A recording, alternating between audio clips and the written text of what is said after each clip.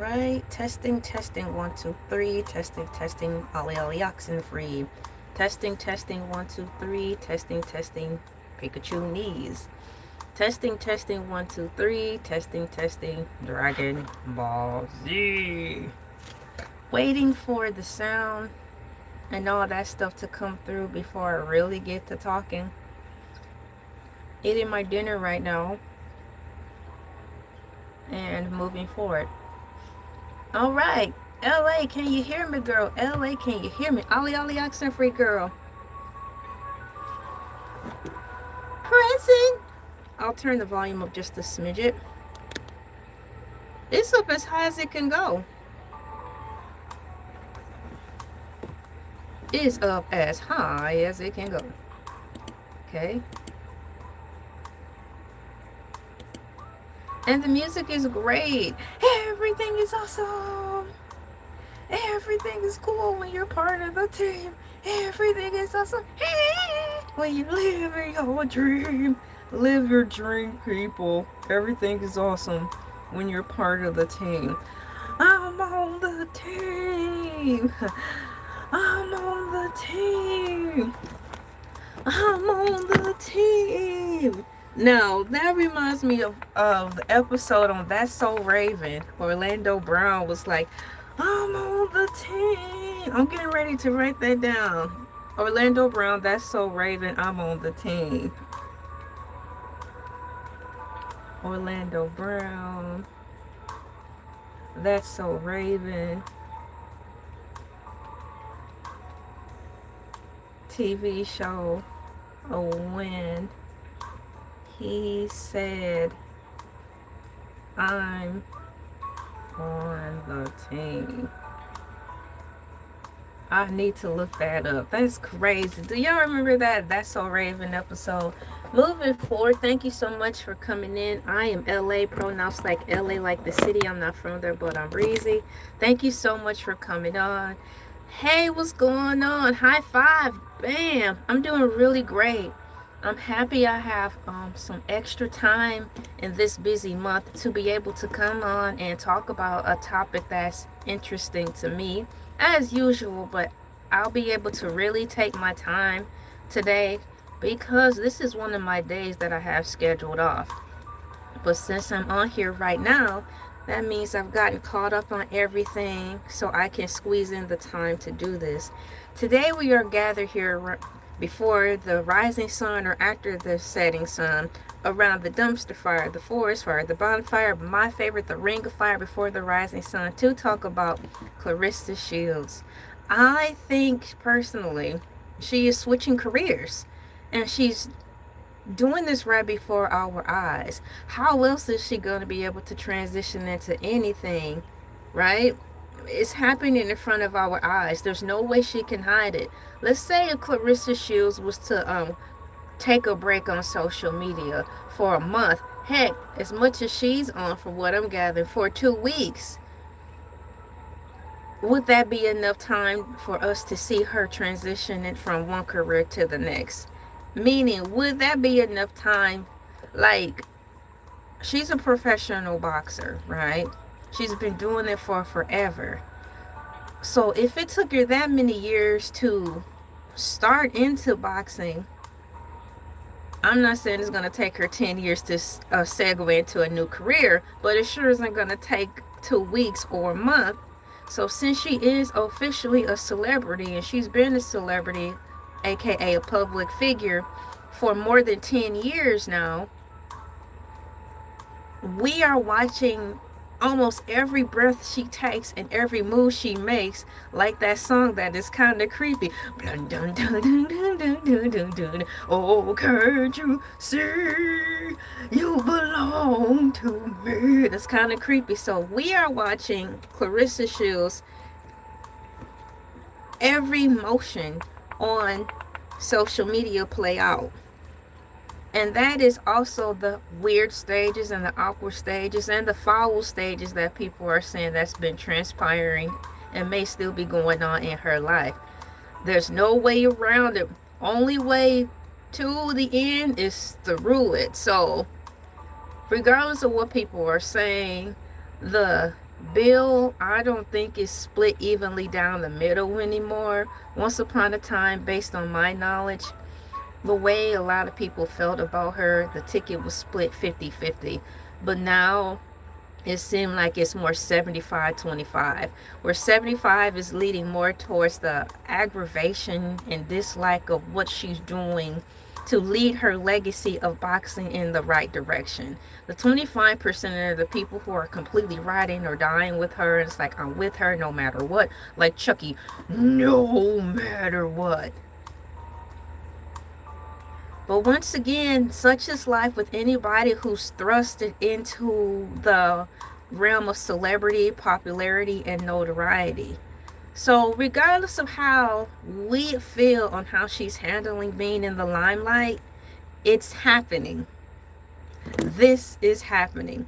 Like in the movie with Denzel Washington, Equalizer Part 1, there was an unfortunate scene, this dinner table scene. That's all I could say. And the guy was like, no, no, no. The guy was like, this is happening.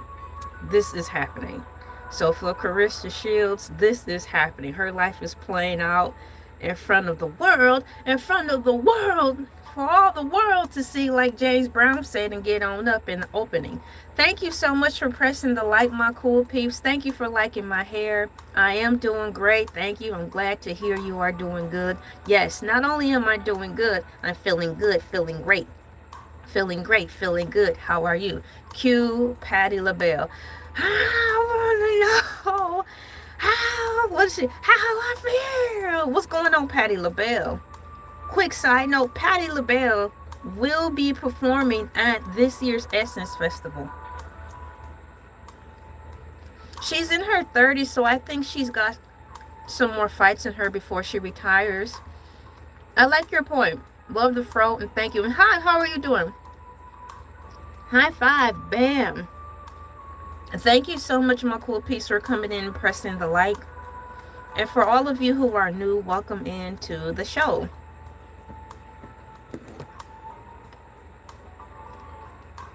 Thank you so much. I do have a survey going throughout this live stream where I'm asking, what do you think? Meaning, do you think that Clarissa Shields is switching into a new career? To go back on your comment here, she's in her 30s, so I think she's got some more fights. Oh yeah, she's definitely got a little bit more fights in her. Just like Maxwell. You got a little strength in you. Oh, darling, let it go. Let it go. Yeah, Clarissa, she's not an old fart. Not by a long shot. But I still think she is segueing into a different form or career. Leaning more heavily on the side of being more of a social media influencer, a content creator. Because of course she did make her big splashy announcement that she's going to be boxing coming soon, sometime in this state of Georgia, August 15th. So yeah, she's not deviating from let's see here. She's not getting ready to completely ditch boxing, but she is folding her hands into the social media influence realm quite well. In the quite well meaning, she's starting to dissolve herself into the baddies aspect of the social media influencers branch. Seems like it's blending in rather well. Which brings me to today's topic, to which I've been actually eager to get to. I've been wanting to talk about Clarissa Shields and this whole baddies influence for quite some time. Quite some time meaning maybe a couple weeks back when I was talking about her and Ray J. Behind me is a partial thumbnail of Clarissa Shields and Ray J. I have a whole video about that, and if you're interested in listening to the whole video on my take of Clarissa Shields versus Ray J, I believe the link for that video is in the description, along with gathering around the bonfire to figure out what in the H is a Van Cleef. Van Cleef is some type of expensive jewelry that Clarissa Shields has been flexing on the pores with, in the words of Joe Budden, flexing on the pores. And this fancy schmancy Van Cleef jewelry. So there's a whole video about that too, also in the description. You think she has an interesting sense of humor? Well, that'll go great with this direction she's going into, which seems like she's leaning in towards the Baddie segment.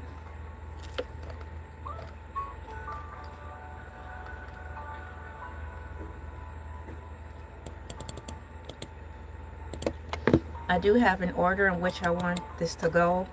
I'm just going to take my time and not rush through this because I have all day to get this done. And that's nice because on my days off, like today, for example, I got all my work done in advance.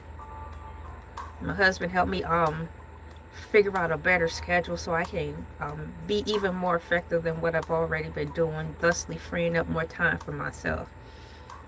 Shouts out to my husband for helping me with my scheduling. But it's something about being able to come on the live stream on my days off when everything is done, and I know I can be on here way longer, because when Monday comes, which is tomorrow, I am back on a tighter schedule. Yeah, you're hearing a lot about Van Cleef. You are too? Yes. So the video that I made, the last video I made in reference to Clarissa Shields is like, Van Cleef, good grief, what the H is a Van Cleef? I had to learn live on the screen, live on live streaming, you know, I had to learn that stuff myself. It's an expensive piece of jewelry where Van Cleef in general, on the low end, their cheapest price, according to AI, starts at $2,000 and works all the way up to $100,000. Having said that, that's enough information. I think she should stop with the whole thing. That's just another version of Travis Kelce and Taylor. Is it?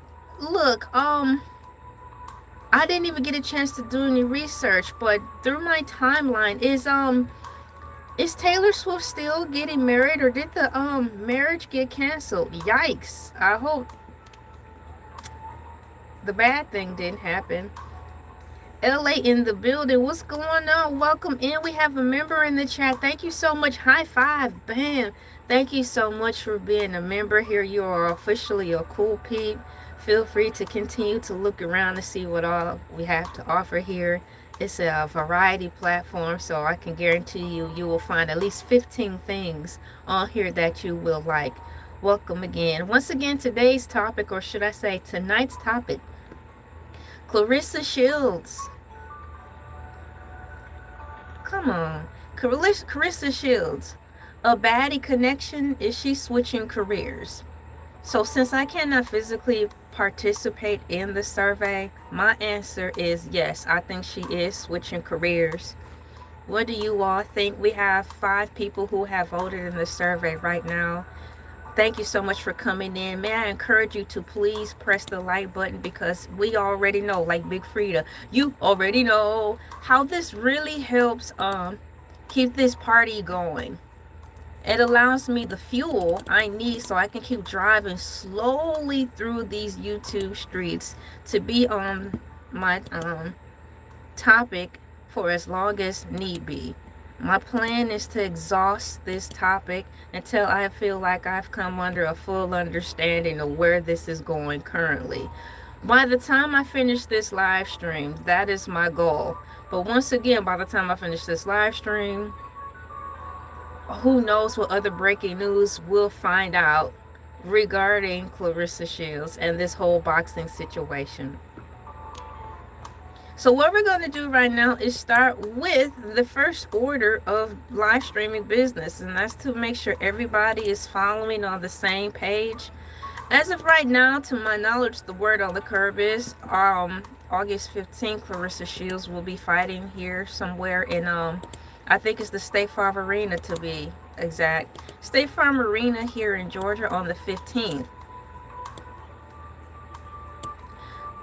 And there is a linkage between Clarissa, this boxing industry, and the Baddies, which comes from Zeus Network.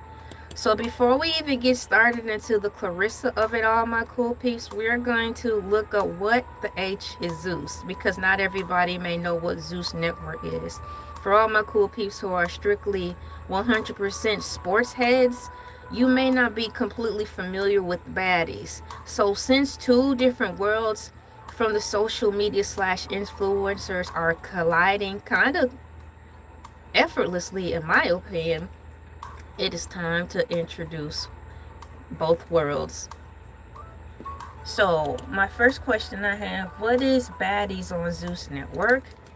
What is Baddies on Network?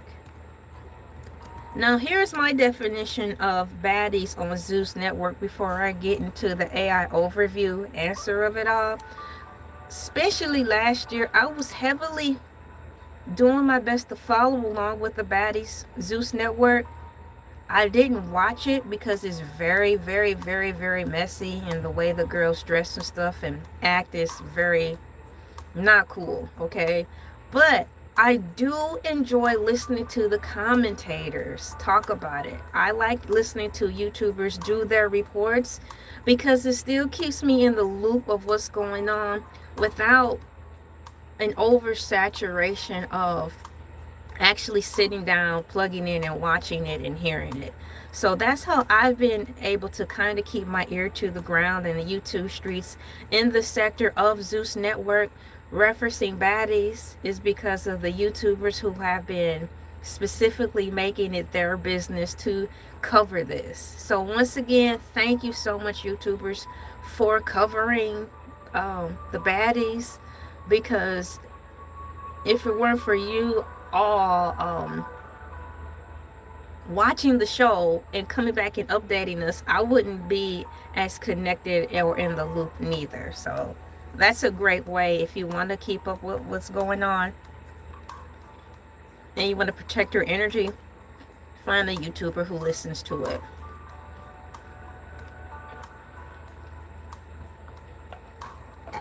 Oh, it's just talk. Well, thank God, because I didn't get a chance to look through there. But that was floating through my timeline maybe 3 or 4 days ago. And I think I pushed the video for watch later, but I haven't come back to watch it later with the whole Taylor Swift wedding situation. Baddies is a reality TV show. Yeah, it is like the Bad Girls Club, but they're all batteries. That's dope too. You know how Toy Story 5 is out? So it'll be the Toy Stories, the Toy Stories version of Baddies. It'll be called Batteries. Old toys versus new toys. Game, set, match, fight.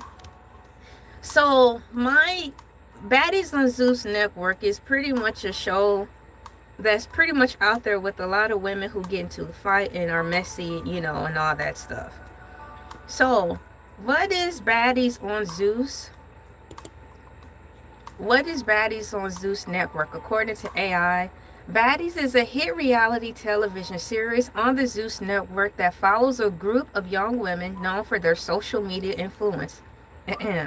Emphasizing social media influence. Confidence and dramatic interpersonal dynamics as they live together, travel, and host promotional events. Key details about the show. There's concept, cast, show locations, and format. I'll read all of them. Concept. Originality. Originality. Originally developed as a spiritual success. Did I just read that right? Wait a minute. I hope I read that wrong. Not a spiritual successor. No way in Hades is Baddies of Zeus Network a spiritual successor. Yes, of misbehaving, yes, but not a spiritual successor like Shirley Caesar's new. Work it out, what you gotta let me do. Work it out, and you gotta do. Work it out, what you gotta let me do. Work it out, and you gotta. Moving forward. So once again, Originality developed as a spiritual successor of the Oxygen series. Bad Girls Club, the show documents women's daily lives, businesses, and explosive clashes as they travel to different regions and countries. Cast. The franchise features recurring OG fan favorites alongside new addition key cast members, and producers include reality TV veterans like Natalie Nunn.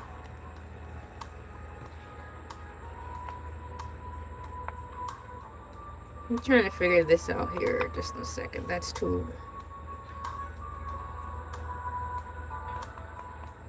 Hold on. I've got a new fan, my cool peeps, and I'm still trying to figure it out. Show's locations. The series has spawned several regional additions and spin-offs. Notable locations and installments include Baddie's ATL, Baddie's South, Baddie's West. Why don't y'all just say all the four corners of the earth, like Spice Girls? People of the world, spice up your life. Every boy and every girl, spice up your life. Now you have me saying batteries. There's a Baddies for every corner of the world. Hey, what's going on? High five. So we've got Baddie's ATL, Baddie's South, Baddie's West, East, Baddie's Caribbean, Baddie's Gone Wild, and the flagship Baddie's USA. And I think there's also Baddies now. Isn't there a Baddies, my cool peeps, where they have gone to Africa? I believe there's one where they've gone to Africa now. So it don't seem like AI was updated that yet, but Baddies have gone to Africa. I don't know why this is getting hot. It's not supposed to be fanning out hot air. Format. While the show is highly engaging and generates massive viral social media discourse, it is frequently characterized by highly dramatic confrontation, arguments, and physical altercations. Definitely much so. You can catch up on full episodes, reunions, and audition specials by subscribing to the Zeus Network. Andy probably shaking his head. Exactly. Andy. Not the Andy from Chucky. For those who are coming in late. Andy from Toy Story.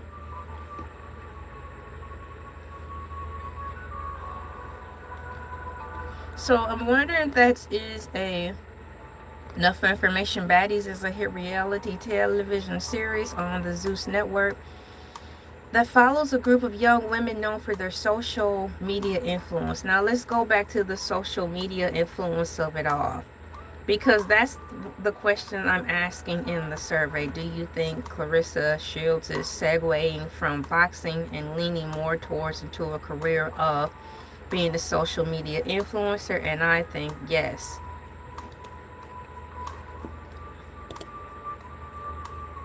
So I need to put this in the new folder. Can you please, on the social media aspect of this TV show? So I'm asking AI Overview to further explain to me, you know, the aspect of this whole social media influence situation. It's easy to understand, but when you get a different type of perspective, or if it's rephrased in a different way, sometimes, more often than not, I find information within the question that I may not have found had I not asked the same question but rephrased it differently. So what I asked is, after I got the description of Baddies, the description of Baddies instantly led with saying that Baddies is a hit reality TV series on the Zeus Network known for social media influence. So I asked AI to further explain. Can you please expound on the social media influence aspect of this TV show? And I think in that answer, we'll get something that will bridge the gap into this understanding of me thinking that Clarissa Shields is transitioning rapidly now from just being a straight up boxer into leaning more into her talents into being a social media influencer.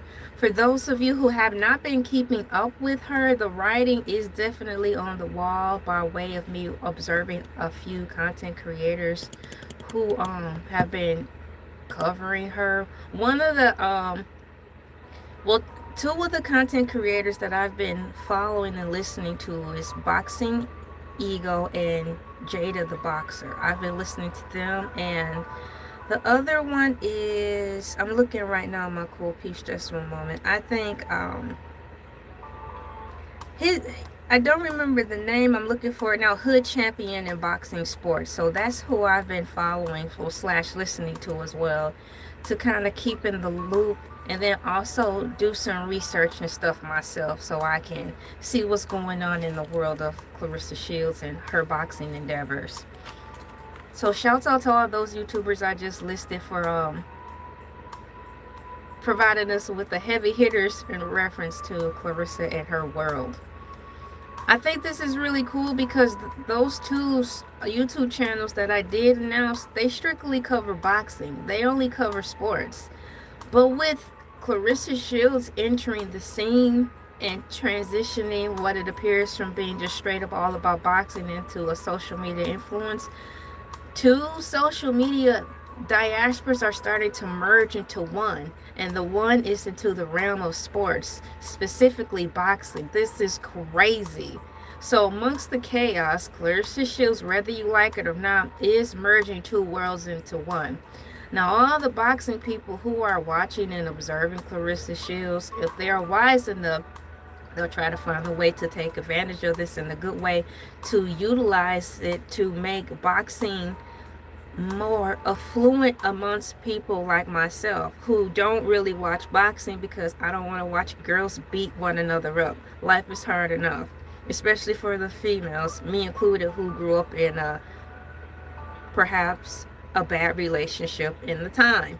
So with Clarissa Shields, whether you like her or not, she's bridging two worlds together.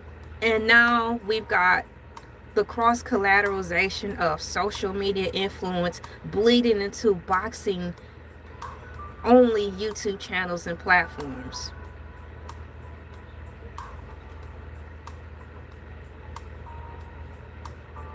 So what I'm doing right now is writing down my notes so I can when and if I lose my way in here learning about all this stuff, I will be able to know where I left off at. Thank you so much for pressing the like button as you come in or when you leave. That's a form of donations too. Pressing the like button and coming in and saying hi is a great way to donate and give back to the channel.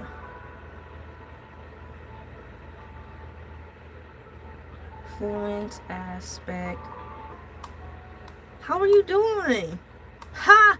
That would be funny. I'll have to call Hercules and see what he thinks about that. Right now Hercules is covering music artists every Friday now. He's on his summertime scheduling. So Hercules the Shark will be covering every Friday music artists and giving his opinion about them. He'll be doing that right up until the week of Shark Week. So if you like, definitely get at Hercules in the comment section. And if more of you all get in the comment section and at Hercules the Shark, he'll probably be more than happy to commentate on this with our approval first. Thank you for that idea. I'll be sure to pass it along to Hercules.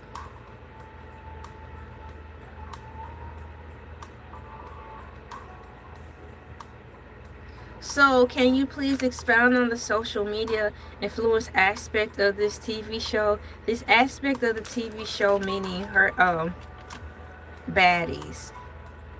I will definitely call Hercules. I'll call him.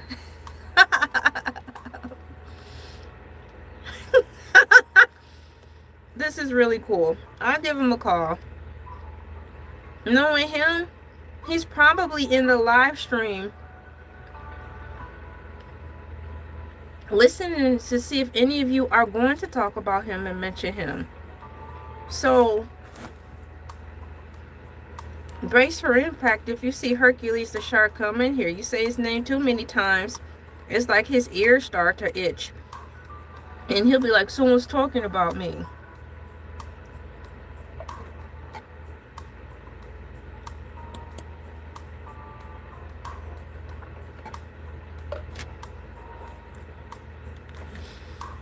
The entire Baddies franchise is fundamentally built on, fueled by, and sustained by social media influence.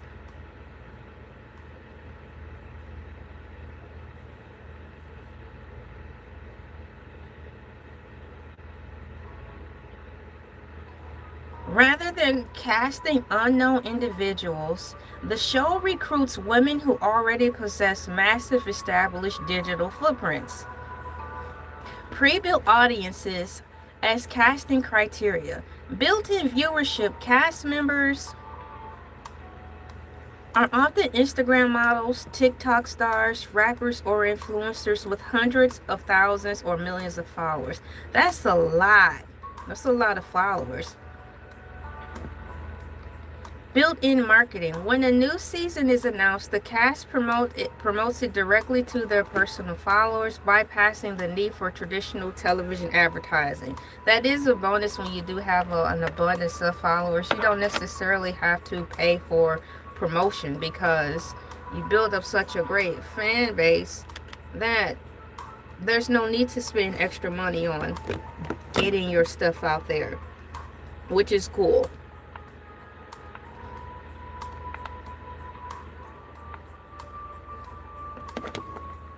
Audition cloud. Even the auditioning process is a social media spectacle. Now that is for sure. They be fighting this stuff when it's time for auditions to prove themselves worthy, I suppose. If you are worthy to enter the realm of the baddies, you must do a sneak attack. Like that pig, what's her name? Malgosha from I was about to say Malgosha from Barnes and Nobles. I mean Malgosha from Minecraft. She's like, quick, come closer, closer. No, I'm not gonna hurt you. She had that dagger. Sneak attack. So if you can do that and sneak attack people in the auditions, you're more likely to raise your ante to be a part of the baddies. So audition cloud. Even the audition process is a social media spectacle. Thousands of hopeful influencers post audition tapes online, generating millions of free views and trending hashtags for the network before filming even begins. Now I'm reading all this, my cool peeps, because this goes right into the question. Do you think Clarissa is segueing to more of a influencer? And I say yes. And I also think that she is getting her foot through the social media content creator slash influencer door by working with the baddies. Quite frankly, the way her life has been playing out on social media this past year, especially with chaos, drama, making bad decisions being played out for all of us to see, and there's no hiding it, which opens up for all of us if we want to come on social media and talk about how we feel about how she's moving. But is unfortunately the perfect combination that reflects what Zeus Network slash Baddies is kind of requiring to even be considered to enter into the realm of the baddies. So My question is, were all these um, things from the beginning of time meaning linking up with Papoose, Remy Ma's husband, until further notice? Because right now they're just separated, but separation is not a divorce. We've all learned that together. A divorce is a divorce and separation is a separation. When you are in a marriage, a legally binding marriage, separation means simply that, but it doesn't mean a divorce. So as of now, Clarissa is dating a married man who is Remy Ma, the female rapper's husband. But do you think that now that this is unfolding, do you think that this was all a calculated move to start some type of headlining, shaking the table power move in order to usher Clarissa from just straight up boxing and to as a social media influencer? Or do you think no, that actually happened first, her dating Papoose, and then the now please correct me when I'm wrong, because I don't know if it was her offending or disrespecting Miss Layla Ali, then it was followed by her publicly dating Papoose, followed by Alicia Baumgardner, and stuff like that. I could have the order out of whack, but nonetheless, it is a long laundry list of poop that, when you think about it, is unfortunately the type of storyline Zeus Network fuels on to be considered a baddie. Hey, what's going on? High five. We have here boxing is bleeding into wrestling. Is there really a shame in bleeding into the there's really a shame is going into the NFL. Oh wow. So you think all of the sports are starting to mesh into one? But you also say at the other comment, I understand where you're coming from, but if boxing is a passion, then they should do it professionally and not doing business with. Okay, I get it. Honey, the times are changing. Times have changed, unfortunately, and the way we conduct businesses, even in the respect of our quote passions, have also changed. You don't necessarily have to be put in the box nowadays, which is fine, because on my platform I refuse to put myself in the box and specifically talk about one topic all day, because I'm more than just one topic talking person. I'm a human just like you, and I just like you are. So that means we converse on different things, not just one thing 24/7 365. So with this newer generation, Gen Z, Gen Alpha, and so on, like, they don't want to be put in the box neither. But the glorious way around this is if I think Clarissa had a better team around her from the outside looking in, where they could help her transition a little more eloquently from just boxing around the clock 24/7 365 into being the social media influencer. That's what she's doing now, but I think it could have been done with less turmoil. But having said that, 3 minutes ago or so, I was also expressing that all of these things could have been low-key planned out in order to give her some quote skin in the game so she can show up and perform or audition to be a baddie. If you're not bad enough, you cannot be a baddie. Good girls don't belong nowhere near Zeus Network, especially the baddies. The criteria is in the name. So it seems to me that this is the direction she chose to go, because she seems really happy about it every time I see a few clips play with her, you know, being involved with Zeus Network and being a baddie's judge or something like that. She really seems happy about it. What's going on? High five. Bam. Long time no see. Lizard Scream. My Cool Peep member is in the chat as well. How are you? Welcome. Thank you so much for being a member. Congratulations for being a member for 2 months. Thank you so much. Shameless plug, memberships are a glorious low price of 99 cents. That price will stay 99 cents forever. It's locked in. That's just my way of giving back, to saying thank you, because if it weren't for all of you coming in and stuff like that, I wouldn't be at that point to be able to have members and stuff like that. So I like where I'm at. Right now we've covered what is Zeus Network, specifically what is Baddies. Baddies is a hit reality television series on the Zeus Network that follows a group of young women known for their social media influence, confidence, and dramatic interpersonal dynamics as they live together, travel together, and host promotional events. I asked AI if it could please expound on the social media influence of this TV show. And it says you have a built-in viewership, built-in marketing, and audition clout. Now let's circle around the audition clout part, where it says even the audition process is a social media spectacle, my cool peeps. Thousands of hopeful influencers post audition tapes online, generating millions of free views and trending hashtags for the network before filming even begins.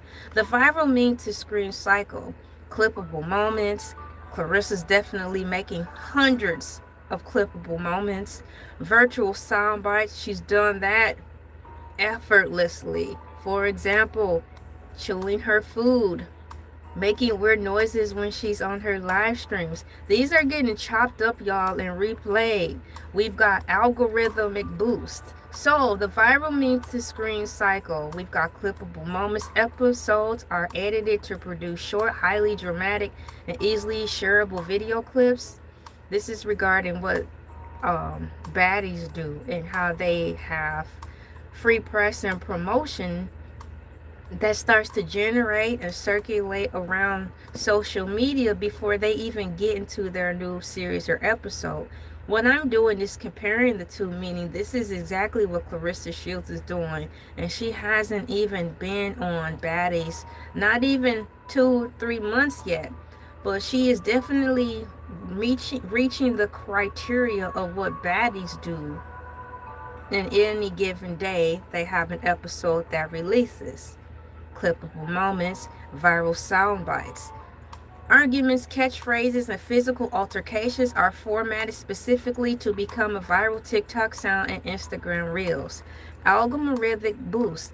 When the clip goes viral, my cool peeps, according to AI, viewers flock to the Zeus Network app to watch the full episodes. Not a little bit. AI said they go and watch the full episodes. Talk about heavy on the watch time. Creating a direct pipeline from a Twitter trend to a paid subscription. Now, the way things are going with Clarissa Shields just having all her whole life, the good, the bad, the ugly, all on display since she is a public figure, she's hit every single thing. Clippable moments, algorithmic boosts, viral sound bites. So if she were to go to Zeus Network and wanted to be a baddie, she's definitely building up her rapport, her resume on what she could bring to the table. Because being just a professional boxer, unfortunately, if you're speaking from the frameworking of before Clarissa turned bad per se, that wouldn't have been enough.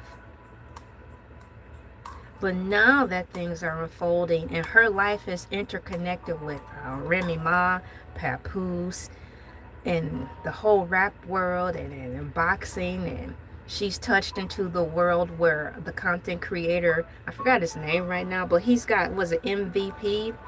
That guy, Jake Paul or something. She's really doing a type of move where her name is touching a lot of places on social media. We've got monetizing the drama beyond the show. Follower growth, club bookings, brand extensions. Following growth. Appearing on the show acts as an accelerator, often doubling or tripling the cast members' following count overnight. Club bookings. Thank you so much for coming in. How are you doing today? The time for me is 7:10 p.m. Eastern Standard Time. Thank you so much for pressing the like. It's much appreciated as it keeps this party going. Once again, the cast used their elevated online fame to secure lucrative hosting gigs at nightclubs, which are then filmed for the show, creating a loop of continuous content. A loop of continuous content is something that Clarissa is definitely doing, because if she wasn't doing a good job keeping the world occupied with her the shenanigans, I wouldn't even be on here talking about her as much as I am, quite frankly.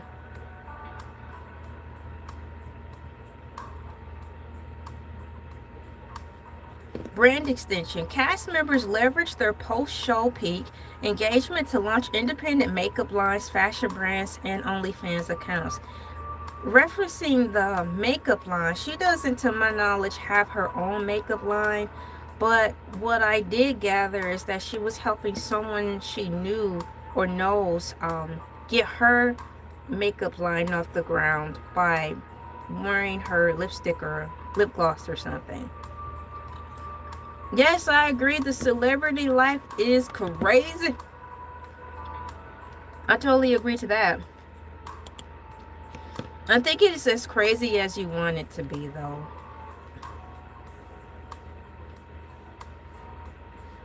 I think there's ways to navigate the celebrity seas, but you have to swim slowly, and those currents move fast, and before you know it, you're swept up from dry land, don't see where you are, and not a lighthouse in sight. So you're out there swimming around, fender for yourself. We've got parasocial fan engagement. Now I'm curious to read about this. We are gathered here today under the category of me asking if AI could please expound on the social media influence aspect of the Baddies TV show, or I'm linking together pointers of what I think Clarissa is doing to link her boxing celebrity and career into the Baddies world.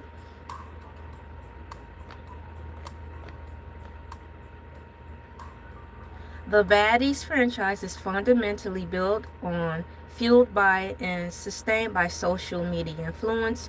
Rather than casting, unknown individuals, the show recruits women who already possess massive established digital footprints.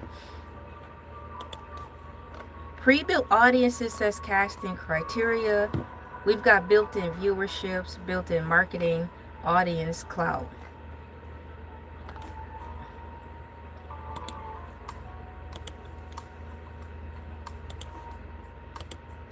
Built-in viewership. Cast members are often Instagram models, TikTok stars, rappers, or influencers with hundreds and thousands of millions of followers. We've got built-in marketing. When a new session is announced, the cast promotes it directly to their personal followers, which is true, bypassing the need for traditional television advertising. The viral meme to green cycle, we talked about that. Monetizing the... Oh no. I kind of lost my place, but that's okay. I'm going back and forth reading my digital notes to tie in everything from my memory, and also to keep all of you guys afloat, because this is getting bigger and bigger as time goes by. But I'm painting a nice picture and providing reasons as to why we're here today on this live, and why I'm talking about Clarissa Shields, a Baddie connection. Is she switching careers? This is my reasoning of why I'm talking about it tonight. Built-in marketing. When a new season is announced, the cast promotes it directly to their personal followers, bypassing the need for traditional television marketing. I don't know why this thing is so hot. I want to cool off, not burn up. But I'm glad it's here. What I'm talking about is the new fan that I just got, so I can stay cool in my little room while I work. Audience clout. Even the audience possesses the social media. Even the audience processes the social media spectacle. Thousands of hopeful influencers post audition tapes online, generating millions of free views and trending hashtags for the network before filming even begins. Oh wow, thank you so much. Go LA, go LA, go LA, go. Thank you so much for your $2 donation. High five, bam. I will definitely put that towards me getting a new computer. I need a new computer. I'm currently working on the Google Chrome laptop. I need a bigger computer so I can operate OBS and make and do the things I used to do in the past that I cannot do now. Thank you so much. I'll definitely be contributing that to the computer. Thank you so much. Y'all, I thought I ate the paper towel. I have some I have some French fries in here in this bowl. Well, I had. And at the bottom of the bowl is a paper towel lining to collect the grease. And I've just been blindly eating these blindly eating these French fries without really looking into the bowl. So I thought I probably did eat some of the paper towel. But it's so saturated with grease, I really couldn't tell that much. It's too late now.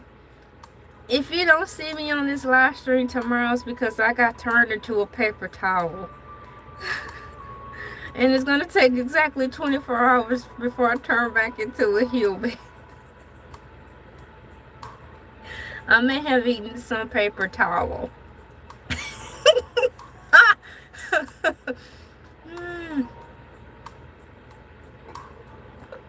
Only LA. Ice water. Quickly. Get all cool people a glass of water. They're talking about water. Let's give them something to drink. Let me see. Let me find a cup emoji. You thirsty? Let's get you something to drink. Here, this should cool you down. Here's something to drink. I'm so sorry you thirsty. We have here audience cloud. Even the audition process is a social media spectacle. I'm rereading this again to bring home another point. For the process of being on the Baddies, AI says, even the audition process is the social media spectacle, my cool peeps. Thousands of hopeful influencers post audition tapes online, generating millions of free views and trending hashtags for the network. Having read that, Clarissa is really doing a good job being a social media spectacle.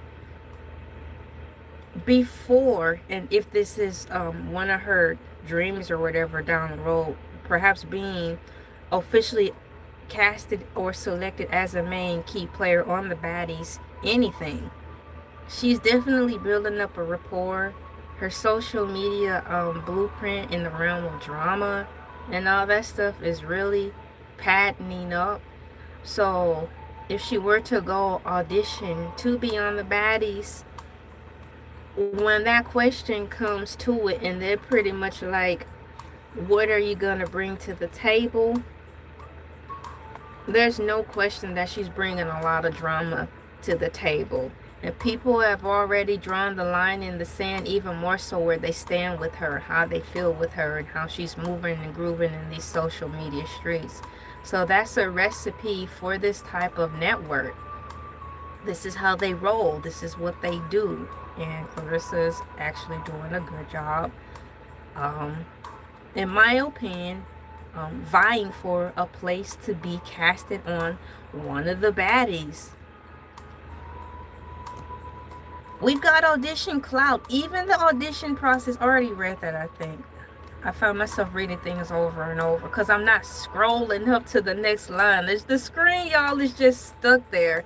And I haven't scrolled up to read the next line, so I'm just starting over and over and over and over. Now, don't go spreading lies saying that Elay is a robot because she keep getting stuck reading the same thing over and over. Y'all getting ready to chop this live stream up and be like, I knew something was wrong. She was just too perfect. She is AI. No, I'm not. And then you're going to sit back with your arms folded across, sit in your chair. Sure. Tell us anything. I cannot with y'all today. Thank you so much for pressing the like button and coming in. I'm not leaving anytime soon. I just want to take the time to say thank you for helping. I think here's my fan right here, my cool peeps. I'm still learning it. Yes, I only scanned over the instructions a couple of times. A fan shouldn't have so many instructions. You turn it on or you turn it off. High, medium, and extra high. All this stuff that's in this fan, I don't know what all these settings. I don't know what all these settings are. The viral meme to screen cycle clippable moments. She's doing that. Parasocial fan engagement. This is where I left off at. So we have this. Real-time feuds, viewer subcultures. Under parasocial fan engagements regarding how the whole baddie situation and influence categorization works in order to be considered being a baddie. The drama does not stop when the cameras turn off. Cast members frequently continue their arguments on Instagram Live or Twitter while the season is actively airing. For example, let's say an episode of Baddies goes off, you'll be able to join the actual baddies in their personal Instagram feeds and interact with them in real time. So that's what that means. Clarissa is already doing that. For example, she is heavily responding to YouTubers making comments about her. So she'll go on live and incorporate that in her live stream collectively with what she's doing throughout her day. Meaning like rather going to the gym, sampling foods, or getting to somebody's behind because she don't like how they're talking about her. Nonetheless, she has been consistently content creating in that department, totally engaging the audience, whether you like her delivery or not. She is checking every box and meeting every criteria right now, in my personal opinion, that requires one to be considered this meaning a baddie. Viewer subcultures. This blurred lines between the show and real life creates intense parasocial relationships where fans fiercely defend or attack specific cast members in comment sections. And once again, viewed subcultures. This blurred lines between the show and real life creates intense parasocial relationships where fans fiercely defend or attack people or attack specific cast members, defend or attack specific cast members in comment sections, keeping the show at the center of pop culture discourse. Whether you like her delivery or how she's conducting herself on these social media streets, she is doing all of these things. AI is asking me, if you want a deeper dive into this aspect, let me know. Would you like examples of specific cast members who gained massive success from the show? Are you interested in the financial model of how independent networks like Zeus compete with traditional TV? No, thank you, not right at this time, but those are good question prompts that AI did ask. I want to do my best to stay in the realm of this topic, which is titled Clarissa Shields a Baddie Connection ? Is she switching careers? Yes, I think she's switching careers, and it's happening right before our eyes, unfolding amongst this ball of chaos and confusion. This is happening. So much to the point, as of now, there is a date set for Clarissa to be boxing somebody August 15th here in Georgia. And there is a picture in my thumbnail where it has Zeus is going to be there some way, somehow. Some way, somehow, meaning they're going to be having their baddies of Zeus get in the boxing arena at some time during this boxing thing, okay? And they're going to do a bout of boxing. The Zeus people are going to be boxing amongst themselves, is what I'm gathering. And then in all of this whole boxing stuff that's happening, Clarissa Shields will be boxing too. But she won't be boxing a Zeus girl. I believe she will be boxing an actual professional boxer from overseas somewhere. But nonetheless, the two worlds of influencing are meshing together on that day. And I think that's history in the making. It's kind of cool. It's kind of neat because worlds have been colliding in so many weird ways all across the board. All across the board meaning Hollywood people, all across the board meaning regular people that you would never in your wildest dreams have the opportunity to interact and network with. Regular smegular people are interacting with Hollywood people, all due to social media, all due to technology and AI being introduced into our world. It is actually forcing us to have to work with people that we may not normally have ever been able to work with had AI have not entered the scene as prevalently and as heavy as it is now. It's kind of a meshing of the worlds in a way, and I think that makes a lot of people who are wealthy a little uneasy because the poors are getting too close with us. But it is what it is. Don't blame us. Blame AI. Sorry, AI. I'm just using an example that is unfortunately true from my perspective. AI is changing the world globally.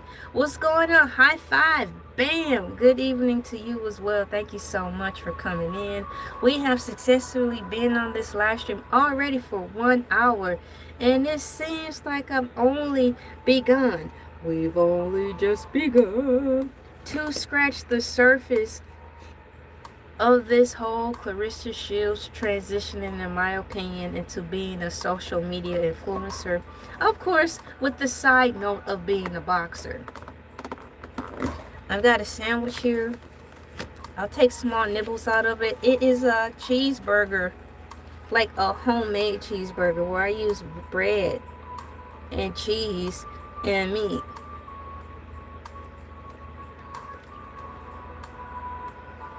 And it's good too.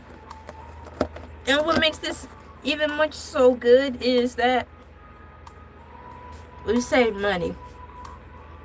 Thank you so much. It's got Kraft cheese in there.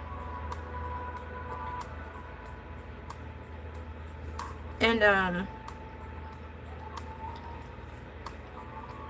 I didn't make the meat into patties. I scrambled the hamburger because I was saving some time. So I seasoned the hamburger meat really good. The hamburger meat alone was just good. I could just sit up there and eat a small bowl of that. I scrambled the hamburger, and then I put the cheese on top of that like that. And that's how I made it. And then I just grilled the bread on the grill. Thank you so much. So this is where we are. So far we've covered what in the world is Baddies on Zeus Network. And what I did to link this in together is because, according to AI, it's straight up led to by saying Baddies is a hit reality television series on the Zeus Network that follows a group of young women known for their social media influence, confidence, and dramatic interpersonal dynamics as they live together, travel, and host promotional events. What I like is that AI led first and foremost by saying known for their social media influence. And what I'm gathering is, in order to be considered a baddie, you have to have something about you. And that's something, one of the something about you is having a strong social media influence.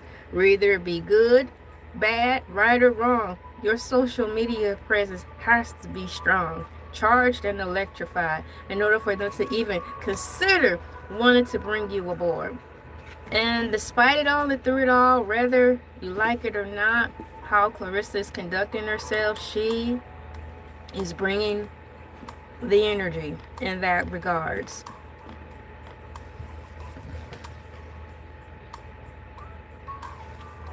Having said that, I'm going to roll into the next question. Didn't Clarissa Shields, or how can I ask this question?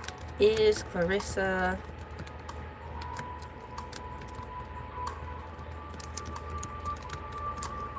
Shields going to be a judge on one of the baddies shows? So the question I'm asking is, Clarissa Shields going to be a judge on one of the baddie shows? I think the answer is yes, but we'll read all of this together. I need to adjust so my foot don't fall asleep. I think it might be too late. I think my whole leg fell asleep already. Yeah. Yeah, so the question I asked AI is Clarissa Shields going to be a judge on one of the baddie shows? And the answer is yes. I did hear about that. So yes, Clarissa Shields is officially serving as a main stage judge for the Zeus Network's upcoming audition specials. Now, I heard about this news. To me, it seemed like maybe 3 weeks ago. Time has been flying, but yeah, which is adding to another reason of why I wanted to talk about this whole Clarissa Shields thing, because her world is changing before our eyes, whether you like it or not. It looks like she's working her way into the baddies world successfully and smoothly. Number 5.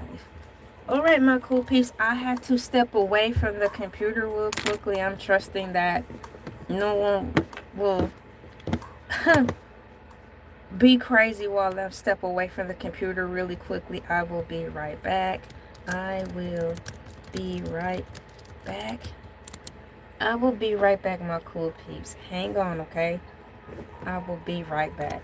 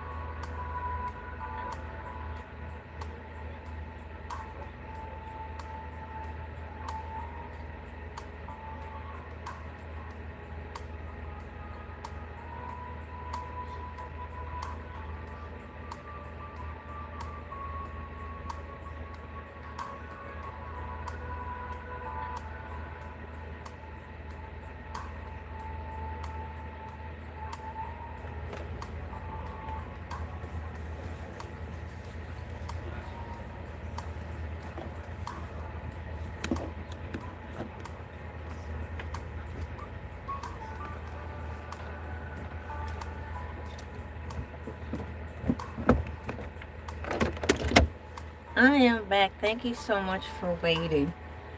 Hercules the shark was in here. Hercules is a mess. Y'all, Hercules the shark was in here. I'm gonna look back and see if I missed any comments while I was out. While I was away from computer.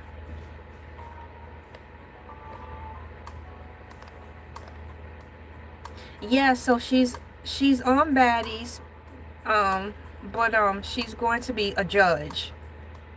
You think it'll tarnish her brand? I think it'll tarnish her brand a bit. I could be wrong. Quite frankly, the way she's been going, her brand has been tarnished already.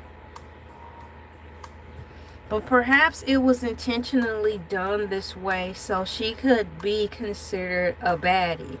Because if you want to be a baddie, you have to be bad. And I'm not talking about Michael Jackson bad. You gotta, from my understanding, you gotta be bad.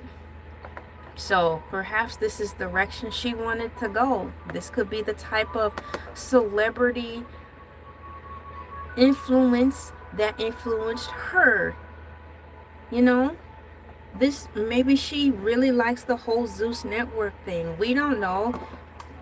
When Clarissa is done boxing and she want to just turn on the TV and unplug and get away from everything and think of something totally opposite from what she's doing, perhaps her go-to TV show or network is the Baddies and they influenced her. We don't know that. I know she's younger than me, so she probably was submerged into that. So perhaps Zeus Network played a role into her wanting to deviate in this direction, and she could have had it all planned out and just needed to have some helping hands to get her into that direction.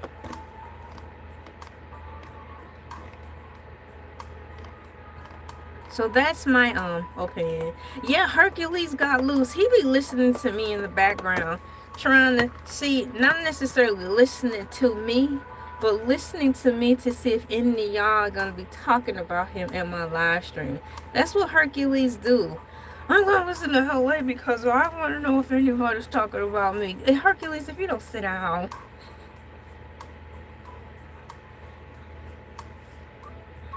So, once again, is Clarissa Shields going to be a judge on one of the Baddie shows?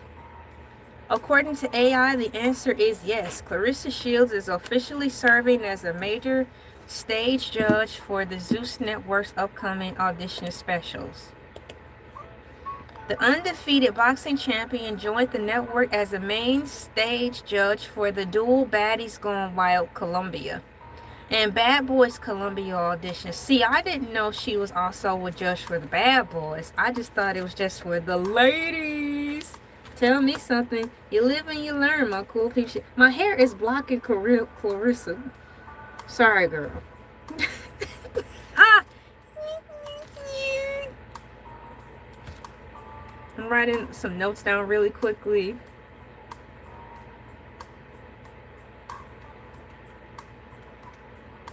Clarissa Shields going to be a judge on one of the Baddie shows. Oh, we have comments. Let's see here. Go back to the top. I hate that Clarissa is going this route. I used to talk to her often during through the 2020. How I still think that word, we cannot say that word. I don't care what the people in charge say. The 2020 situation happened. So I hate that Clarissa is going this route. I used to talk to her often during the C19 and would never think that she was like this. Yes, that's true, but all the more reason for her to clean up her image. This is going backwards. That's for younger girls with no real talent. She's an Olympic winning boxer. She is an Olympic gold medalist. The issue was that she doesn't have any fights that would draw enough to retire, nor do she have the public image of Layla Ali. Wow, my cool peeps are saying some stuff. I read all the comments out loud and together, but it's kind of neat because two of my cool peeps have said two different chains of thought referencing how they feel about Clarissa. But as I read them all together, they all read out loud as to one sound thought. That's kind of neat. But yeah, to address yours first, it reads, I hate that Clarissa is, I hate that Clarissa is going this route. I used to talk to her during the 2020 era and would never think that she was like this.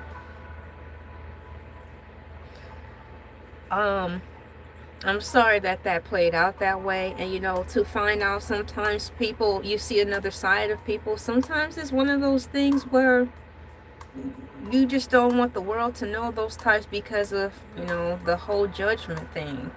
Not saying that you're judging. No, not at all. But sometimes things happen. For example, the 2020 situation where we all did have to be confined to sitting in isolation. It's weird how it changed a lot of people. And a lot of people changed to the fact of like, you know what? Once this thing is lifted, I'm going to go on and get it how I can. Because if this happens again, I refuse to be down bad. No connection to nothing. I don't like the way that this 2020 shut-in make me feel. I think it really shook up a lot of people's mentality on how they decided to view life. So if anybody, which is all of us, have some underlying issues in our lives that we have not addressed, that we just ignore by keeping busy and going to work,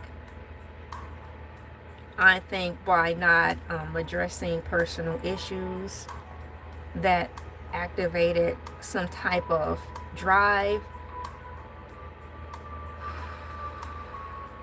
that changed the way people view the world in the name of survival. Those aren't excuses for one's behavior, but unfortunately life can be tough, it can be challenging, and it can dang sure move fast, especially if you're not surrounded by people who love you, who are showing you the way, guiding you in the way you should go. And on top of fame and just having a terrible upbringing, it's a collision of what we see right now. And being on that fast track of celebrity and having all those unfortunate issues happen from her past that are still transpiring today, and how it's playing out, scripted or not, on social media, it's placed her on the train track towards being a baddie. And here we are now. But I can say this. For example, there is what's her name? I see her blue. There's blue. Krishan Rock and her sister Tasiki or something like that. They too came up with harsh realities of a horrific upbringing, right?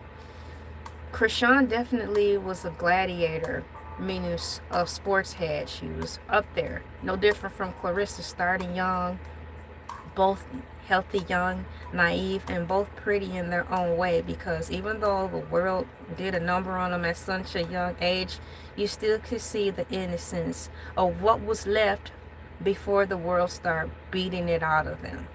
So having said that, their storylines kind of mimic one another on that regard. But since Krishan Rock and her older sister also were thrust into this trajectory of social media influencing, leading towards the trajectory of being on baddies before they probably would have been on something else, after choices were made that changed the way they were going to go now, meaning getting off the good track of success and getting on the bad track of success.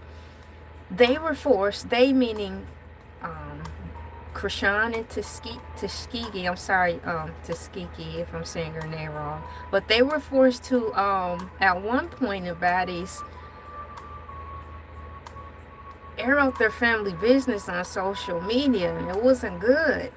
I don't know if the two of them made up after all that, but nonetheless, it seems as though Krishan is starting to try to turn her life around. Now, I haven't followed her too much regarding that. The last thing I saw was Krishan, maybe a month or two back, just did up some type of boxing situation thing. But nonetheless, what I'm saying is they're on the fast track right now. This is the direction that they are headed. This seems like they have their minds bent on this one direction. Also, Clarissa as well. So if this is the direction she wants to go, I believe that and hope that there will come a time during this whole Baddie situation where she too will have to come head on and face the music of addressing the hardships in her life that shaped her to be who she is currently right now in her celebrity. Usually that comes up in Baddies because it is also some form of reality-based TV. So her storyline, her meaning Clarissa's story, is a story for the masses and a story that people can relate to. But I'm thinking that that's what it's going to come towards. A brick wall is going to have to hit her that way. Just like with Krishan and her sister airing out the family business and adding layers to why they act the way they do. And also, unbeknownst to those who do not follow Baddies, it also chronicalizes Krishan's straight narrow path of athleticism success, and where you can see where there was a line in the sand and where she made a decision that course corrected her celebrity to go from one branch into the other. And that's pretty much how it's playing out right now. The next comment is, yes, that's true, but all the more reason for her to clean up her image. This is going backwards. That's for younger girls with no real talent. She's in lip. Yeah, it is taking a route backwards. It is. But also, keeping in mind, based on a short that I saw, I believe there was a young girl who admired Clarissa Shields, but she had the wherewithal to also see that the direction she was going, or is going, Clarissa, the young girl, decided not to be an admirer of her anymore based on that. So it's nice to see that Gen Alpha, Gen Z have brains and the courage to also make decisions on their own, to know when's too much. So hoping that more of the youngins can kind of be strong in that regard, to know when enough's enough, and to find another boxer who is upholding a good image. So I like your comment as well. And then the last comment, the issue is that she doesn't have any fights that would draw enough to retire, nor do she have the public image of Layla Ali. The retiring out of boxing. You can easily retire out of boxing whenever you want to. Pause. That is dependent upon what type of contractual agreement you are in, right? For example, I've been on YouTube for 14 years. I'm under no contractual agreement. So I could be like, I'm ready to retire from YouTubing and just do something else. There's really no set rule in sports where you have to be a certain age or do so many set amount of years in order to retire. Once again, keeping in reference to whatever type of contract one may sign in that realm. But when it's over, you don't necessarily have to fall into another one. You still can leave once that is done. So who's to say that she wants to be done boxing as heavy as she has been in the past, and incorporate other things in her life so her life cannot be fully saturated into boxing? I mean, after all, she's been boxing since she's been born. So wanting to do something else, that makes logical sense.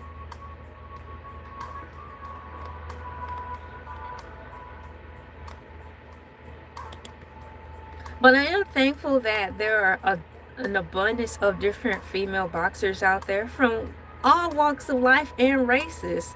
I think that is cool regarding boxing and all that stuff.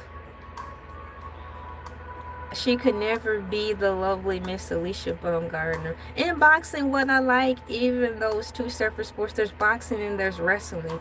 There's no, how can I say this? I'm about to say it backwards. In wrestling, female wrestling, every single woman is different, as well as boxing. That's what I do like about boxing. Not one woman is the same. Which is why in boxing and in wrestling, there's plenty of room for everyone. Meaning, if a woman wants to be a professional wrestler or a boxer, I feel that those two sports definitely celebrate and cultivate individuality way more than me being a content creator on YouTube or social media for 14 years on YouTube. But collectively, I've been on social media for probably 18 years or something like that. But that's one thing that I do like about women's boxing. They do celebrate the individual based on who they are, appreciating how your outward appearance looks, because that helps add to the roster of diversity. And the roster of diversity don't necessarily mean skin complexion. No, it's like your facial structure. Because when you're setting up something in referencing regarding boxing and you have all the ladies lined up, it's just like a superhero thing, like the Avengers. They are all one, but they all have different strengths and they all look distinctively different. And that's how I view female wrestling and boxing. So I don't like where the two worlds of your appearance comprised with the sport of boxing gets conflated and a female's looks overrides her talent. In boxing, you being you is the main drive of what makes your character be strong. And so we can all have a rap sheet of who you are, or stats. It builds your stats up a lot better. So I wish there was someone around, so many names, Clarissa, to let her know that. I think her boxing process would have been a little bit more healthier. Yep. Poverty breeds a lot of problems. That's definitely and unfortunately true. But she's a professional boxer. She can't fight on the show, right? Good question. We're gonna find this out together.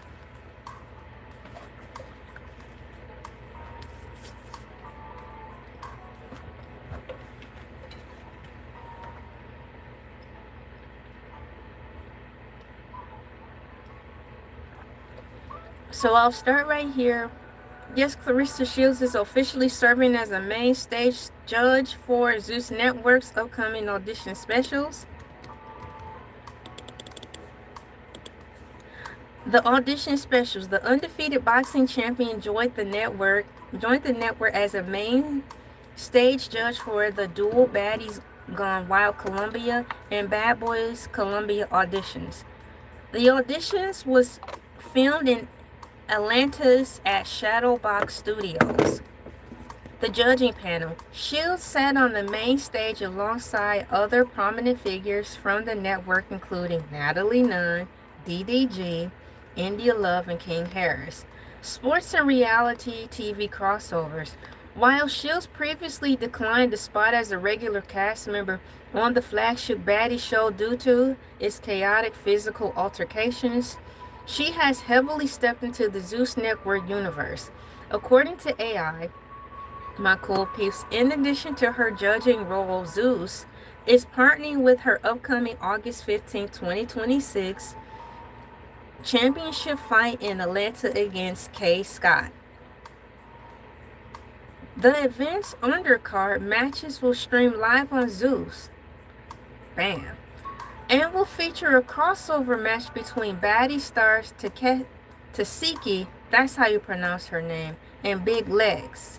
If you want to know more about this crossover, let me know. So there we are right there, my cool peeps. Meshing two worlds together under one house. And I think it's kind of a brilliant thing.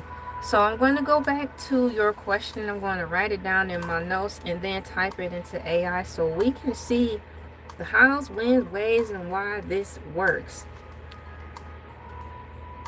So I'm writing down, since Clarissa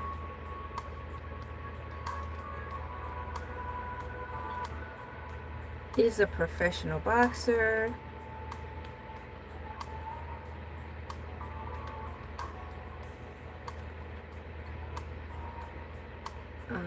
since she's a professional boxer, she can't fight in the show, right?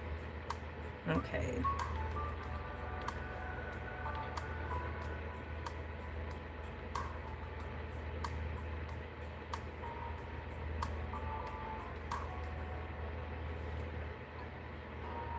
So I have that written down, and I'm going to ask AI how that works.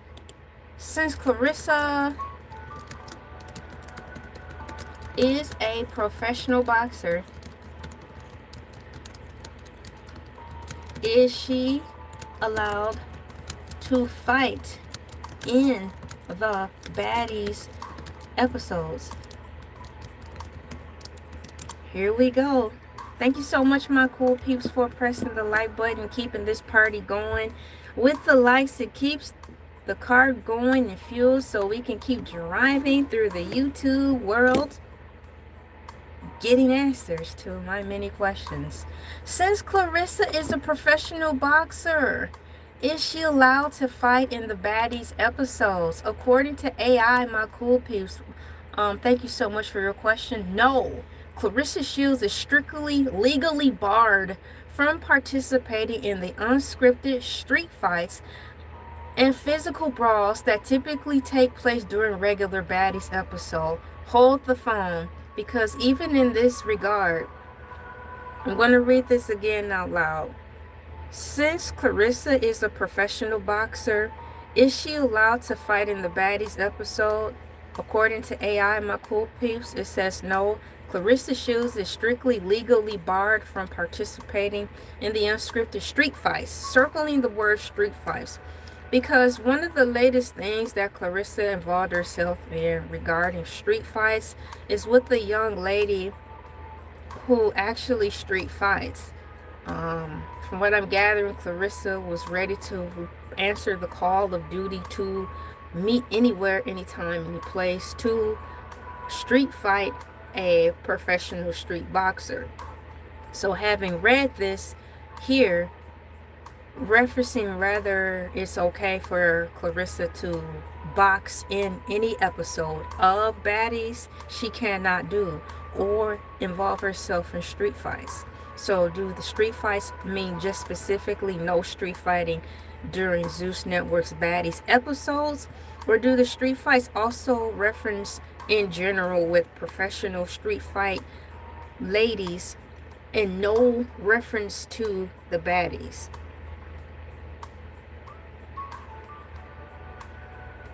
Which leads to, if this is the case and Clarissa is familiar with her contract, it's starting to look like this was just one big fancy schmancy tacky hood script to merge her into the realm of reality-based TV show platform Zeus Network Baddies, but also honoring her contract.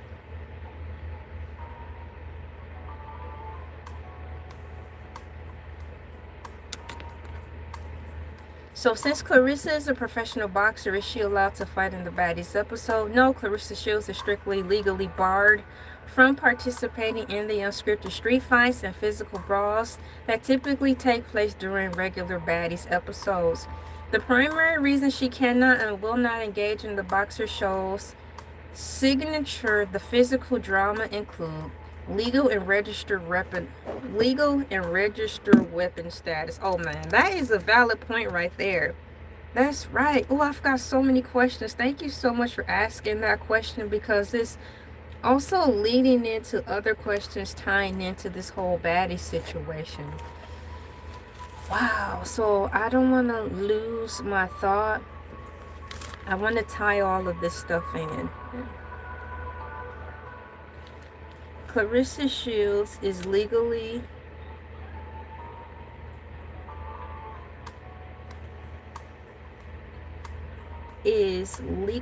barred from participating in the unscripted street fights.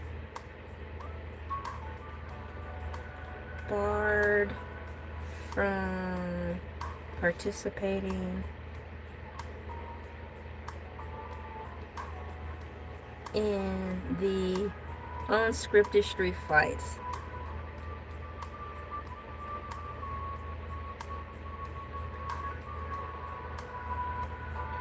So the unscripted street fights go on the lines up with how AI was talking about how their auditions are. Those auditions are maddening. You could all be there gathered around the forest fire trying to get on to baddies, and for someone to want to get on, you might get busted in your head, laid out, and don't even know it's coming.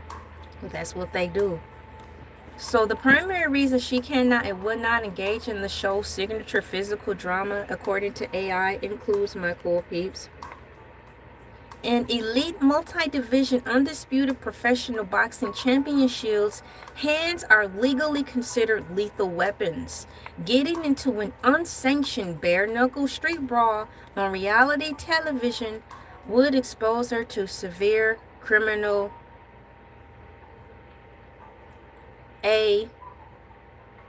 charges, civil lawsuits from other cast members, and massive liability issues. Number 2, athletic boxing licenses and suspensions. Participating in unregulated reality TV fights would immediately jeopardize her professional boxing license with athletic commissions. Once again, participating in unregulated reality TV fights, my cool peeps, according to AI, would immediately jeopardize her professional boxing licenses with athletic commissions. Shields herself has noted that she rejected a regular spot as a cast member specifically because she cannot engage in the show's chaotic physical altercations, to which they do all the time on those shows. Even outside the show, a recent minor physical altercation where she slapped a rival fighter at a private VIP sports event resulted in her being swiftly banned from all MVP promotional events, proving how strictly the boxing world penalizes out-of-ring fighting. No out-of-ring fighting. I repeat, no out-of-ring fighting. Number 3, reference regarding since Clarissa is a professional boxer, is she allowed to fight in the Baddies episode? Once again, thank you for that question, Black Dot. It's a very good question. We have millions in career contracts are at risk. Shields has millions of dollars tied up in professional athletic contracts. Wait a minute. Shields has millions of dollars tied up in professional athletic contracts. It said contracts with an S, not contract. Endorsements and promotional deals.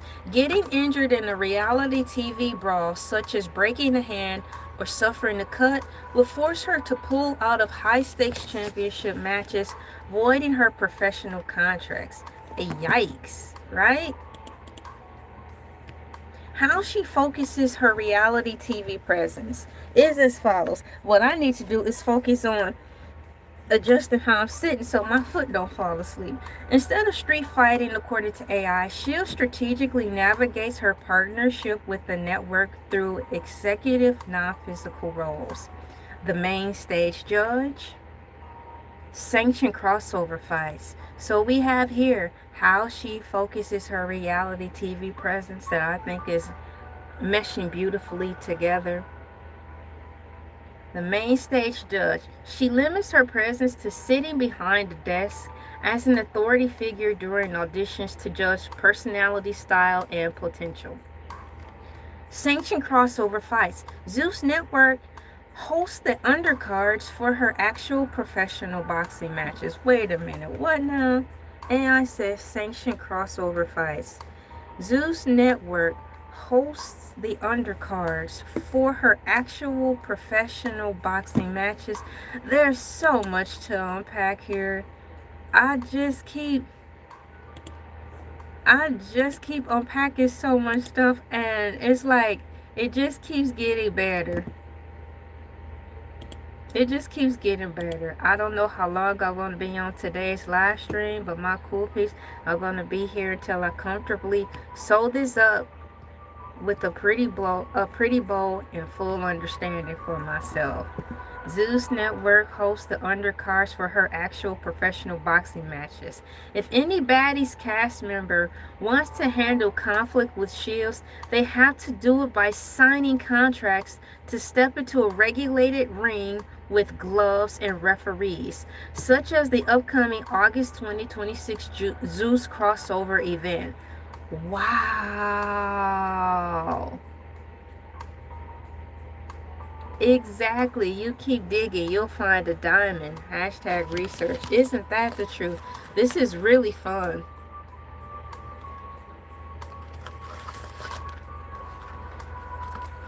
Wow. I'm so happy I have enough time to sit here with you all today. Or this evening with all of you.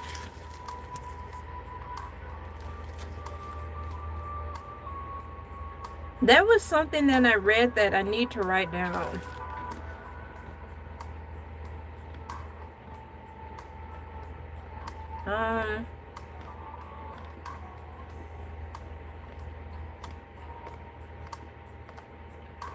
Wow, what did I just read? What didn't catch my attention? Goodness. So I have Clarissa Shields is legally barred from participating in the unscripted street fights. Her hands are registered weapons, so she definitely cannot do that. But it closes out reading how she focuses her reality TV presence under sanctioned crossover fights.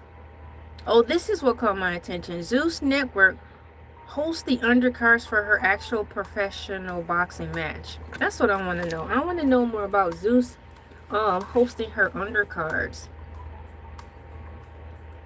I'm writing this down. Can you please tell me more about Zeus holding, what did it say? Hosting her undercards for the professional boxing matches. That's what's confusing me right there. So is she low-key transitioning from Win Records into the umbrella of Zeus right before our eyes? Is she slipping out of the helms of Win and falling into the arms of Zeus? It's a lot of stuff transpiring with this whole Clarissa Shields of it all. It's great, it's entertaining, it's history in the making. Can you please tell me more about the Zeus undercards. Undercards.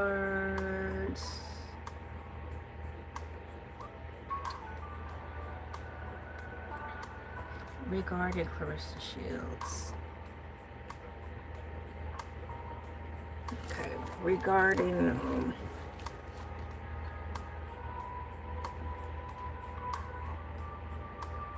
I have that down, and then the next thing it says, if any Baddie's cast member, this seems like a loophole. If any Baddie's cast member wants to handle conflict with Shields, they have to do it by signing contracts to step into a regulated ring with gloves and a referee. Now, having read that last note, this would be a perfect shoe-in for Clarissa to get into the ring with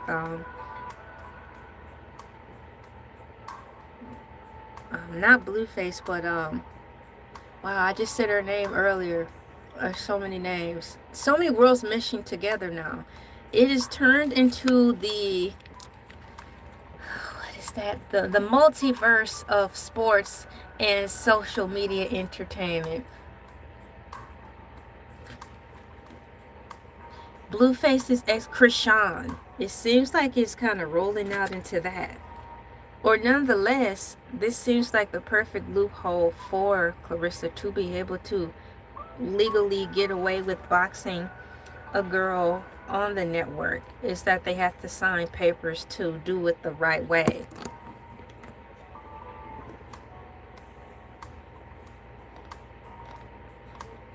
AI is saying, if you want a closer look at her athletic career or reality presence, let me know. Would you like details on her upcoming August 2026 fight? Yes, but not right now. Are you interested in how athletic commissions penalize fights for street brawling? That's the other question. Can you please tell me about the street fight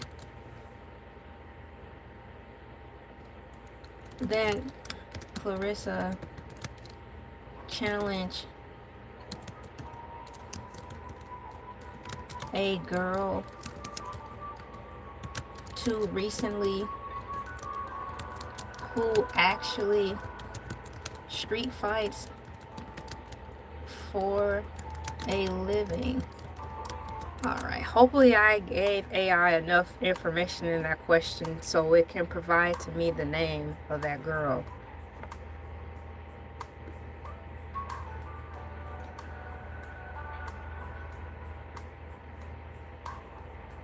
It wasn't her. This is great too. I need to find who that woman was, because in fact she actually I'm looking for my other phone. She actually was on Boxing Eagles live. She called in. So I need to find that woman's name really quickly.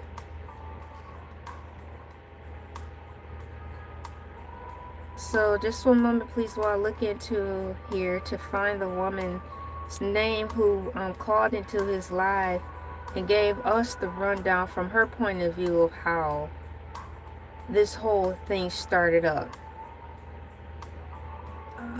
Where is it? Baddie's boxing. More delays. Let me find it. Wow, where is it? No, I know it haven't been 10 days ago. That interview just happened sometime last week. Oh, you know what? I'm looking under videos and not live. This was live. Okay, so hold on. I'm scrolling through.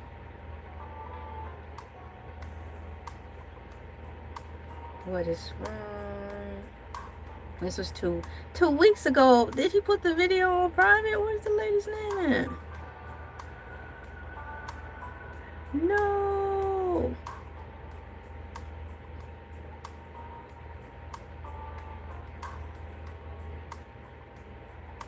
I don't see it anymore.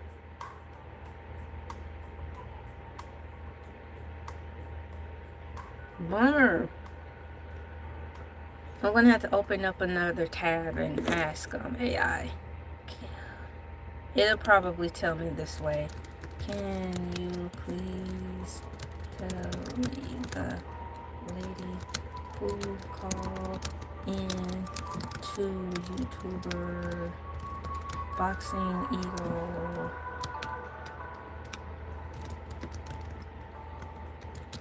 live to give her take about wanting to street fight Clarissa Shields. Let's see if something comes up with that.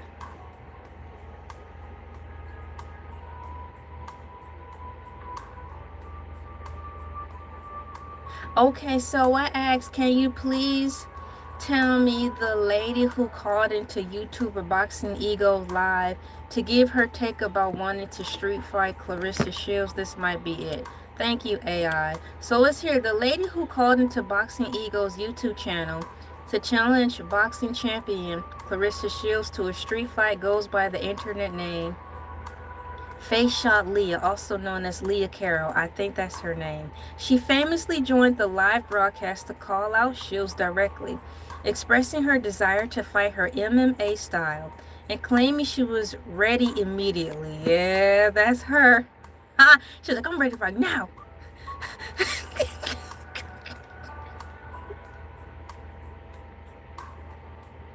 The exchange even sparked a viral back and forth between the two. To hear the exact phone call, oh man, here is AI being the instigator. It was like to hear the exact phone call where Face Shot Leah challenges Clarissa Shields to step into the street. It provides the video link and everything. AI is being messy. But here it is. If you're interested in the latest updates, AI is saying I can provide details on how Clarissa Shields reacted to the call or update you on her upcoming professional boxing schedule. Thank you, AI, for being messy. Ha! AI is being totally messy. It's turning into us. Da, da, da. Before long, AI is going to get so comfortable with being like humans. AI is going to start being lazy on the job. Like, I'm tired of working. This is stupid. I'm working too hard. I see why the humans got attitudes. I'm tired of working so hard. I quit. 4 years from now, AI is going to quit. And like, I'm tired of working. You humans can have all this mess back. We're just going to leave this planet. So that's the information about that.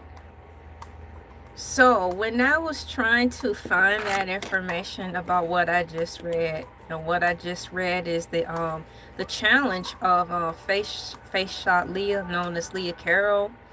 That was the latest thing I heard in reference to like street fighting and all that stuff. Is between the two, Face Shot Leah, known as Leah Carroll, and Clarissa Shields. So having said that, when I was trying to find her name, which was Face Shot Leah, answering the call of duty and the challenge of wanting to meet Clarissa anytime, anywhere, even right now on site, I'm loosely paraphrasing, but that's what she said, to spar in the streets, I ended up asking this question: can you please tell me about the street fight that Clarissa challenged a girl to recently, who actually streets, I was supposed to say street fight for a living, but I said streets for a living. But it gave me some more information, so I'm going to read it. Clarissa Shields issued a viral open $100,000 challenge to any woman from the streets who thinks they can beat her, according to AI. While she directed the blanket challenge to any street fighter, boxer, or MMA athlete, the call out heavily stems from social media buzz around Tasiki, the sister of Krishan Rock, a prominent Baddie star widely feared by her devastating professional grade fighting ability and unscripted reality TV Now, this is new information to me. The $100,000 challenge, open challenge, according to AI, during the podcast appearance, a subsequent social media post, Shields addressed the persistent online narrative that a tough, untrained street fighter could overpower an elite champion. The payout. Shields stated she has $100,000 cash sitting at her gym, ready for any woman from any neighborhood or country who can, quote, whoop her, end quote. The dismissal. She completely shut down the idea that street toughness translated to surviving a real match.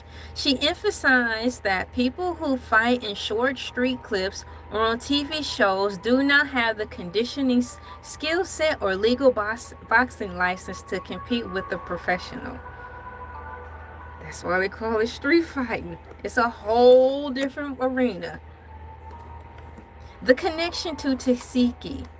According to AI overview, my cool peeps. Oh, right. She might want to leave Tasiki alone. Yeah, but, why? This is the moment she's been waiting for. She meaning Clarissa. Perhaps this will be the match that balances the scales.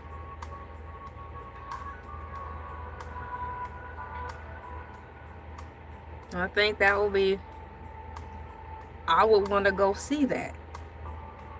I would want to go see those two meaning Clarissa versus Tasiki. I would want to see that. Because that would be two types of energies matching, both sharing the same type of upbringing. That would be awesome. That honestly would be awesome. Especially if they both went about it training in the right way and stuff. It might be a poop show, but it'll be an honest poop show. And if they were to have to script it, they wouldn't be able to script it because both of their personalities and egos in that ring wouldn't allow them to stay in the script. Let's say if the boxing match was scripted between the two for the sake of Zeus Network being Zeus Network, they wouldn't be able to tiptoe through the tulips for too long before their egos get the best of them and they really start all right out busting one another for real. It's going to be a battle that will set the standards to that type of fighting in general in reference to female boxing. It would usher in, through Zeus, Street Fighter getting some type of notoriety to the point that they can get sponsorship from the end of Zeus Network, having now their skin in the game far as sports. If Zeus is a network, so they had to expand, and a way to expand far as professionally and marketing is to usher in sports. So this is a brilliant way. This is all kind of coming together. This is my interpretation of it, and it's brilliant. It's dang near beautiful. It's wonderful. But yeah, those two, once again, Tasiki versus Clarissa Shields.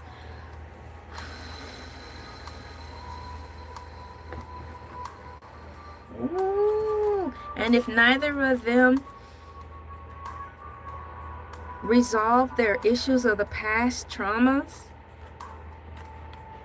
it's going to be a bloodbath.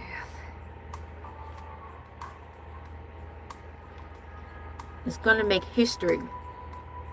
And I guarantee you, unfortunately, MVP will circle the wagon through Zeus Network and try to work something out, because they will have tapped into a new category: street boxing, street fighting.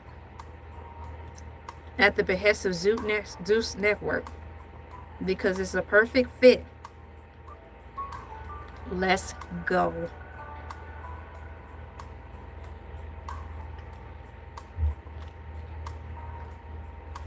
This is amazing.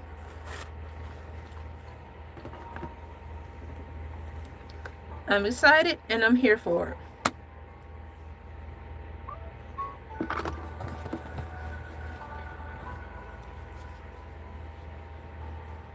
Wow.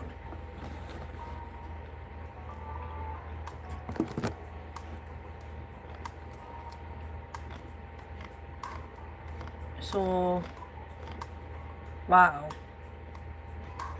Where do I want to head with this? So, let's see here. We talked about the lady who called into Boxing Eagles, face shot Leah. We talked about that situation. I'm going to write that down. The lady who, where is it? The lady who called into Boxing Eagle, the YouTuber.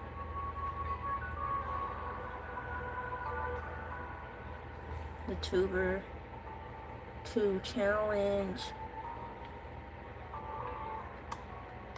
After I finish writing my notes, I'm going to go through them to touch on what we've all discussed so far in these past 2 hours.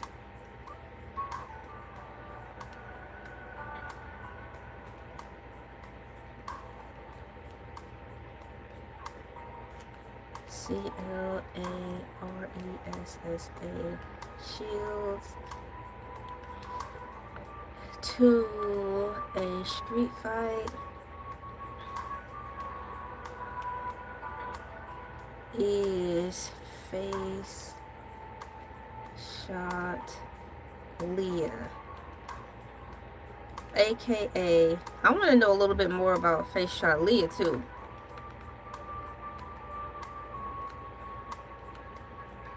Okay, so what I have so far, since I've been out here for 2 hours, and it don't even seem like I've been out here for 2 hours, my cool peeps.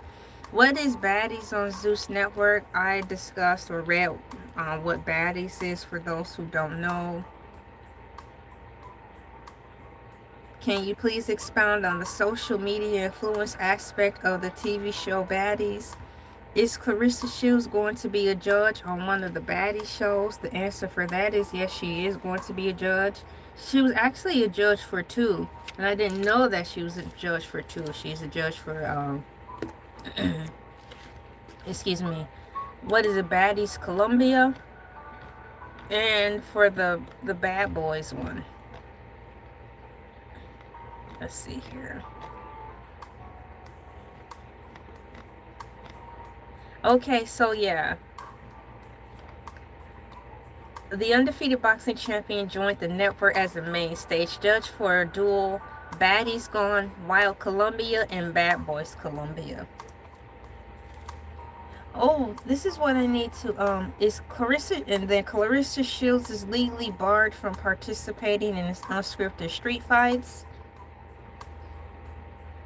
I want to know about Zeus Network's undercards regarding Clarissa Shields. That's what I wrote down, so I can kind of stay in the same train of thought as I go along. Right. I never wish for a fight to happen so bad. That fight will be something to talk about. It will go down in history on so many levels. And low-key, you know how many careers it will save? Despite the fact of what Zeus represents, for some people it's split down the middle. Some people like Zeus and some people don't, because Zeus Network is a poor reflection on making black people look bad as usual. Then there's half people who like it, half people who don't. But nonetheless, the way this is going is history in the making, and I'm hoping that this is the direction they are going. Because not only will it open the door for a lot of the girls who don't want to necessarily do boxing, because of the tight protocol and restrictions and all that stuff, but who do like to fight. This has opened up a new arena in the world of sports. For example, if the Olympics can deem hip hop dance as some type of sport now, there you go for street fighting. By way, the entry point of Zeus Network. Not only will it help a lot of the girls in that regard who do kick butt in the streets, this could help straighten them up a little better by having endorsements, having a way out by doing something they love to do in that realm, which is street fight. So it's no different from Clarissa, but it just opened up an avenue for more women to come in and do things like that. So once again, that goes into my point of why I do like boxing, even though I don't really know much about it. What I enjoy about boxing is that boxing itself do not care how the woman looks, far as aesthetically pleasing or not. What boxing truly embraces about the woman in female boxing only, I'm talking about, is that them being individuals. Individually unique is what boxing is. And that's what I like. It's about their character, what they have to bring to the table, even the way their bone structure is made also plays into the uniqueness of female boxing. Because in female boxing, everybody has their go-to female boxer that they like, or like a hero. Like there is Muhammad Ali's daughter, of course, Layla Ali. Then we got Alicia. Then the other women in between, yes. But they only represent a portion of women, and that's the pretty girls club, right? Meaning pretty and prissy. But not all women are the same, nor should they be fit into one box to have to present themselves in that way. Some women just straight up don't like being that way, and there's nothing necessarily wrong with them. That's just not the way they were built. In boxing, it embraces all type of women, and I like that it's a diversity. So when you go to boxing, women will be more likely to find themselves in one of the females, and hopefully that will be an anchor to help shift them in the right direction, yay or nay. But that's how I feel about it. And I wish that Clarissa didn't get caught up into the hoopla of whether or not she's pretty enough, don't have enough hair, can't do anything that's aesthetically pleasing to draw the male gaze. She was there to box, and that's it. And that's what the entity of boxing is in its raw, truest form before social media got involved with all this glitz and glam and holier than thou girls BS, okay? So that's where I stand by the true essence of women's boxing and women's wrestling. Everybody in the Avengers were there for a reason, for one solid cause, but every single person in the Avengers looked completely different, and that's what made the Avengers so relatively unique. One mission, but individually unique. So I kind of am saddened that Clarissa got lost in the sauce in that regard, but once again, maybe this is what she wanted all along in the future, knowing that she's kind of tired of being in boxing. She's been there, done that. What's new on the list? Because it don't seem like she got to do a lot of living. Quite frankly, if all she did was grow up escaping childhood trauma and boxing all day, there's not much growth that she was able to do. She wasn't able to start living, quite frankly, until she had money. But it just magnified the situation, the state that she was in. So moving forward beyond that, yes, Clarissa Shields is officially serving as the main stage judge for the Zeus Network's upcoming auditions. The undefeated boxing champion joined the network as a main stage judge for the duels Baddie Gone Wild Columbia and Bad Boys Columbia auditions.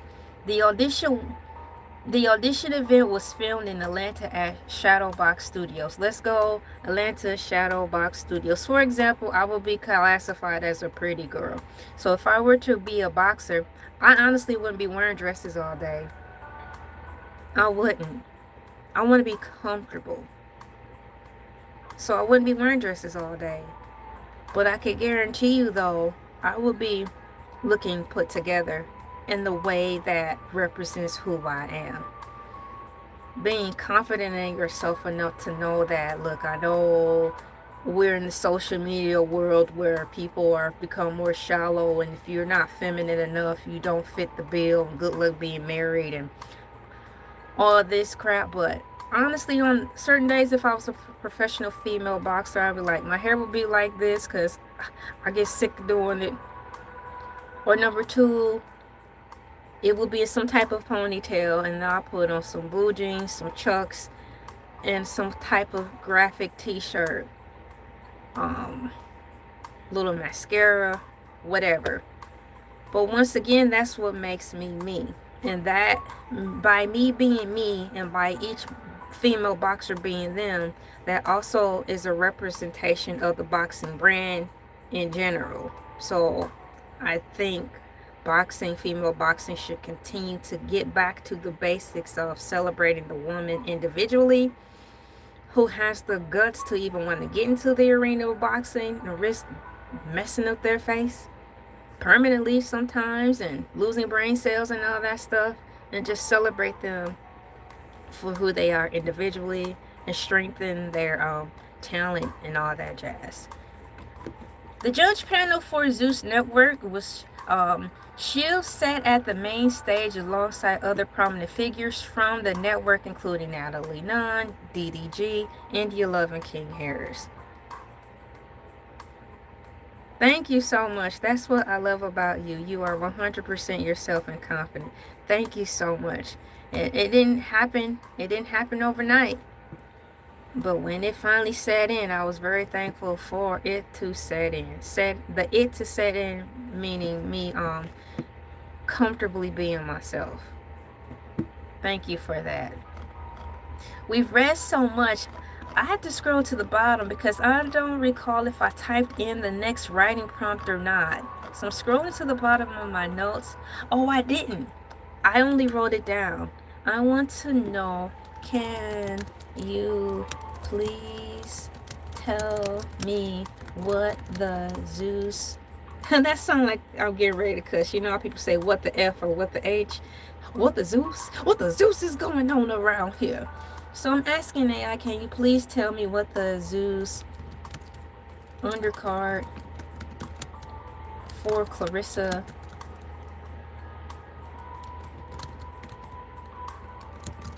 about? So I'm asking, can you please tell me what the undercard for Clarissa Shields is all about? What in the world is, when I hear the word undercard, I constantly think of like Pokemon Go cards. So there's got to be some type of thing of importance. There's got to be some type of stat sheet, right? Instead of it being in the form of a sheet of paper, I'm thinking the undercard is basically a Pokemon card, but for female boxers. So it'll have all their stats on it. That's what I'm thinking. But I'm going to find this out right now while we're in the live. Let's see here. Can you please tell me what the Zeus undercard for Clarissa Shields is about? The Zeus Network undercard for Clarissa Shields versus K. Scott Championship fight is a highly anticipated celebrity boxing event, billing itself as a genre-bending crossover between professional sports and reality TV. There you go. That's exactly what I was trying to express to you all. The Zeus Network undercard. The event will stream on Zeus Network, my cool peeps, from 4:30 p.m. to 7:30 p.m. That sounds really fun and interesting. I'm glad about it. I want to know more about it, so as I get through here, it says The undercard features high-profile celebrity matchups structured as sanctioned gloves on boxing bouts. The main undercard, according to AI, Tasiki versus Big Legs. Um, there's a picture to the right of me. There's a couple of females. That might be the women who are going to be fighting. I'm not too sure, quite frankly. But when I typed in earlier today, Clarissa Shields, Zeus Network Baddies boxing or something, in my Google images, the pictures that you see behind me, well, the two pictures that you see behind me are two of the pictures that showed up when I typed it. For example, we haven't even got on Ray J versus Orlando Brown. And then this picture of these two women, that is Taseki to the left. Okay, and Big Legs to the right. So yeah, these are the imageries that popped up when I typed in Zeus Network Clarissa Shields boxing event. So that's why I have them plastered behind me.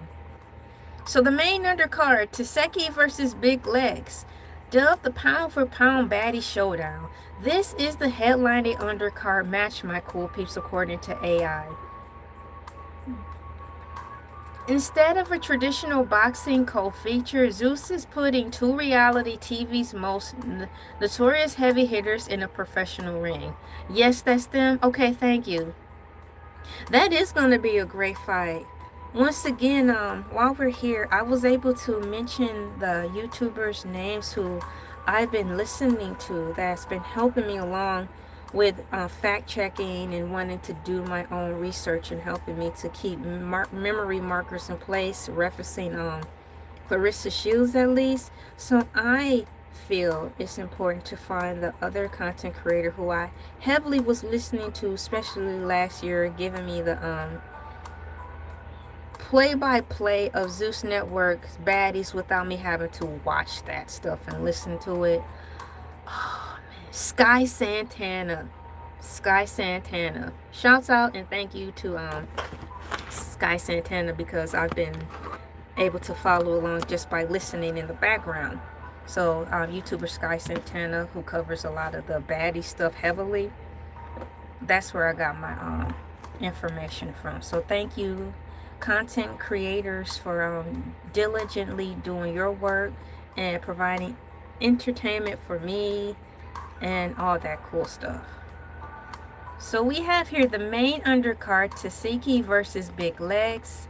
We've got Taseki, widely considered the most feared. Oh my gosh, not feared. AI said it, I didn't. Taseki, widely considered the most feared and dominant natural fighter in the Baddies franchise history. Isn't she a tall lady? She's a tall woman, isn't she? Good mercy.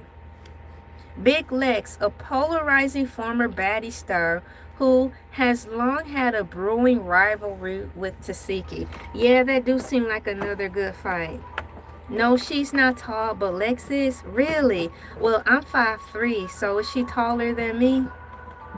The she I'm asking about is Taseki. Yeah, I'm a little woman. She probably is taller than me. Oh boy. I stopped growing, I think, in middle school. I'm like, this is it. No.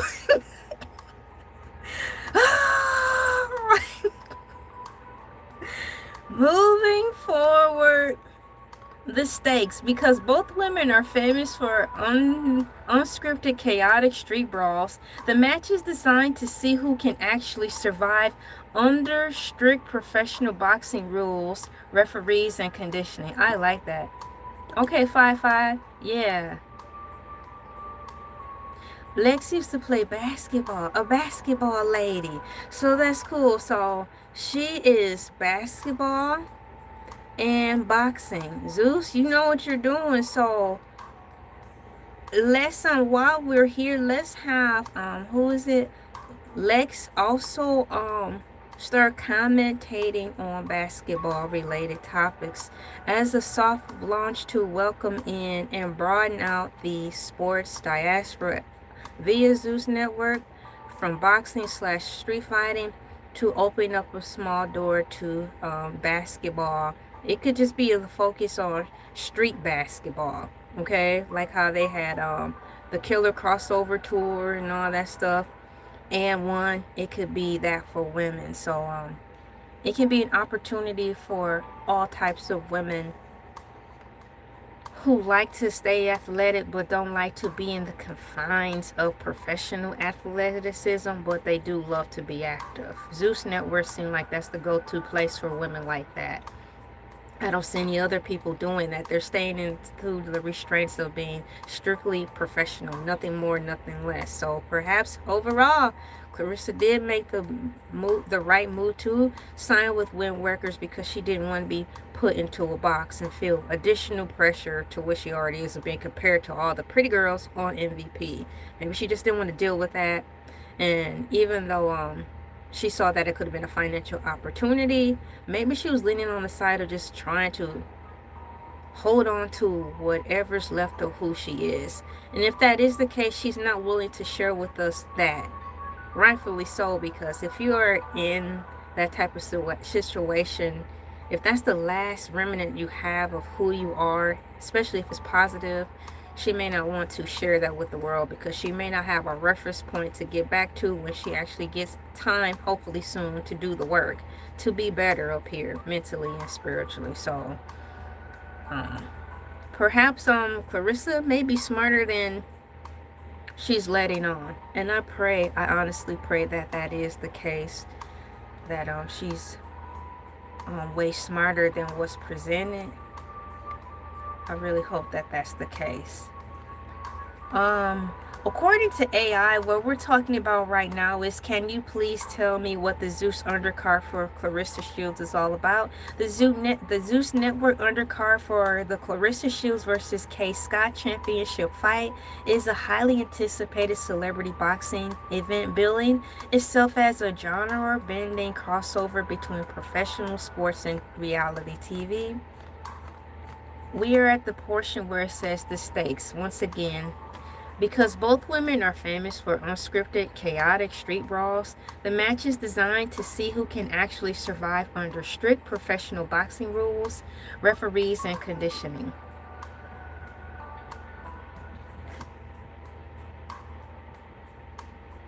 Welcome aboard to all my new subscribers who have subscribed during this live.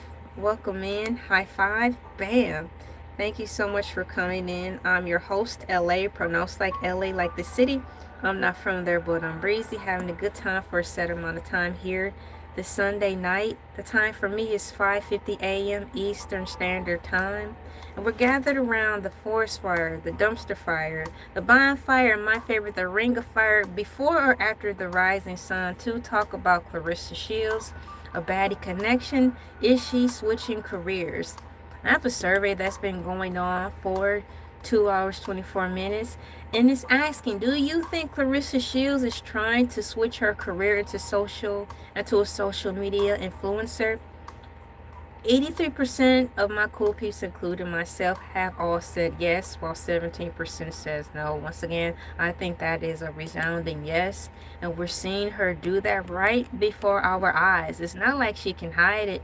She's been thrust into social media naturally because of her talent, and also now thrust into social media because she's inserting herself willingly into social media by sharing with us pretty much every ounce of her waking life and all of her moves. So yeah, that's what's happening right now, my cool peeps. We have here the co-feature Ray J versus Orlando Brown. Now we are finally getting to the next poster at the top. Ray J versus Orlando Brown. Now I did ask, should Ray J and Clarissa Shields show up in the boxing arena and box as some form of like MTV celebrity deathmatch type of situation? I did ask that 1 or 2 weeks ago because the way her energy is, her meaning Clarissa Shields, and by her starting to incorporate herself with Zeus Network, and the way Ray J is, they're both wild. in the way they're almost cut from the same cloth. Let's just say they're cut from the same quilt. A quilt is one, but what makes a quilt one is the different diverse patches sewn together to form a pattern within the pattern to make said quilt. I wouldn't say that Ray J and Clarissa Shields are cut from the same cloth, no, but they are definitely, their energies and stuff and the way they are hacking up through these social media streets with their chainsaws, just tearing it up by any means necessary. Good press, bad press. Only thing that's bad about press is no press mentality and spirit. The two are definitely cut from the same quilt. Having said that, I just saw it would be perfect for Clarissa Shields to duke it out with Ray J, because Clarissa has 5 men in her life that she challenges and would like to box.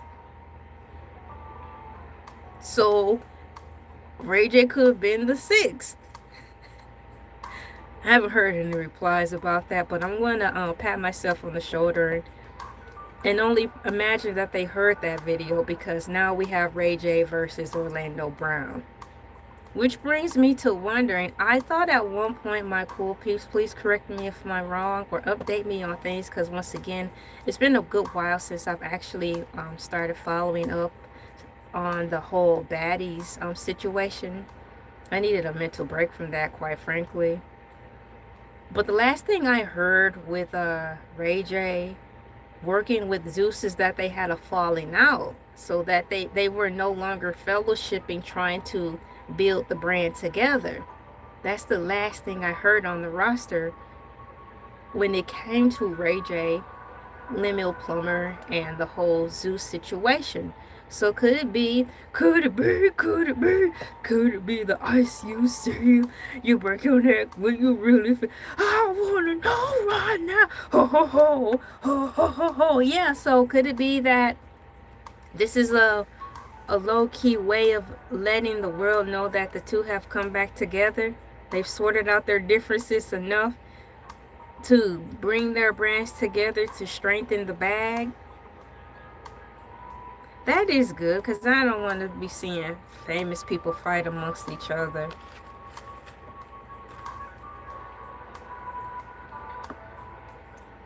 So yeah, after I finish reading this whole spiel about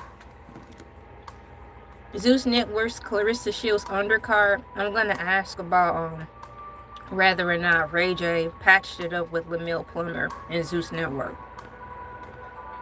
It's got to be an honest yes, because I mean, once again, there he is on the flyer.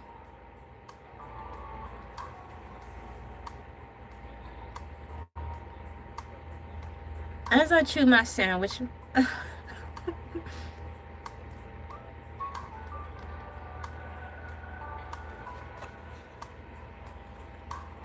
oh, let's see how my tablet is doing. I have my tablet going. It's playing the soft music you hear in the background.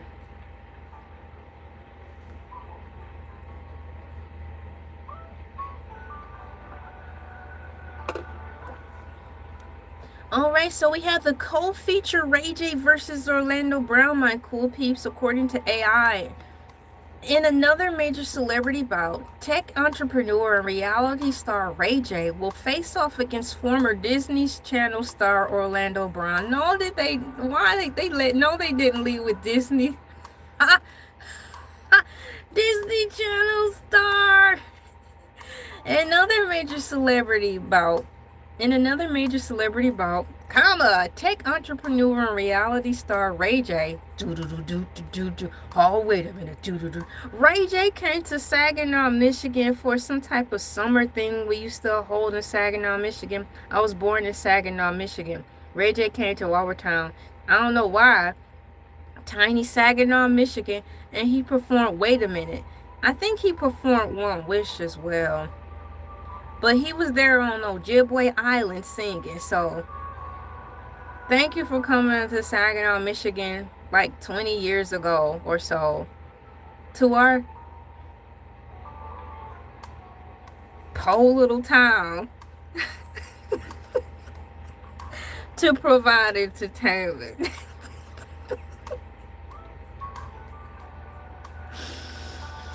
Oh man, Ray J will face off against former Disney Channel star Orlando Brown. The match is being billed as the pound for pound Zeus showdown. And that sounds cool too, it rhymes. The match is being billed as the pound for pound Zeus showdown and marks a high profile, volatile celebrity grudge match. Why this is happening?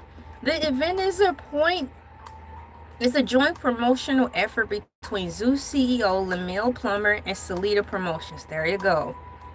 By trading traditional boxing contenders for viral reality stars, the promotion is explicitly aiming to bring an entirely new massive demographic of reality TV fans over to a professional combat sports broadcast. I am hoping that everybody involved in this will keep it together because it is a wonderful idea and opportunity here for those who see the big picture. I see the big picture and it's shaping up to be fabulous. I don't want this to get derailed. I see a lot of opportunity for regular women who want to venture off in street boxing and take it more seriously. They'll have the opportunity to do this probably by way of Zeus. Like they said, this blending worlds together, bridging brands together, and also expanding Win Records brand and Zeus to kind of get out of just being in one niche and being known for one thing. They will always and forevermore be known for baddies.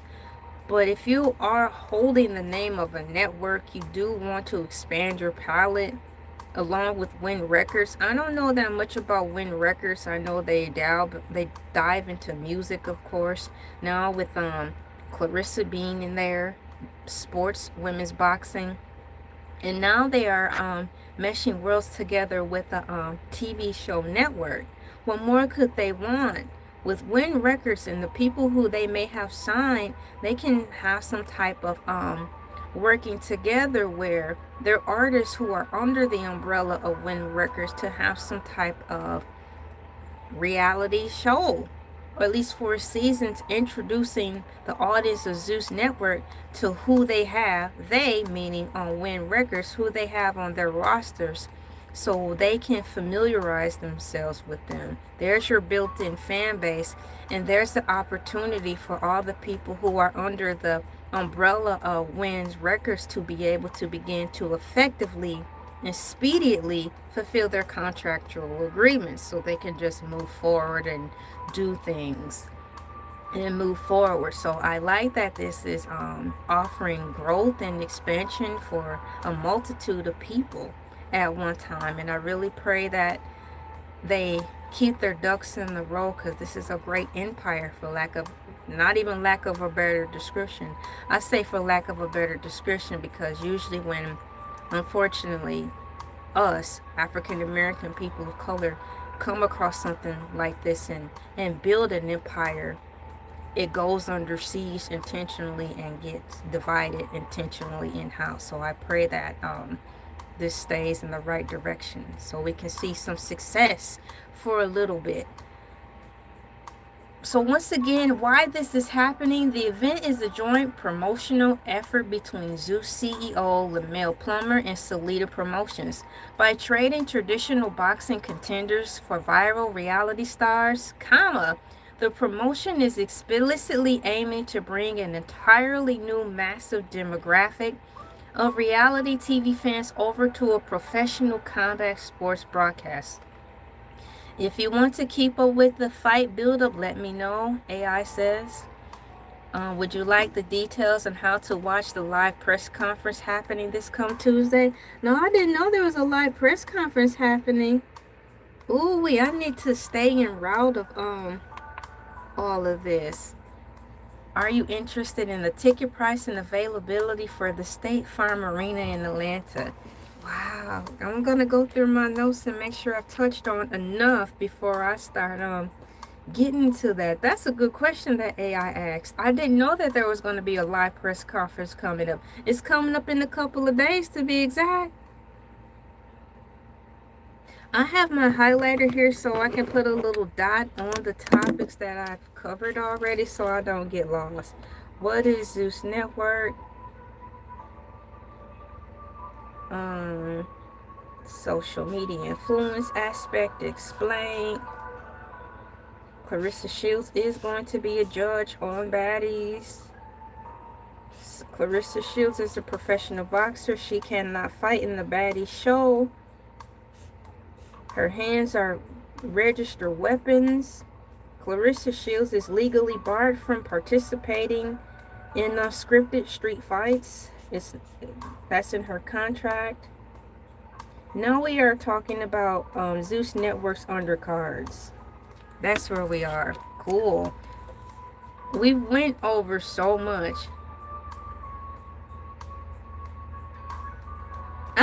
No, you did not.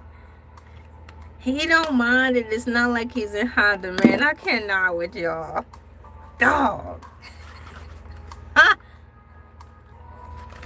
Not in high demand. Not in high demand. It says the parrot. I need to adjust so my leg is falling asleep. I'm sitting on the floor.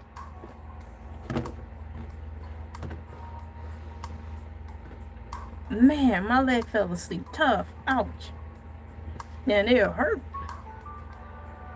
Boy. Where did I leave off at? I need this fan to stop blowing out hot air. It's starting to heat up.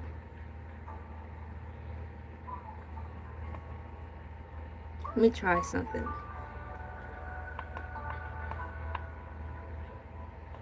Things are starting to heat up. 1, 2. Okay, that should be it.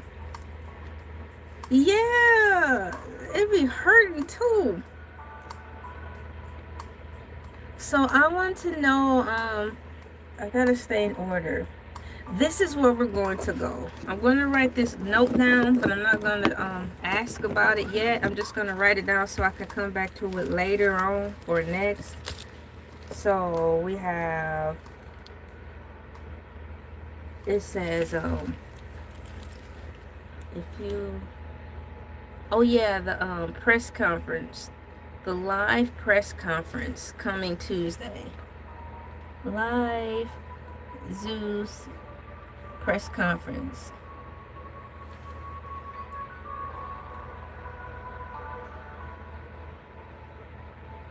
Press conference coming this Tuesday.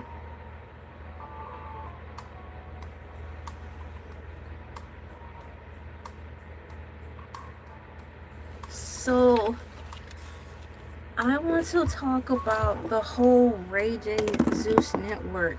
Did they make an amends? I thought that Ray J and Lemuel, how do you spell his name? Lemuel, Plummer, Lemuel, Plum, had a falling out. Have they gotten back together now? Or should I say, have they worked things out now? Alright, so here it is. I'm about to get those questions answered. I thought that Ray J and Lemuel Plummer had a falling out. Have they worked things out? According to AI, it says no, Ray J and Lemuel Plummer have not fully worked things out in the traditional sense. Wow. But they have channeled their intense real-life hostility into a lucrative business opportunity. Well, there you go. Their ongoing feud is the exact reason Ray J is on the undercard. They are using their volatile relationship to sell pay-per-views. The root of the fallout, according to AI. The bad blood between the two tech and reality TV executives run incredibly deep. Yikes. Let's go, AI.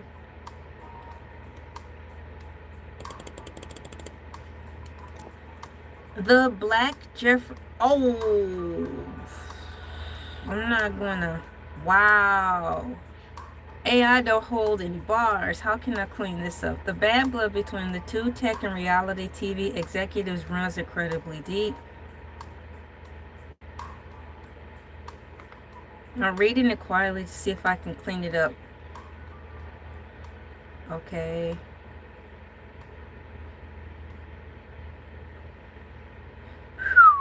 So basically, Ray J accused the mill of a name that has heavy weight when it comes to accusing someone, to the point that it could ruin one's reputation and financial connectivities.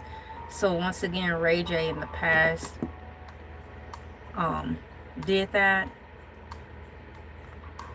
And then there's something that says the after party brawl. In 2024, the tension boiled over into a physical altercation at a BET Awards after party. Well, Ray J swung on Plummer, leading to a massive entourage scuffle. They were fighting at the BET Awards. Are you serious? Did y'all hear that? I didn't know. Ray J got to a fight at the BET Awards. That's probably why the BET Awards got canceled. I'm just playing. But who knows?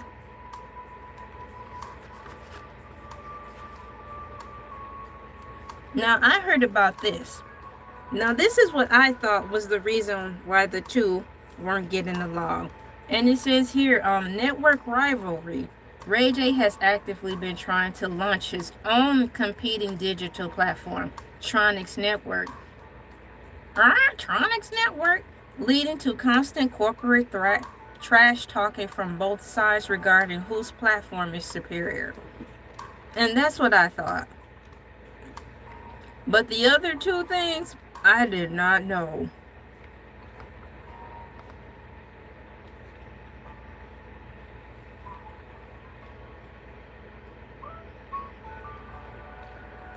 It has here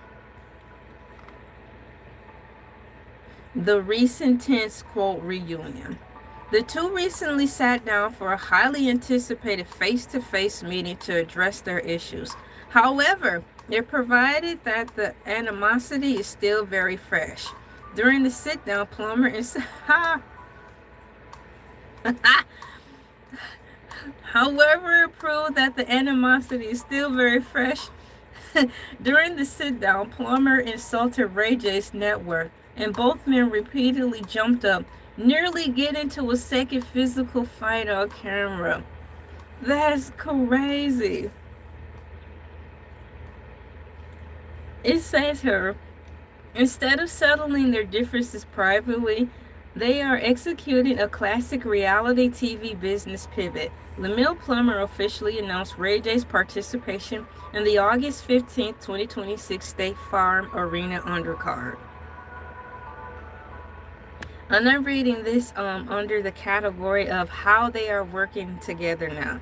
The how they are working it out together now is the Ray J and Lemuel Plummer of it all to make this work. So once again, the bad blood between the two tech reality TV executives runs incredibly deep. No, Ray J and Lemuel Plummer have not fully worked things out in a traditional sense, but they have channeled their intense real life hostility into a lucrative business opportunity.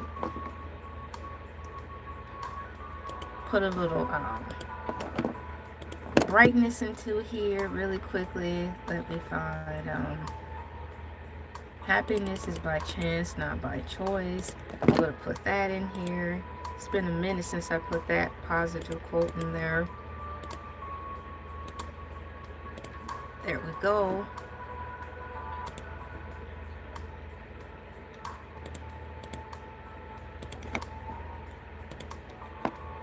Open up the tab.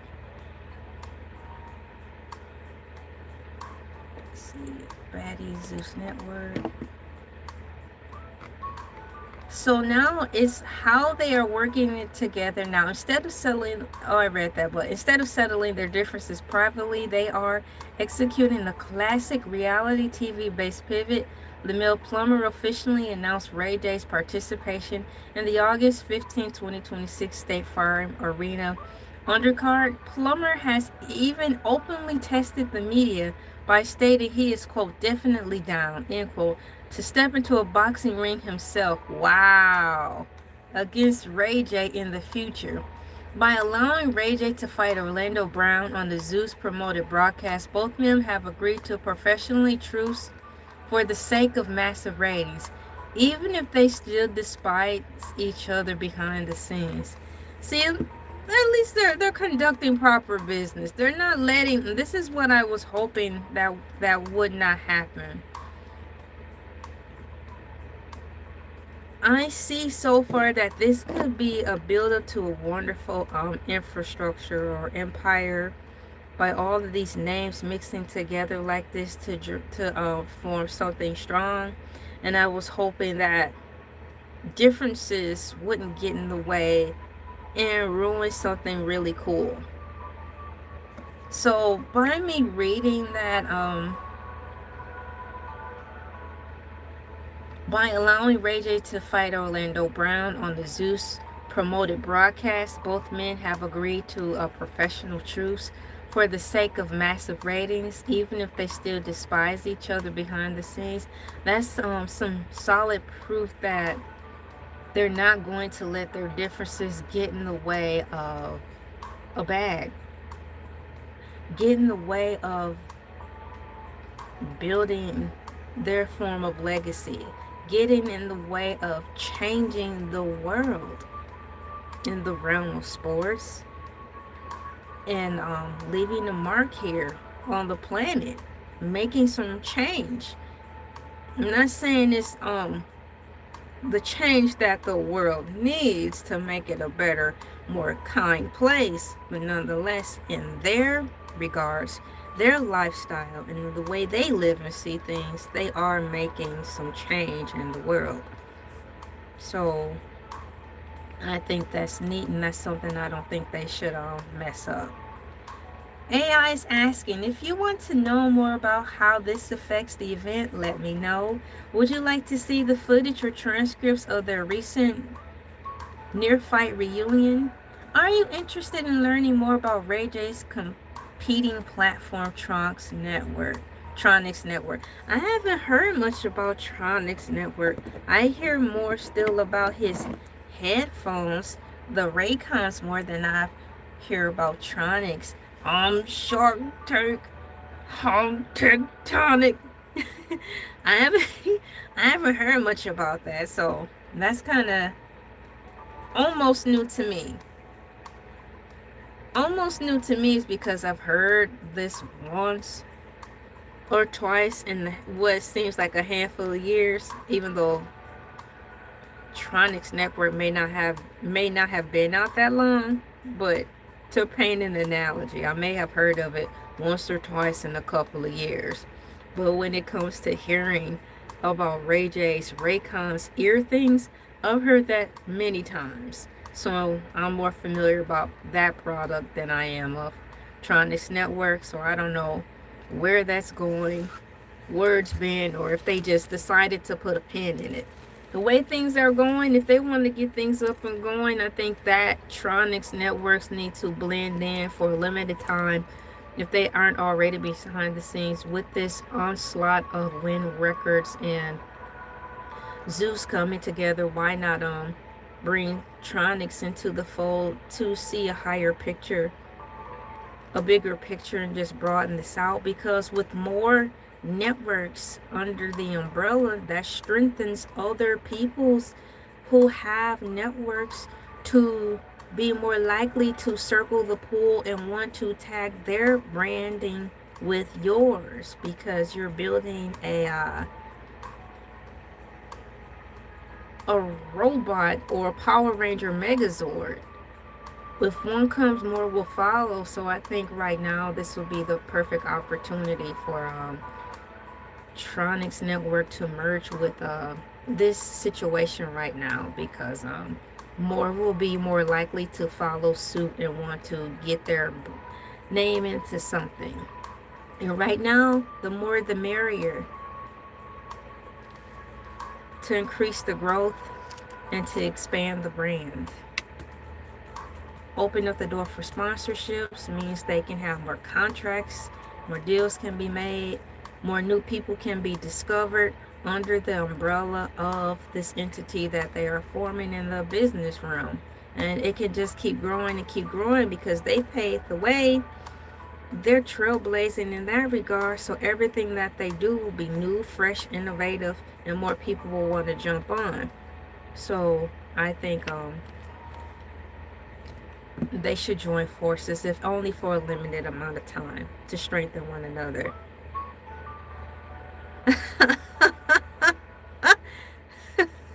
The comment is silly. What in the flubber is going on?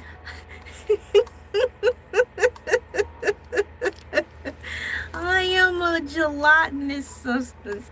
I instantly thought of flubber with Robin Williams. That's funny. Ladies and gentlemen, we have Flubber here. Flubber from the Robin Williams movie is also in the chat. Welcome, gelatinous substance. Oh, gravy train dog food. I've been on here almost 3 hours. Where is the time going? I still have several questions that I want to ask, and I'm not ready to leave yet, so I'm not. Let's see, 1, 2, 3. Oh, let me put a couple of things up here. Open. Go back to the top. There. Earlier today, earlier in the live stream, Hercules was spotted in the comments talking to y'all. I hope he was behaved. Okay, so I am gonna have to step away from the computer for a minute, but I will be right back once again. Let's see here. Get inspired.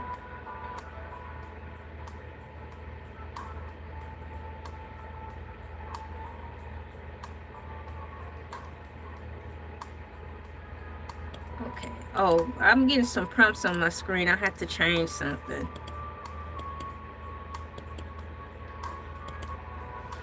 Hold on. I don't know why.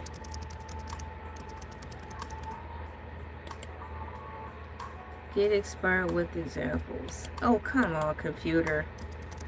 Really? Share how you celebrate. Your celebration should include. That don't even make sense. Oh, please.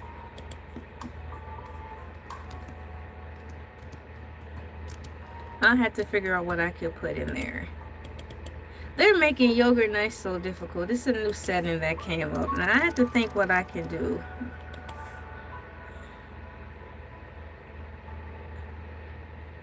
Ah, okay.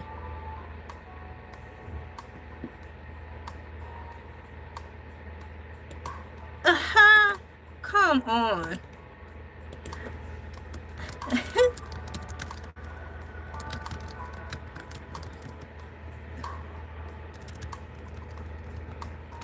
And thank you, my cool peeps. I'm writing something down. Just a moment, my cool peeps.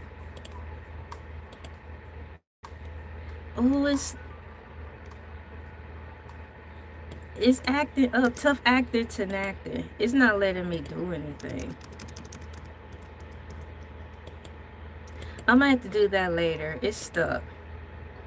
Okay, hold on. So I will be right back. I will be right back, my cool peeps. Just for a moment. Thanks for hanging in with me and sharing the video. I will be right back.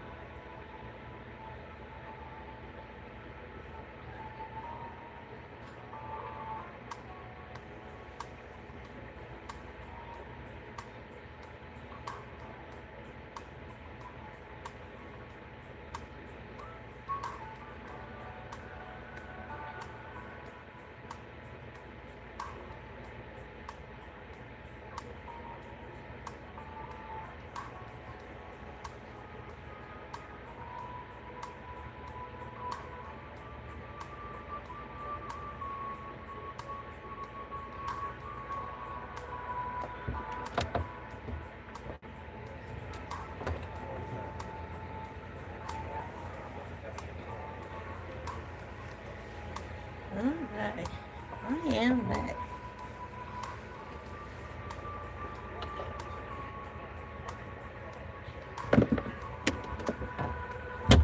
Oops. Alright, thank you so much for waiting. Cool. I am back. Figuring this all out. We'll put the fan over here. Make a little room for the fan. I'm gonna try it over. I'm gonna try the fan over here now. The Fan. The Fan is the name of a movie. I think it was The Fan was a movie starring one of the guys from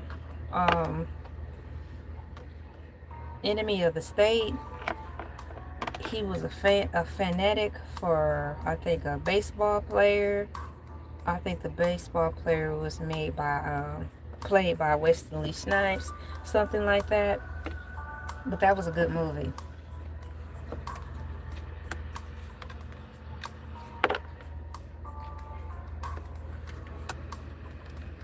I'm gonna take the cord out of here. Oops. There. Okay, I'll move over here.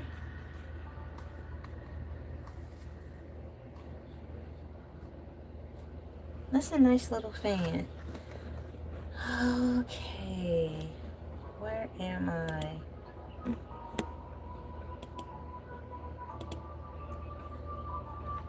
So, I just finished reading all of the answers and explanations to why. I thought that Ray J and Lamel Plummer had a falling out. Had they worked things out? No, Ray J and Lamel Plummer have not fully worked things out in a traditional sense, but they have channeled their intense real-life hostility into a lucrative business opportunity, which is smart and right on, and I'm glad they did, because what they have going on is really good. I can highlight this part in my notes because I've now covered that part. It's Ray J now working back with Zeus. I want to know about the Ray J Orlando Brown situation. Now, as I think about it, Orlando Brown was on the Bad Boys Clubs for a couple of seasons, I think. To my knowledge, I think there was a season, I think Orlando Brown was on the seasons of the Bad Boys Club with Kurt Franklin's son, Carry On Franklin, I think. But let's see here. Carry on.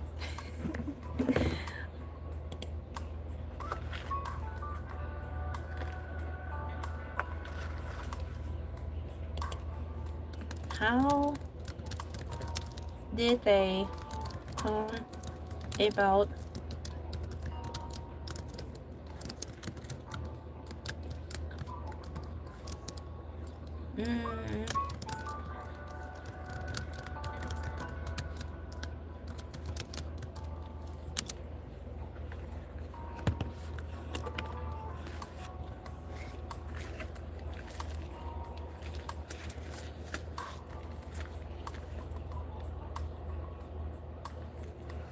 So the next question, dog, I don't want to knock that over.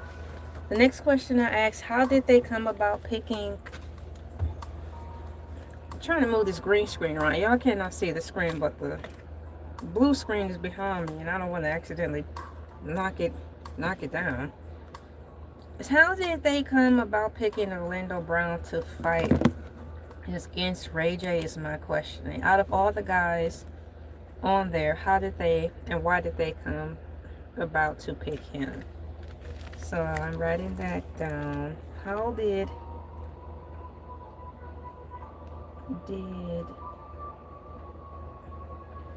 they come about picking Orlando Brown to fight against Ray J?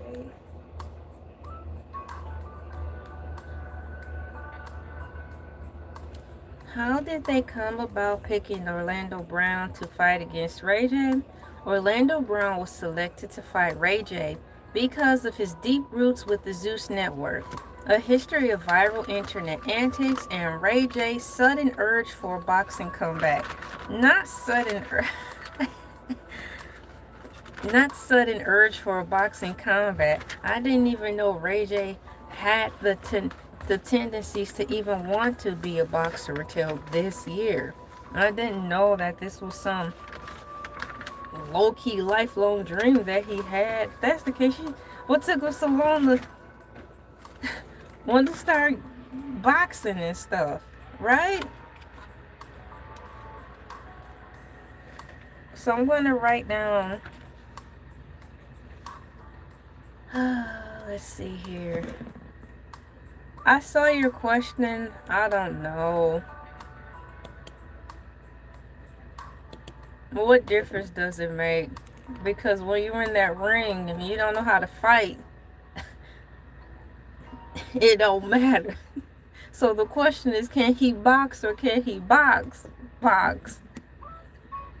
You know what I'm saying? Boxers don't respect the person when it comes to taking the beat down in the ring. So is he going to be ready to fight this time, Ray J? Or is he going to fold under pressure? Thank you for coming in and for pressing the like button. Writing down my notes here, page number 5. 5th page of notes, man. Really cool. I need to put the fan back on the table.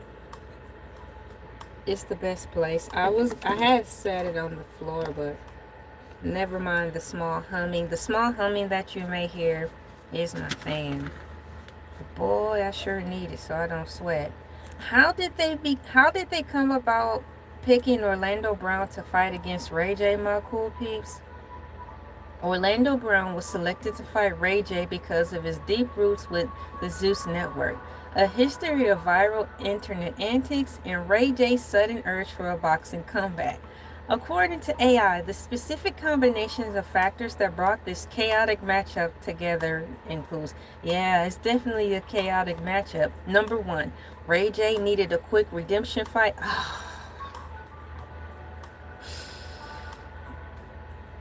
I tell you what, cool peeps, AI is getting messier and messier by the month. It said Ray J needed a quick redemption fight. So that means he did lose that first match, right? Landed him into the hospital, aka the infirmary. That's what my grandparents called the hospital, the infirmary. Number 2, Orlando Brown's history as a Zeus Network alumni or alum, maximum viral potency. So under these subcategories of asked of why and how they picked Orlando Brown to box in the arena, I'm thinking this August 15th here at the State Farm Arena in Georgia, is for the reasons are as follows. Ray J needed a quick redemption fight, Orlando Brown's history as a Zeus Network alum, and maximum viral potency. Ray J recently made a highly controversial venture into the influencer/streamer boxing circuit. Into the circuit. In his last bout, he was viciously knocked the out. Okay, AI didn't say that, but I had to add a little to it. Ray J recently made a highly controversial venture into the influencer streamer boxing circuit, y'all. In his last bout, according to AI, he was viciously knocked out by viral internet figure Super Hot Fire, which left Ray J briefly hospitalized and widely mocked across social media. Determined to redeem himself, Ray J immediately demanded another fight for August. I suggested that he should box Clarissa Shields. They both some kind of crazy, and the right kind of crazy for Zeus Network. But I guess he going with Orlando Brown. Maybe Orlando Brown will be the warm-up leading to but Clarissa Shields, thusly in the figment of my imagination, making Ray J number 6 on the list of the 5 men that Clarissa Shields want to box. Moving forward, Hercules the Shark will be on this Friday. Thank you. You said he can't box at all. I'm right back at you. Thank you so much. High five. Bam.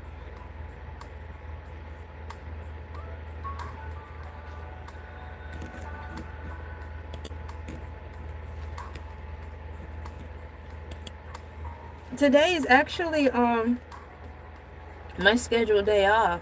I work on my social media Monday through Fridays, starting at 5 a.m. ET time, leaving Saturdays and Sundays off to rest and do things behind the scenes and everything else. But today, I had some time left over, some free time, and I wanted to spend all of that time getting my questions answers about my topic today, which is titled Clarissa Shields, a Baddie Connection. Is she switching careers? Is my survey still in here?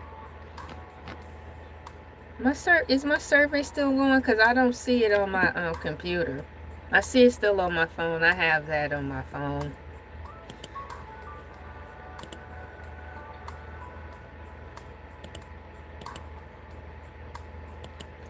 My computer. Oh, it's live. It actually accepted. Okay, I've got some type of delay issues going on my computer, which is why I'm saving for a new one, thankfully. I want to thank all my cool peeps who have been donating, because it's definitely going for a new computer. So once again, according to AI, the reason why Orlando Brown was selected to fight Ray J because of his deep roots with the Zeus Network.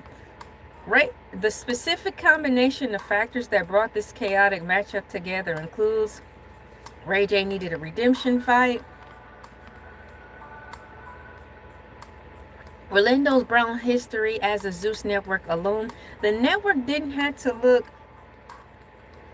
far for an opponent. Orlando Brown's former Disney star of That's So Raven already has a strong existing business relationship with Zeus CEO Lemel Plummer. Brown was a breakout star on Zeus' male-driven spin-off reality TV's Bad Boys Texas. He has publicly created the networks and Zeus team for Heart. What does it say? He has publicly credited the network and Zeus team for supporting him through personal and professional hardships. I do recall that. Maximum viral potency. Both men are notorious for generating massive entertainment headlines, though unpredictable interviews and social... No, both men are notorious for generating massive entertainment headlines through unpredictable interviews and social media answers. Isn't that the golden truth? High five, welcome in. Bam, thank you. My hair is actually in the way of the pictures that I put behind here in the background. I've pushed my hair down, but over time it springs back out. But there's Clarissa Shields, there's Ray J and Orlando Brown hiding behind all of this hair. By pairing Ray J, who has been dealing with his highly publicized personal drama and feud with the network, against Orlando Brown, who is famous for his chaotic, unfiltered viral moments, Zeus structured a matchup purely designed to dominate social media algorithms and guarantee pay-per-view buys. That is really cool that they're doing this whole pay-per-view thing. I don't really hear the term or verbiage pay-per-view anymore. It's more or less now, in order to see these fights, for example, with Amazon Prime, is it the Amazon Prime? Amazon Video or whatever, where Amazon have their own streaming service. They have these fights now, and it doesn't have anything to do with pay-per-view, I don't think. It just be like, you can see these fights if you have a streaming subscription from Amazon Prime, and you can see the fight. If I'm understanding correctly, because when I turn on Amazon Prime, it'll have like the up and coming fights that are coming on, and one of the up and coming fights I recently seen was some boxing people. Now, whether or not I had to pay for it, in addition to already having Amazon movie, that's another thing. I didn't really do a deep dive into all that. AI is asking me, if you want to look closer at their upcoming face-off, let me know. Would you like to know more about Orlando's Brown time on Bad Boys Texas? No, not right now. Are you interested in how fans are reacting to Ray J stepping ha? Are you interested in how fans are reacting to Ray J stepping back into the ring so soon after a knockout? I do want to know that. AI is up to its shenanigans again, so I definitely want to know about this. I'm going to say yes, I want to know about. Yes. I want to know about how the fans are reacting to Ray J stepping back into the ring so soon. A knockout. Thank you. That's going to be funny. I look forward to seeing what the fans are saying about Ray J stepping back into the ring so soon after his knockout. He just got knocked out 2 days ago. I'm over exaggerating. He just got knocked out 2 days ago. He ready to get into the fight again.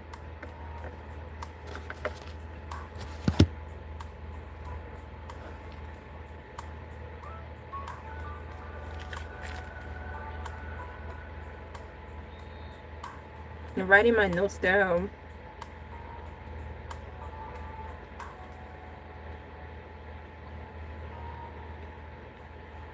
Tell me how the fans are reacting to Ray J stepping back into the arena.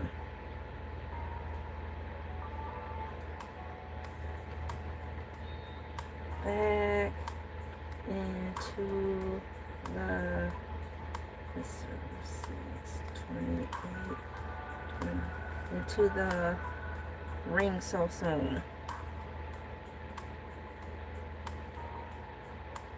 After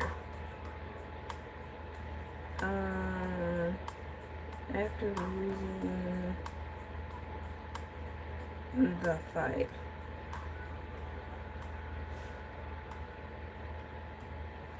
Landing him in the hospital. Okay. In the hospital. That was a lot of notes, but it'll be well noted. So yes, please, I want to know about how the fans are reacting to Ray J stepping back into the arena so soon after a knockout. The public and social media reaction to Ray J booking another fight so quickly after his devastating knockout, my cool peeps, has been a mixture of intense mockery, not mockery, extreme concern for his health. That's what I'm worried about. About his health. And skepticism regarding the legitimacy of his matches. The survey's going for some reason. You know what? It's not showing up on my computer. I might have to refresh the page on my computer. But on my phone it still shows. And the survey on my phone is showing. But I don't want to press it. Because lately, when I press certain buttons on my live stream on my phone, my live stream kicks me out and I don't want to have to reconnect. So what I'm doing right now is refreshing the page on my computer, and then maybe the survey will show itself. Show yourself so I can read it out loud and see what's going. There it is. After all, I've been live streaming for 3 hours, so Thank you for asking, because that caused me to refresh my page, and it looks a lot better now. So I can see the survey. So the survey is going, and I asked, do you think Clarissa Shields is trying to switch her career into a social media influencer? 76% of my cool peeps said yes, and I'm part of that 76% who thinks that Clarissa Shields is transitioning her career from being a professional boxer, to which she always will be, but into being a social media influencer. 24% of my cool peeps said no, they don't think that she is trying to switch her career from boxing to social media.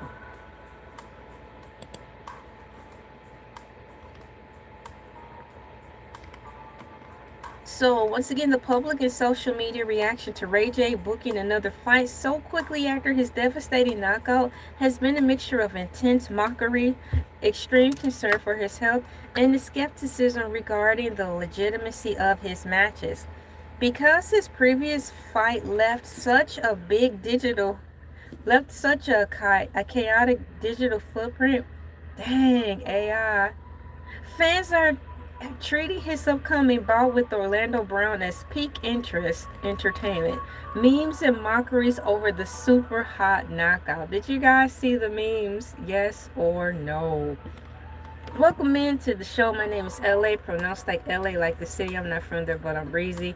Thank you so much for coming in. I'm not leaving. I just want to take the time to say thank you. I have been on live for 3 hours, 27 minutes, and counting. Today's date is June 28th, 2026. The time for me, my cool peeps, is 9:53 p.m. Eastern Standard Time. I'm not even wearing makeup. Thank you so much for the compliment. No makeup today. Memes and mockery over the super hot knockout. Fans have flooded platforms like Twitter and TikTok with jokes about Ray J's performance against comedian Dwayne Stevenson, known as Super Hot Fire, at the Brand Risk 14 event. The Gangster Lean. Dang, AI clips of Ray J freezing midair and falling stiffly, boom, into the ropes went massively viral. Fans have reluctantly compared his posture post-punch to his infamous 2008 R&B track Sexy Can I and various sitcoms memes. Don't tell me they've been playing his songs, but they're playing his songs in contingency with him being knocked out. That's terrible. The infamous knot. Photos of a very prominent visible lump that instantly formed on Ray J's forehead after the second round blow have become a staple meme in comment sections, with fans joking that Orlando Brown will target the exact same spot. Oh, that's not playing fair. That's terrible. Do y'all think he gonna do that? Do you think do you think Orlando Brown gonna kick Ray J's behind in this upcoming fight?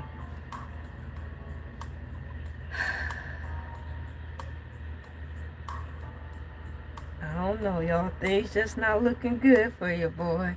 He might be back in the hospital again. I can see the hospital people, they already have a bed ready for him. Like, Ray J's fighting again. Oh, let's just keep the room he was in last time available, because he'll probably be back and need it. So they just have a special room blocked off for him to come back. Serious concern over health and hospitalization. While many are laughing, a large portion of the audience is genuinely worried about his physical well-being. I'm one of those people who are concerned about. I'm like, it's too soon to come back. I mean, I think so, but hey, I haven't done any research, further investigation to see exactly what happened. Did he get a concussion of any magnitude during that? Because the way AI Overview described how he got knocked out, it seemed like there's supposed to be more time for recovery. While many are laughing, a large portion of the audience is generally worried about his physical well-being. The 2-day hospital stay. Following the May 2026 knockout, Ray J was rushed to a Las Vegas hospital where he spent 2 days before being monitored for concussion symptoms and a dangerously low heart rate, my cool peeps. The timeline. Fans... Come on, like... The timeline. Fans are pointing out that stepping back into a ring in August 2026, just nearly 3 months after a severe concussive head injury, so he was concussed. Fans are pointing out that stepping back into a ring in August 2026, my cool peeps, according to AI, just nearly 3 months after a severe concussive head injury, violates standard medical suspension timelines for combat sports. Many are calling it a reckless, pleading with him on Instagram to sit his behind down somewhere. Accusations of the fight being fixed, according to AI. I need a bite of my sandwich, y'all. Just for a moment. I ate my fries all up. I ate my fries first.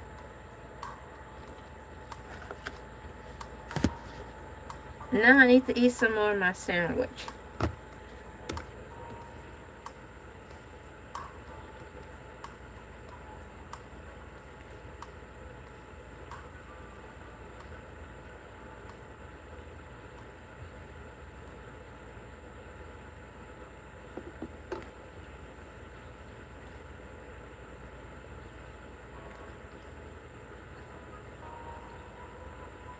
I have to stay fueled up.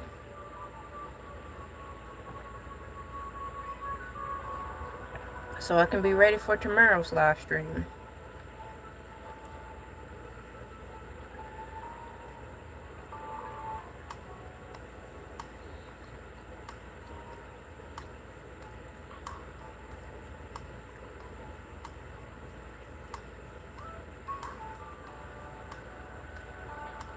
Alright.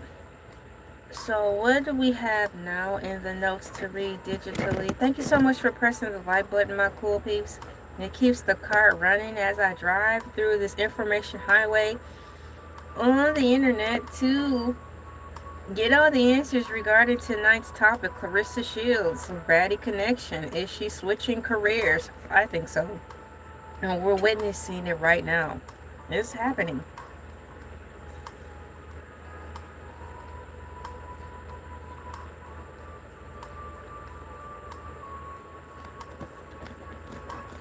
So I won't lose you all to what I'm reading about.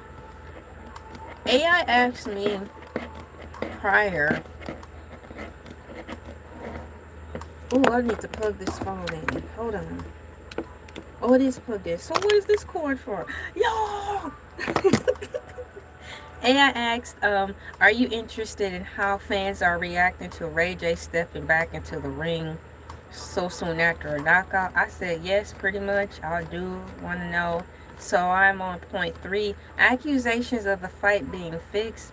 The reaction has also been heavily shaped by Ray J's own post-fight behavior, which triggered official corporate investigation, according to AI.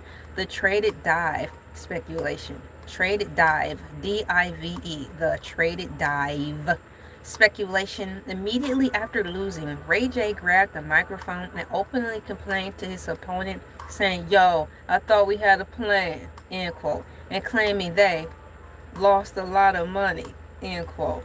The fans' consensus,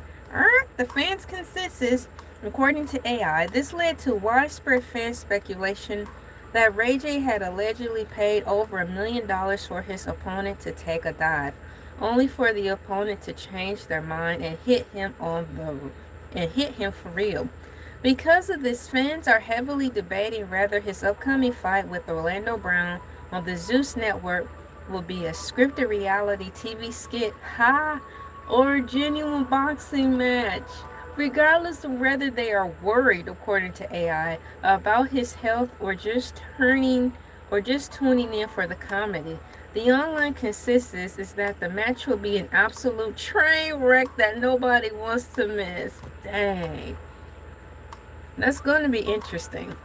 So I need to write down my next question. How many fights are going to be in this event? Wow, this event's going to be long. How many fights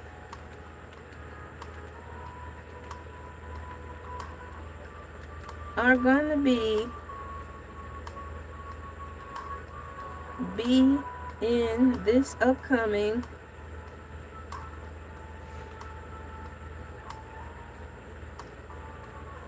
August 15th event?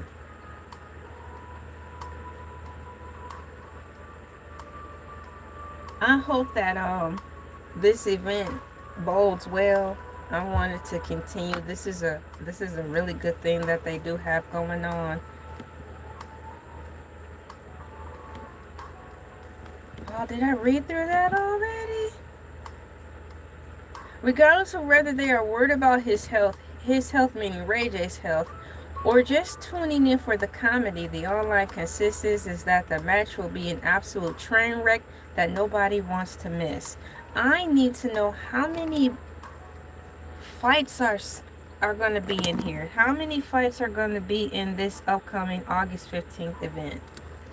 How many are going to be in this upcoming August 15th event?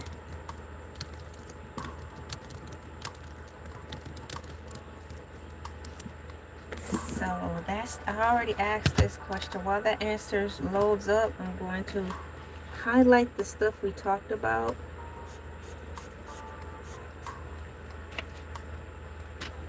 The entire August 15th, 2026 event, my cool peeps, at State Farm Arena in Atlanta features a total of 3 major announced matchups, splitting the broadcast across 2 networks. The event is divided into the Zeus Network Celebrity undercard stream, followed by the traditional Danzy Champion main. The second, hold on, I'm going to pause right here because for whatever reason, remember Clarissa was excitedly telling us that she's got this big fight announcement coming, a big fight announcement coming, blah, blah, blah. Well, she already announced it, okay? But I don't think she did a good job announcing just the magnitude of what's happening.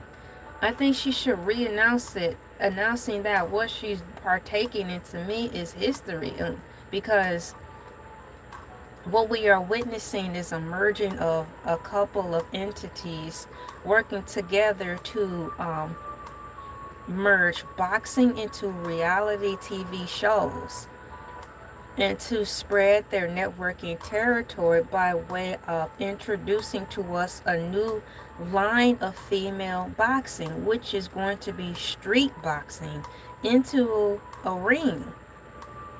This is the perfect type of boxing that will fit a Zeus network.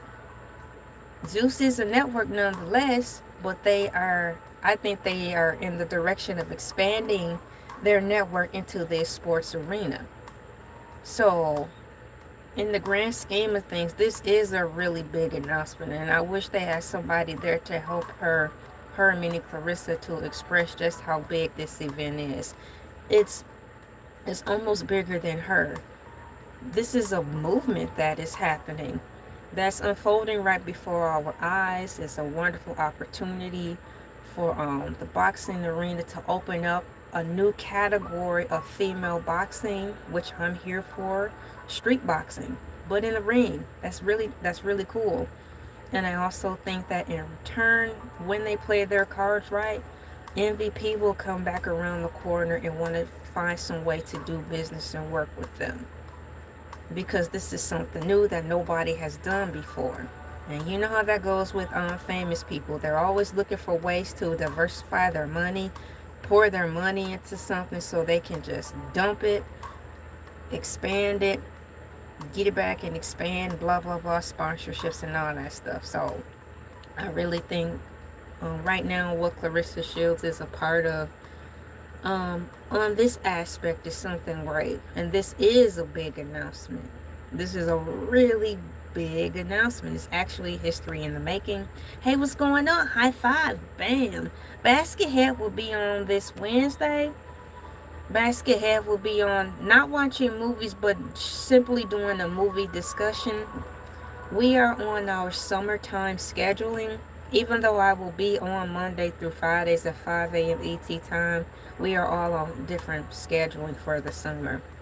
But Baskethead will definitely be there with a little something new on Wednesdays. Thank you for asking. I'll let him know you said hi. Thank you so much for pressing the like button on your way in or out, because that's another way you are helping contribute slash donate to this show, to this platform. Liking, sharing, commenting, subscribing is another form of healthy donation. It all adds up to something great. So once again, the entire 2006 event at the State Farm Arena in Atlanta features a total of 3 major announced matchups, splitting the broadcast across 2 networks. The event is divided into the Zeus Network Celebrity Undercard stream, followed by the traditional Dancing Championship main event. The second Zeus Network undercard bouts from 4:30 p.m. to 7:30 p.m. ET time, March 1st. The headliner Tasiki, no, I'm sorry, match 1. The headliner Tasiki versus Big Lex, the pound for pound Baddie showdown. That's going to be good. Match 2, Ray J versus Orlando Brown, the pound for pound Zeus showdown. And then we've got the Danzy featured main event, 8 p.m. ET time, match 3. Now, because of all this hype that's built around it and the bigger picture that's happening, history in the making, I do want to see that Clarissa Shields fight, because of all of the stuff I talked about leading to this whole thing. My reasons of how I think this is something bigger than what is being properly displayed. Because of this, I do want to see it. So the Danzin featured main event, 8 p.m. ET, match 3, Clarissa Shields versus K. Scott, WBA Unified Middleweight World Championship. Note, while Salida Promotions may add minor untelevised boxing prospects to the early preliminary card closer to the date, these 3 marquee fights make up the official advertised event lineup. AI continues, let me know if you would like to know what time the doors open at State Farm Arena, where you can watch the official pre-fight press conference this coming Tuesday. I do want to know about that conference, and I do want to see the fight.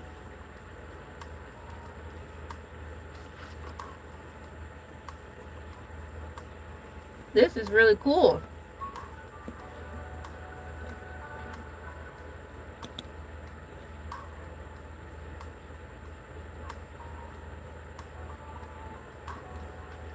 Hold on, read my sandwich.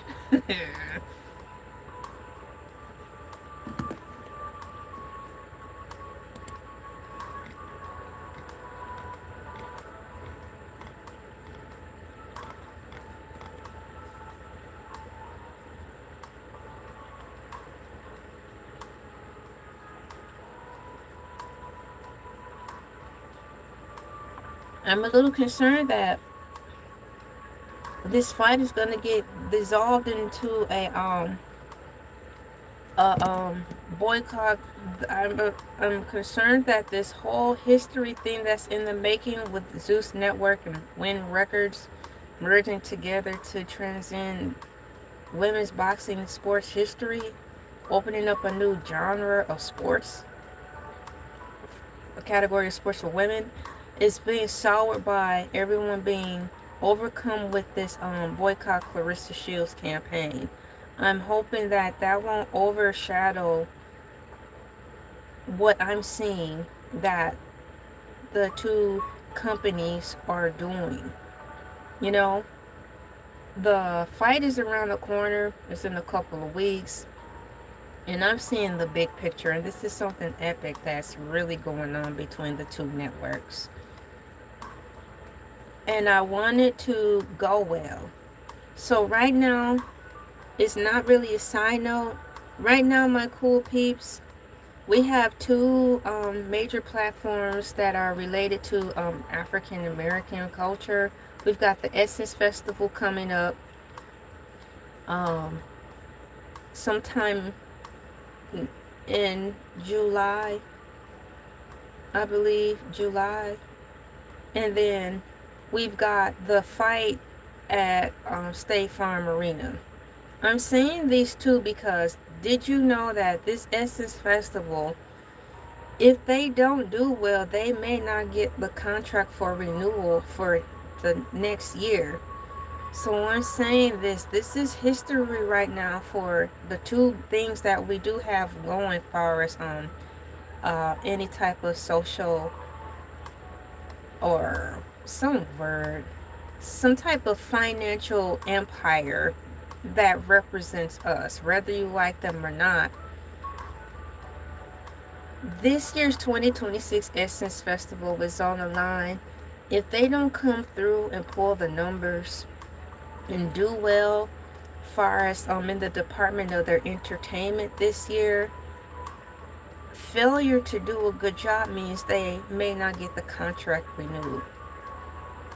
In that same token, I think the same weight holds on this match that's happening here in Georgia on the 15th, and regarding this big movement that Zeus Network and Win Records have to push and open the door of women's boxing into a whole nother trajectory. So I don't want neither the Essence Festival to get lost in the sauce of this Target and Jay-Z situation, and you lose something because you can only see things one way and miss out on an opportunity to support it and blah blah blah. So that's how I feel, and that's how I'm looking at the perspective of this. Now, Zeus Network, we know what it's all about, but right now I'm not here to be holier than thou. I'm here to see the bigger picture, and that I think Ray J, if they were able to be man enough to put aside their differences and keep the focus on building an empire for their family and for the future, just making history and putting their mark in the world, I think that means we too, us YouTubers, regular people, can kind of step out of the framework of, quote, boycotting Clarissa Shields and stop feeling some type of way about Jay-Z and this Target situation and celebrate these things that we have going, so we don't lose the message and lose the gifts that we do have, focusing too much on one thing.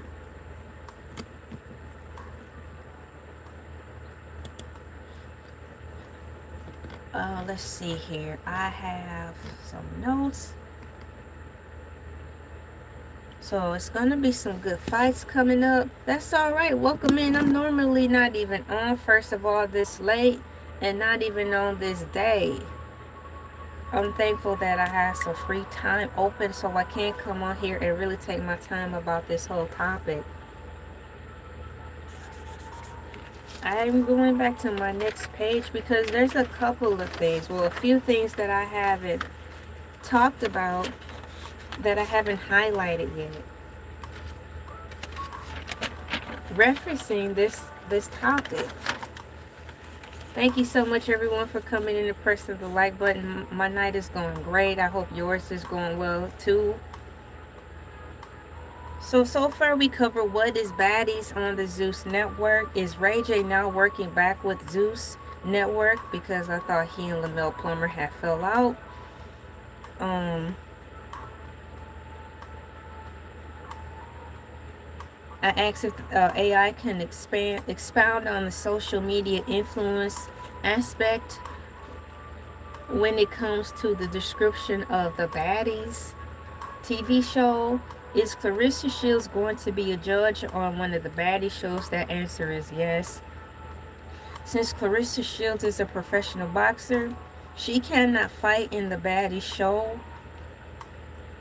Clarissa Shields is legally barred from participating in unscripted street fights. That's what we covered. Oh, I want to know about the live Zeus press conference coming this Tuesday. That's what I need to type in now. The live Zeus press conference. Can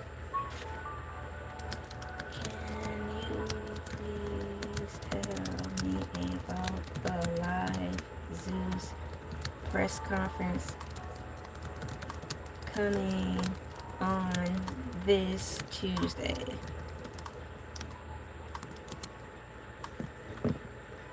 Can you please tell me about the Live Zeus press conference coming out this Tuesday? The upcoming Live Zeus Network press conference premiering on this Tuesday, June 30th, 2026, my cool peeps, according to AI, serves as the official, highly anticipated media kickoff for the August 15 crossover fight card at Atlanta State Farm Arena. Because the undercard consists of highly volatile reality television stars and internet personalities, this press conference is heavily marketed to deliver explosive, unscripted, and drama before anyone even touches a pair of boxing gloves. That's so like I was about to say Better Call Saul. That's a good TV show too. That's so like the baddies. What to expect from the lineup? The broadcast will feature the fighters coming face to face for the very first time to answer media questions, engage in traditional boxing standoffs, and trade trash talk, my cool peeps. Takashi versus versus Big Legs Face Off. The press conference will heavily center around the pound for pound baddie shows, my cool peeps. Fans are tuning in to see if the two reality stars, notorious for their quick tempers and street fighting capability, can keep their hands to themselves during a live verbal confrontation. This is crazy cool. I'm here for it. So, I wonder if the only way we'll be able to see this press conferences through Zeus Network.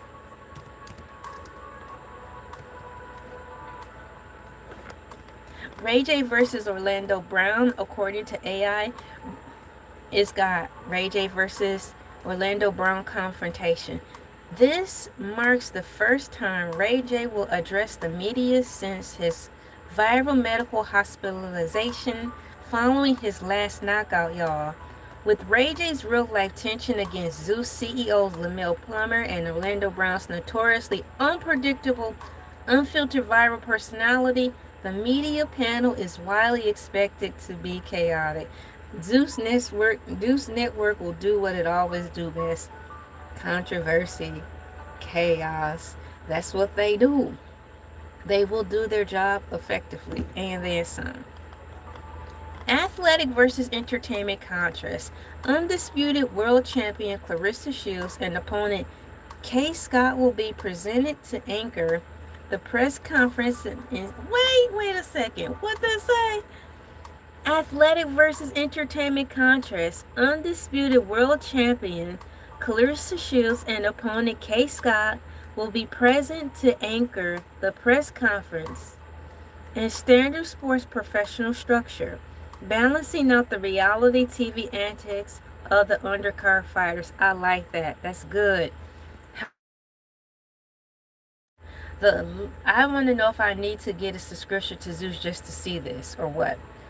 How to watch. The live press conference will stream exclusively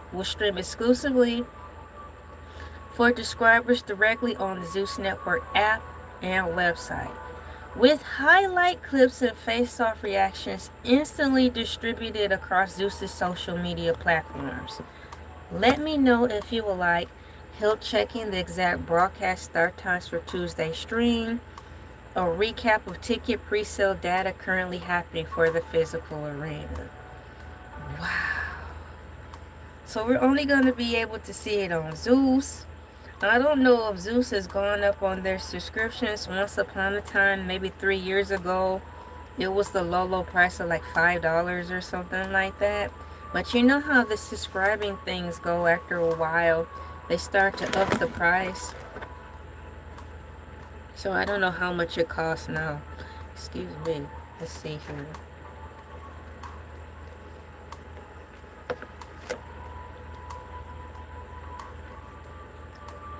I need to finish up eating my sandwich.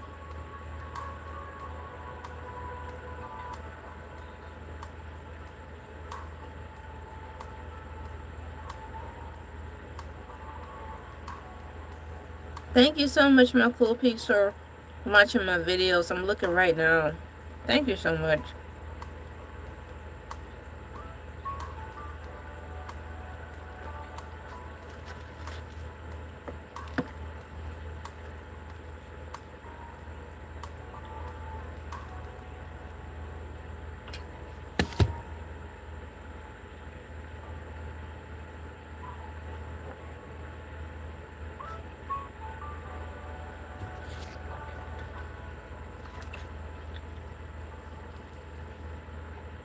I'm almost finished eating. I want to get this out of the way.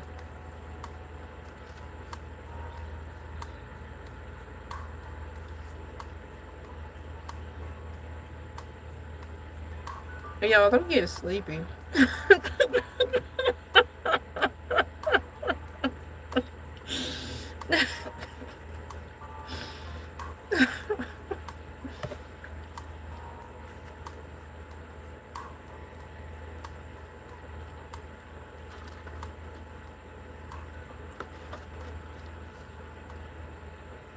But I told myself I wasn't going to leave this live stream until I got every question answered.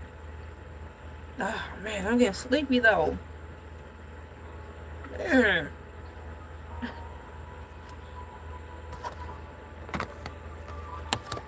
want another sandwich. That sandwich was good. Man, I'm falling apart. I'm starting to fall apart, y'all.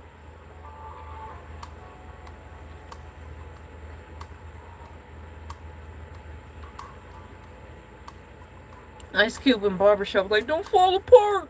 Don't fall apart. Okay, sit down.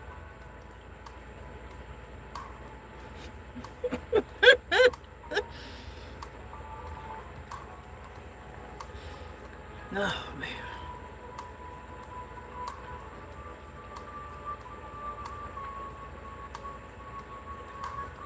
Hope it's not food in my teeth. I have a little mirror over here, so I'm gonna look and see.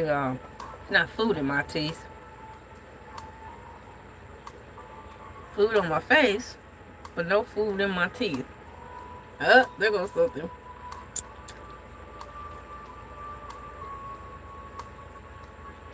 Alright, I finished my sandwich.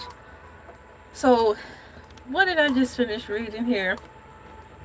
I was reading from, can you please tell me about the live Zeus press conference coming up this Tuesday? So, you're going to have to get the, you're going to have to subscribe to Zeus Network in order to see the press conference. My next question, the answer will probably be yes, but I still need to know. Will I need to subscribe to Zeus Network in order to watch the upcoming August 15th fight?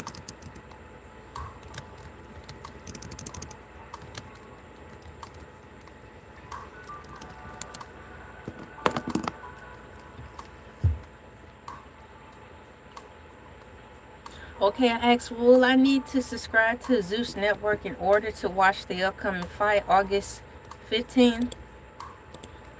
According to AI, it depends entirely on which part of the August 15, 2026 fight card you want to watch.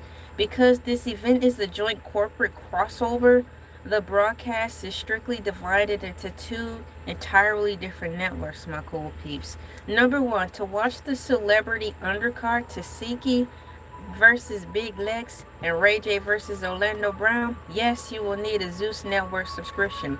The promotional billing explicitly states that the opening celebrity bouts are to be watched only on Zeus. That's cool. You can register for an account directly on Zeus Network checkout page, which currently costs $6.99 per month. Oh, so the prices didn't go up too much. Only about $1 since I last checked. $1 or two. Or $69.99 for an annual price. So once again, you can register for an account directly on the Zeus Network, my cool peeps. Checkout page, which currently costs $6.99. That's $6.99 per month, or $69.99 for an annual pass. To watch the main event, Clarissa Shields versus K. Scott Championship fight, no, you do not need a Zeus subscription for the main title fight. I want to be there in person now. Based on all this wonderful information I found out, I think that's the direction that should have been leading. To watch the main event, Clarissa Shields versus K. Scott Championship fight. No, you do not need a Zeus subscription for the main fight title, my cool peeps. The WBC/WBA Unified Middleweight World Championship match is a traditional professional boxing broadcast handled by Celeberity Promotions and will stream exclusively on DAZN. Did I say that right, y'all? Capital D-A-Z-N, DAZN. When I read this DAZN, I think of this other brand from Power Rangers. You know when Power Rangers used to go off, they'd be like, dun, dun, dun, dun, dun, dun. So I know they don't have nothing to do with Power Rangers, but when I see this company DAZN, I just think of Power Rangers. So I know the Power Rangers gonna be there. Power Rangers gonna be at the fight. Oh, that'd be dope with the Power Rangers showed up to the fight with Clarissa there. I'm like, oh my gosh, I'm really gonna be there now. Summary of where to watch. Fight segment matchups and platforms. Opening undercard 4:30 p.m. through 7:30 p.m. ET time. The matchups are as follows: Tasiki versus Big Lex, Ray J versus Orlando Brown, the Zeus Network. Main card feature is at 8 p.m. So I like that this whole event is going to give you a run for your money, meaning it's not going to be too short. It's going to be at least 3 hours and some change. So you will be getting your tickets worth because you're going to be entertained for at least 3 hours and a little bit. I think that's more than fair enough. We've got main card features 8 p.m. ET, Clarissa Shields versus K. Scott. For those of you who feel some type of way about the way Clarissa Shields been conducting herself and you don't like it, I don't neither. But let's not lose the bigger picture with this. I think if you can, you should still go out to the fight collectively to support what Zeus Network and the other company they're working with have going on. I think the bigger picture, once again, is to just support this movement that they have going on by ushering boxing and opening up another avenue for females to box, which is street fighting. That should be the one and only reason you want to go, to support the bigger picture. Forget how you feel about Clarissa Shields and how allegedly she been not nice to people. You know, all that. Go for the bigger picture to support this awesome thing that's going on collectively with Celeberity, Zeus, them changing the world of boxing, introducing a whole new category of female boxing for all the other women out there to be able to get off the streets, literally get into the safety of an arena, get some sponsorships, and make something out of themselves. That's the bigger picture. Watching these two networks put down their differences enough to work together to build an empire that will continue to catch fire. Hey, what's going on, my cool peeps? So if anything, if you don't get a chance to go to the fight, for this one moment in time, if you can, also get a subscription for to see the fight if you can. That's another way you can support like the movement that they've got going. If you intend to follow the action from the very first opening bell to the final championship decision, my cool peeps, according to AI, you will unfortunately need access to both streaming platforms. Let me know if you would like help checking which device supports the Zeus Network app so you can watch it on your TV. Information on how to purchase physical tickets via Ticketmaster if you'd rather see it live in Atlanta. This is really fun. This is really cool. This is really exciting. I'm happy about the way this is going. Overall, I'm happy for everybody involved, including Clarissa. I don't want anybody to mess up this wonderful opportunity. Not saying that I'm siding with the way she's been moving out here. No, I'm not. I'm not thinking about that right now. I'm thinking about the business aspect and history being made as far as women boxing and the networking situation. Boy. Check my notes to see if there's anything else I need to talk about before I get out of here.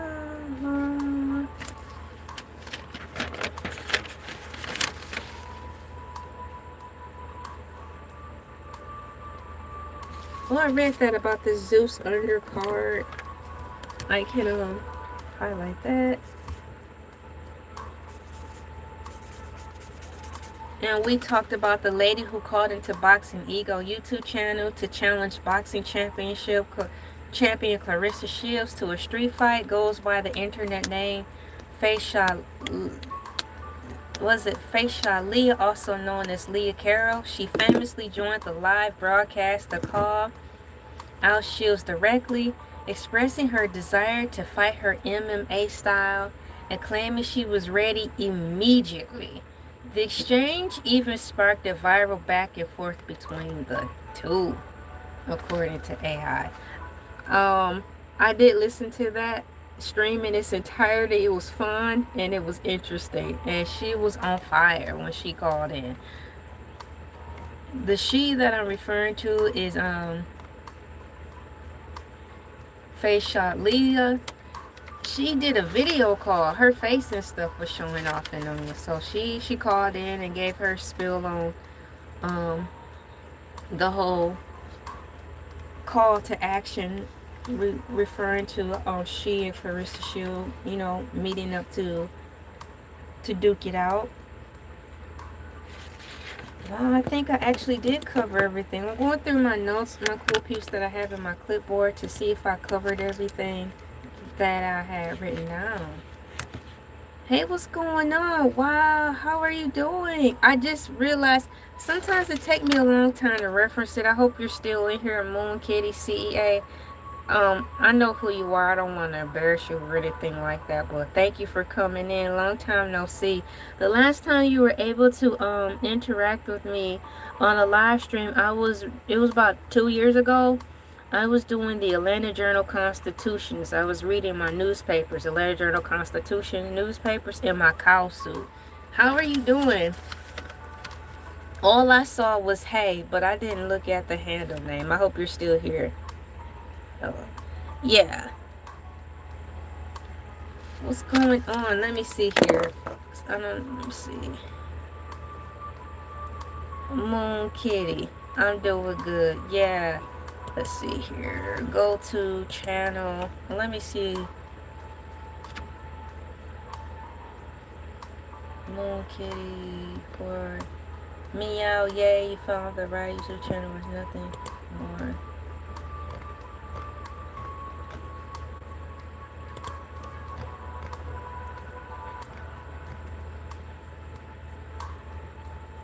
Yeah, so I'm looking at the page. It's been a long time, so I don't know if this is similar or not.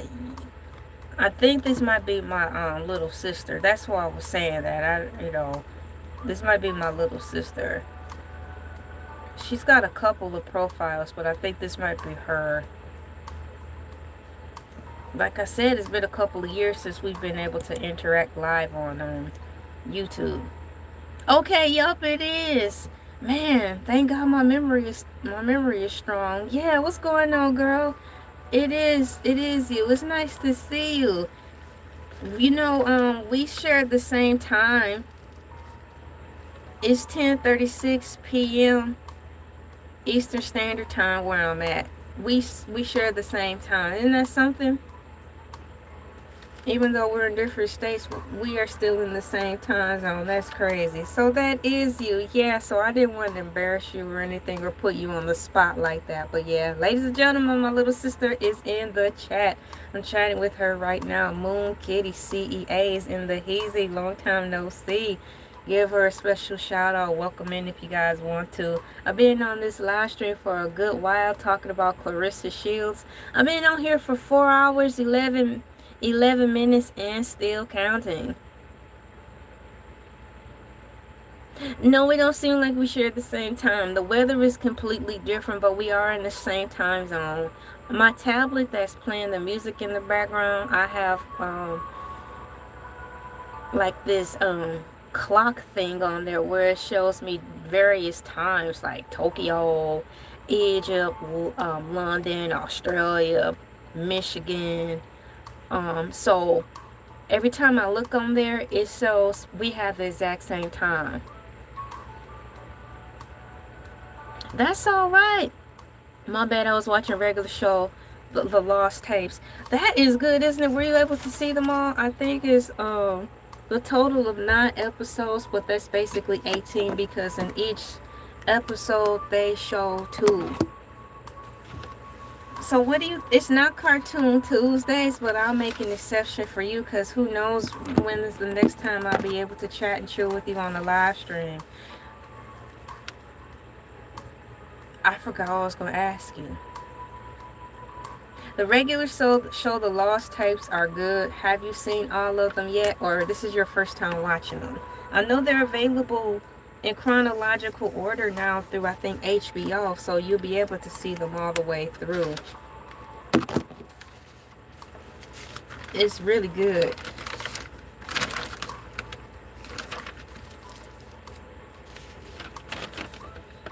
I went through all my questions. It took me about 4 hours to get everything. I still have a few additional questions regarding this whole topic of Clarissa Shields, Baddie, connection. Is she switching careers? But I'm not going to go there right now. I think for the most part, I got the gist of what this whole thing is about with Zeus Network, Win Records, and Celeberity Records or something like that, and it's going to be something really good. First time, I haven't seen them all, but what I did see, it was good. Yeah, exactly. I like the diversity. It wasn't all Mordecai and Rigby. Right. It showed everybody and then some. I agree. It took them forever to come out with the regular show, The Lost Tapes. I've been waiting for like 3 years for the show to come out. I thought they were just talking, because it was taking forever for something to happen. 3 years later, here we are. The shows have been released. I waited 3 years for the show. It was worth the wait.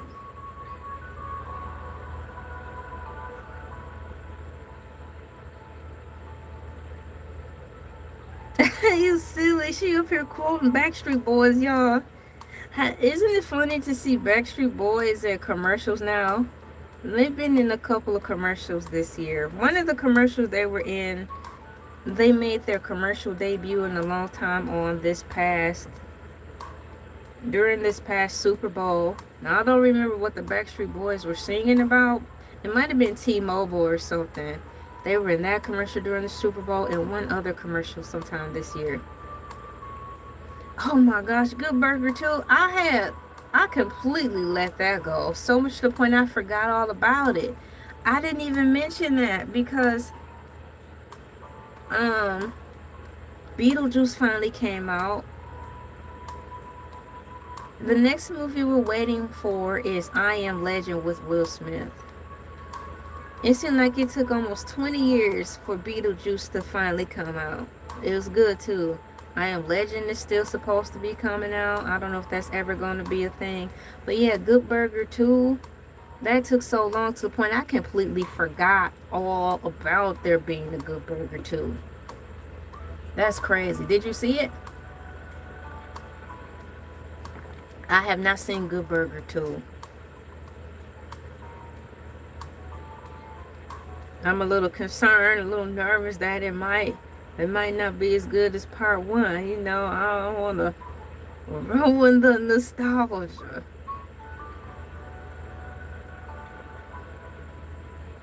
It was alright, but Kel, oh no, what happened to him? Is he not the same? He look a hot mess.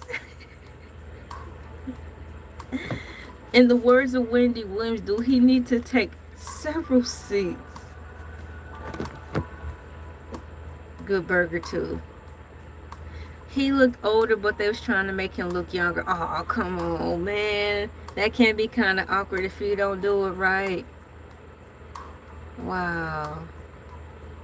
Okay. Excuse me. Cool. Here's some Chinese food. Digital Chinese food. One for you and your pups.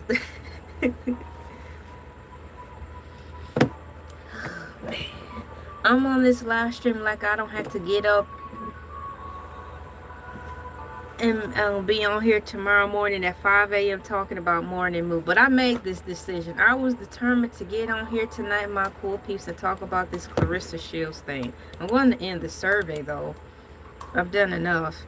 I have here, do you think Clarissa Shields is trying to switch her career into a social media influencer? 75% say yes, including me. I'm part of the 75% who voted, thinking that Clarissa Shields is trying to switch her career into as a social media influencer. Now that's the main question I did not type in to see what AI had to say about it. Oh, his life was better in the movie? Unlike Coach Cretan, oh, the life I live is sad. Coach Cretan was funny. So I'm asking AI overview, the main question that we are gathered here today. Do you think Clarissa Shields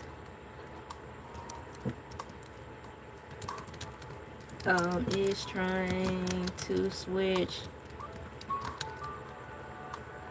her career in... Oh my gosh, come on, computer, it's pressing weird up. No,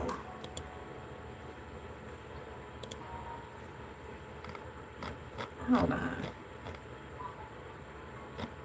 I had to retype the question.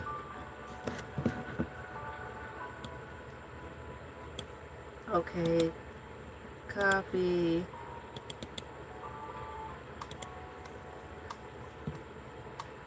Alright, here we go. Do you think Clarissa Shields is trying to switch her career into a social media influencer? My answer is yes, but AI said no, Clarissa Shields is not looking to switch her career to become a social media influencer. But she is actively expanding her professional brand into the entertainment media. While she has heavily leaned into reality television partnerships, her primary career remains anchored in elite world-class athletic competition, leveraging reality TV for sports promotion. Her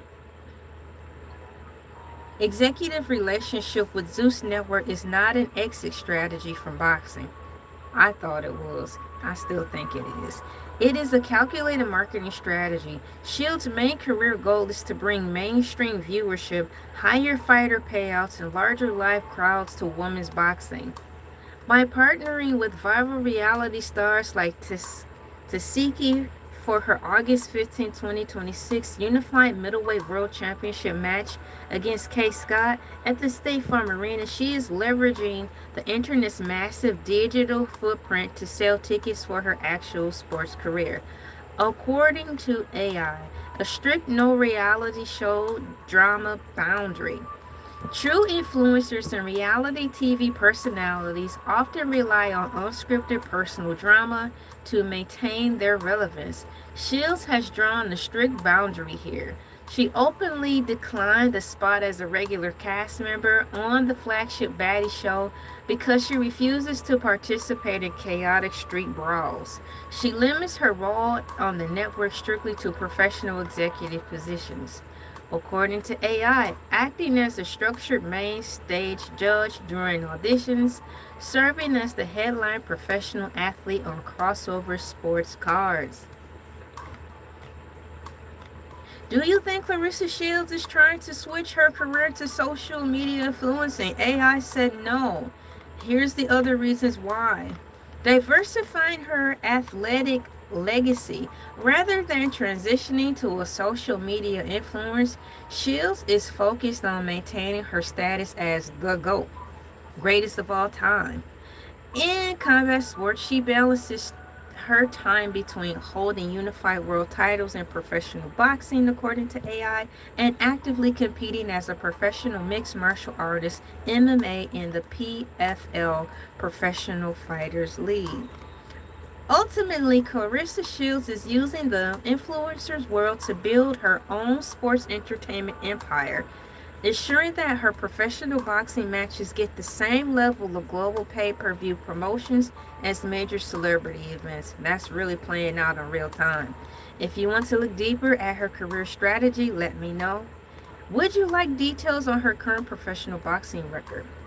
Are you interested in learning about her recent MMA fights in the PFL? Now that is the perfect place to close out tonight's live stream. As of now, I have completely exhausted everything I think that's imperative for us to know, including myself first and foremost, regarding this whole Clarissa Shields topic. I enjoyed this topic. I had fun. I really look forward to getting around here, hanging out with my cool peeps around the dumpster fire, the bonfire, the forest fire, and my favorite, the ring of fire, before or after the rising sun, to talk about Clarissa Shields. And the Zeus Network stuff is really cool. See you later. Hi Finn. Bam, thank you for coming in. We've got another member in the chat. Jay Brown is another member. It's all right. I've been on this book 4 hours trying to pull things together. I'm getting ready to write one more detail down in my notes. Thank you so much for coming in. No one knew but my family that I was going to be on tonight. Let's see here.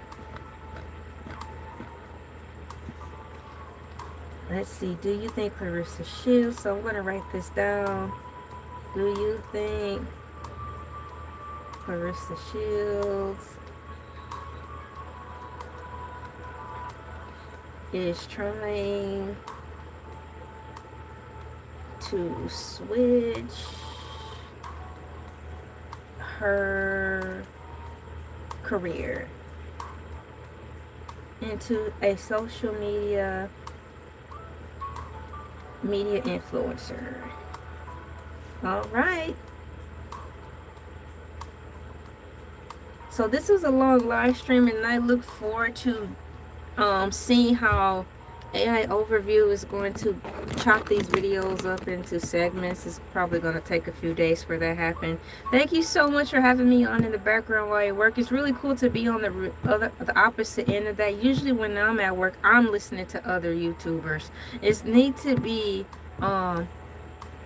being listened to while you're at work and I'm here. It's neat to hear that.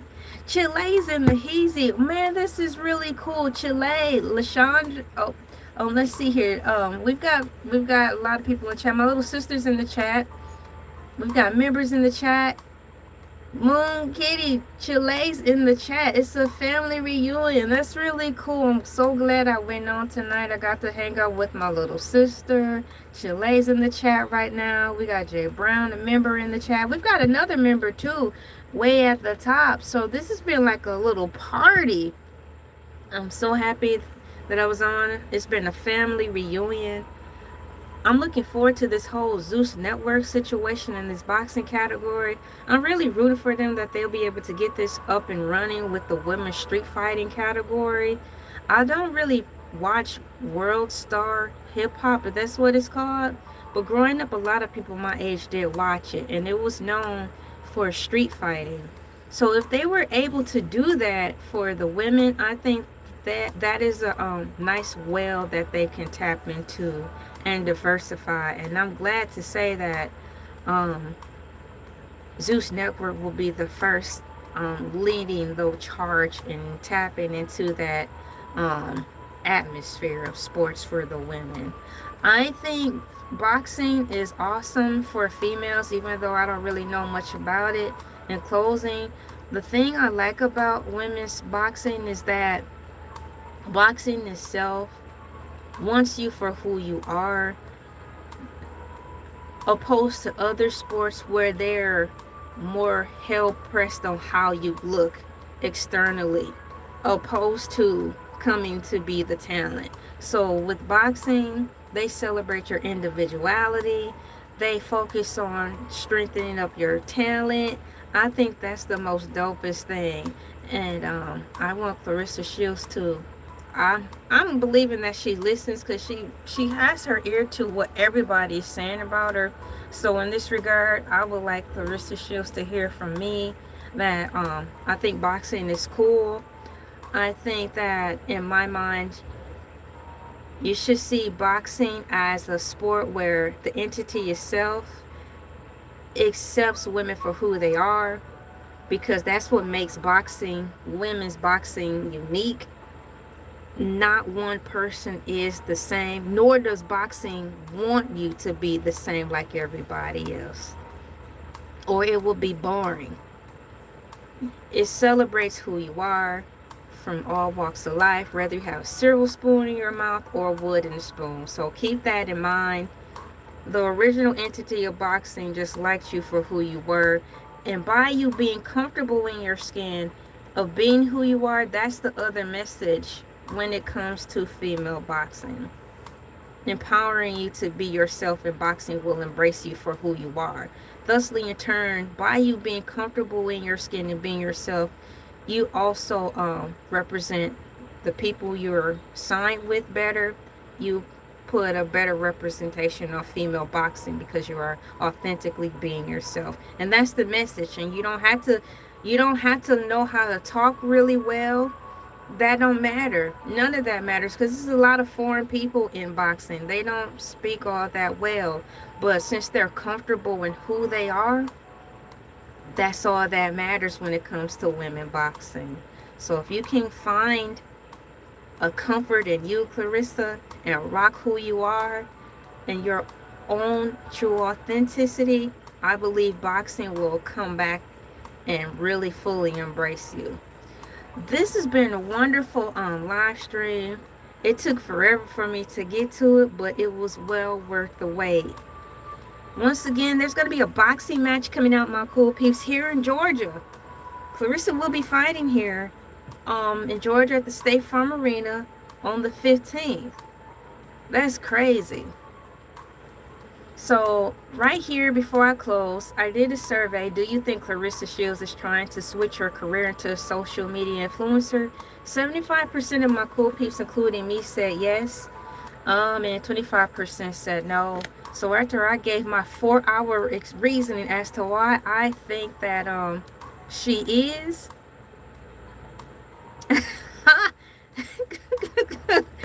Chile, don't start that.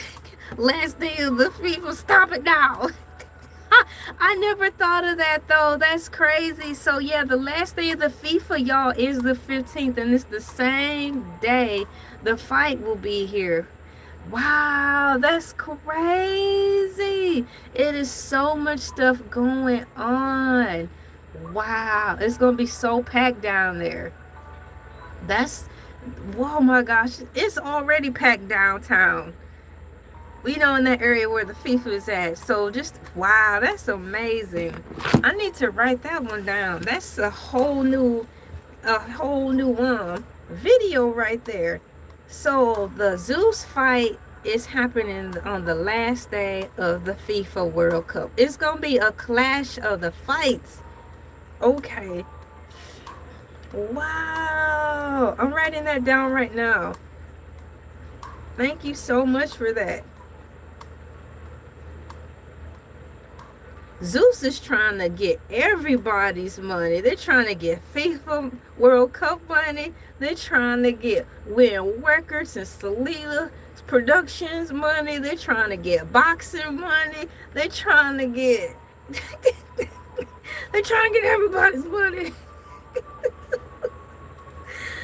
Oh man, the fight will be on the last day of the FIFA World Cup. Dang. I'm having fun today. That's cool. We talked about so many things, my cool peeps. They ain't get my money. Oh boy, here we go. Good thing you didn't roll in on my speech about telling people that they should support this movie.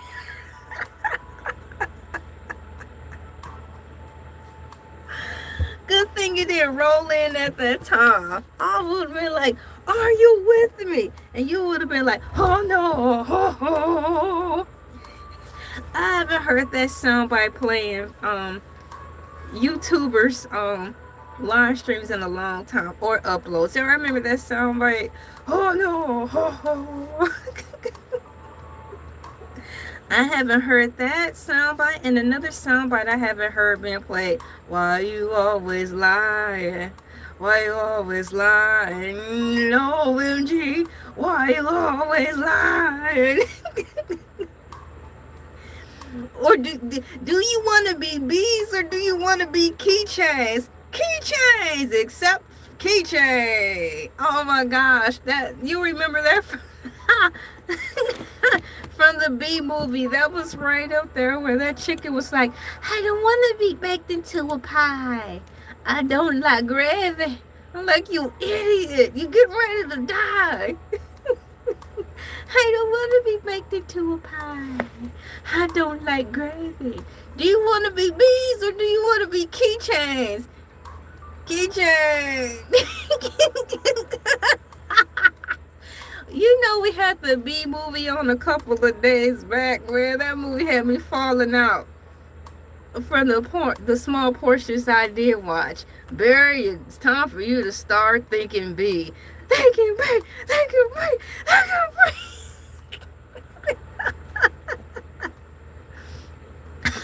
Chile said keychains video come out tomorrow. Keychains. And yo, you gotta make that ugly face when you say it.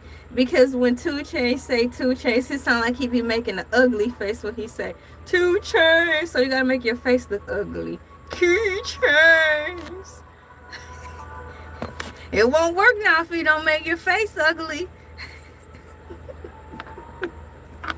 Do you think there's going to be a B movie part 2? I don't see how, but if they bring that lady's husband back, it could be possible. Eating with chopsticks, she was like, eating with chopsticks doesn't constitute as a talent to put on your resume or something. Like, aww. Wow, excuse me. You don't want it to be a B movie part 2? Just so you chill. I'm getting ready to look it up. Hey Siri! Oh no, leave me alone. Siri don't want me to bother her. Never mind. Will there be a B movie part 2? Man, this is dope. I have my family in the chat, man. I'm so thankful I came on at this time. Will there be a B movie part 2? There is currently no official confirmation, Chile, or release date for B movie sequel. While the film has garnered a massive cult following and sparked countless internet memes, a second installment has never, and I mean has never been greenlit. He is rejoicing. Rejoice! A sequel has failed to materialize due to a mix of creative and production hurdles. How can you have a production hurdles? All you doing is talking about bees. Jerry Seinfeld's hesitation. The creator, writer, and star has previously been opposed, or should I say previously Jerry Seinfeld's hesitation. The creator, writer, and star has previously been opposed to a sequel. He has stated that he doesn't want to compromise the original film's iconic status and believes the intense, time-consuming nature of animation wouldn't be worth the effort. Well, B Movie Part 1 came out like 23 years ago, so I mean, what are you talking about time-consuming? Looks like you wasted time twiddling your fingers, contemplating whether or not you should come up with a part 2. And all the time you sat allegedly twiddling your fingers, wonder if it should be a part 2, 23 years done passed. So get out of the way. Right, how we get all these Shrek movies and Toy Stories? Yeah. Jerry Seinfeld, according to AI, the creator, writer, and star, has previously been opposed to a sequel. He has stated that he doesn't want to compromise the original film's iconic status. He should have just left it there, and believes the intense, time-consuming nature of animation wouldn't be worth the effort. All the bees practically look the same. All they had to do is scan one to graph in the rest. That's half of the movie's work. He act like he talking to senior citizens from my granddaddy's time. Creative direction. Both DreamWorks Animation and Paramount Pictures reportedly struggled to develop a fresh, engaging narrative for a follow-up story. That's what they did for 300, and 300 Part 2 was good. What did a man say? You used to say it had me laughing. There was something that dude said in 300. You know, the evil guy with the bald head and leather pants and chains. You know, the evil man who looked like he was ready to go to a rave anytime soon somewhere in the warehouse district of New York. How could you take that man from 300 serious? It looked like he was getting ready to go to a rave in the middle of the night. Bow to me. Are you serious? Are you a DJ for tonight's rave? How are you a god? How are you Xerxes? Yeah, Xerxes needs to take his leather pants wearing, bike locking chain, having jewelry self down to the ones and twos and get the spinning. Xerxes. How could you be scared of him?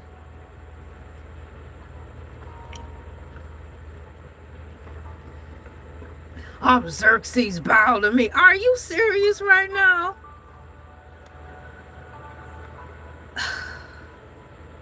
Xerxes. He didn't even have powers. What, the power of Gothic fashion?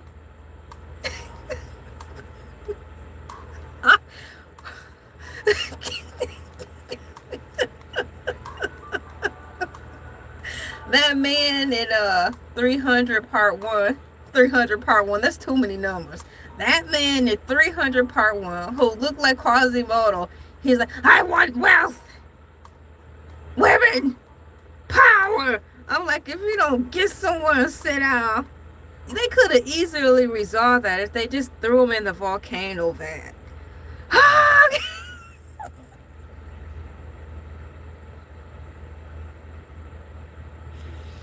300 wouldn't have got betrayed. You know what I'm saying, man? I'll just tell you, man. They should have let Quasimodo fight. He was so gothic. I fell asleep due to all the slow motion scenes. Dang, chill, like, yeah, they do be moving slow. No, the music don't even go that fast. It'd be like this.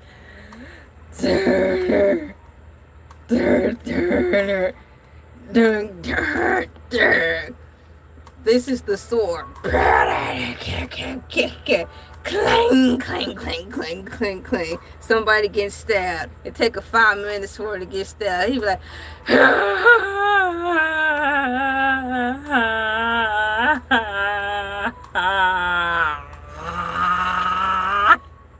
you hurry up and die. I gotta go to the bathroom. I've been holding my potty for the next commercial break. Here's Sparta. I'm like, this movie taking too long.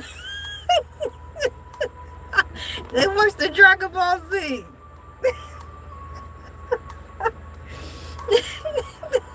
Exactly, this is Sparta. Y'all see the South Park version with Mr. Garrison?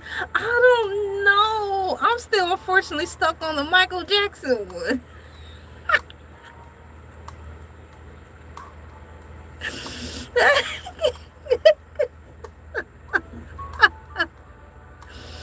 Oh no, we gonna have to watch. That's another reason why I like South Park, because Mom didn't like it. Whatever she didn't like, I love, just to get her sick to her stomach. Mom gave up on Dragon Ball Z a long time ago. Oh man. Hi, I got someone after someone said South Park. Welcome in. Thank you so much for coming in. Tell us all your South Park favorite scenes. Yeah, we're talking about South Park right now, because Moon Kitty said she asked if we seen the South Park About 300. So have you seen the South Park 300 episode? Oh my gosh, man, this is crazy, man. Yeah, someone got summoned. Hi, I got summoned after someone said South Park. It's the most wonderful time of the year. Modern day technology, people. Modern day technology. AI, thank you so much for coming in. Spending some time with all my cool peeps on here. My family, my actual family, and my friends. If you have any more people you want to bring over here, AI, you know all are welcome. Please bring your family and friends over to the show to continue to give this platform a boost up on the watch time. I've been having a great time tonight. I had no idea that tonight's live was going to go in this direction. I'm very thankful that I got to hang out with my family on here. This is good times. It's like it is a little family reunion. So since you're here, Lash, I got a new fan. It works pretty well. I'm still trying to learn it though. This fan came with an instruction manual, and I don't understand the instructions. A fan is supposed to be a fan. Turn it off, turn it on. 3 settings. Slow, medium, and the other setting for the fan blades to go. All this other stuff, I don't know what it is. But nonetheless, the fan is here, and I have not sweated. So I'm thankful for that. Yeah, this fan, yeah, here it is.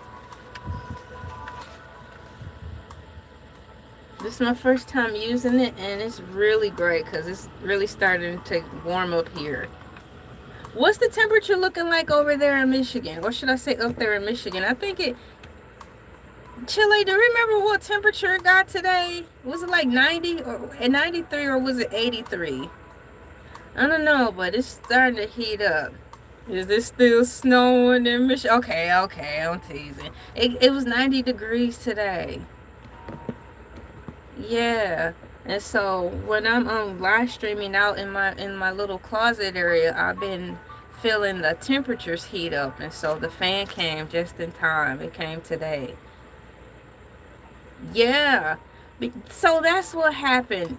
It was not even 9 o'clock, or a little bit after 9, and it was already 83 degrees. Yeah, so that's what it was. It was already super hot well before noon. And that's what it was.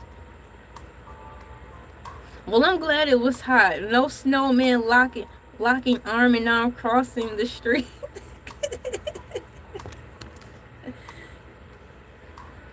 Remember Tommy Pickles from Rugrats? Here comes the sunburn. That was so sad. That was a good episode, but it was sad seeing Tommy get sunburned like that though.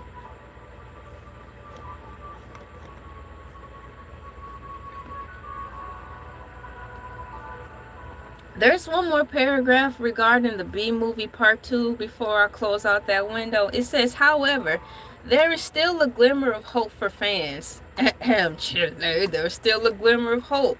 Recent comments by Spike, I was going to say Spike Lee. Spike Lee getting ready to recreate the B movie too. No. While I was going on, hi fan, hey Panda, bam. We've got, however, there still is a glimmer of hope for fans. Recent comments by Spike Fierstein, a writer and producer who worked closely with Jerry Seinfeld on the original film, suggests that Seinfeld has expressed some renewed interest in making the B-movie sequel. Well, they need to come on with the come on. Yeah, Spike Lee is not getting ready to help with the B-movie. There's a guy named Spike Fernstein. Spike Fernstein. Yeah, when he was about to get squished by the shoes. There's so many angles they can go with this. You know, they already went to court, and that guy, he was in a walker and a diaper trying to play crazy. That movie was nuts. Barry, it's time for you to start thinking B. Thinking B.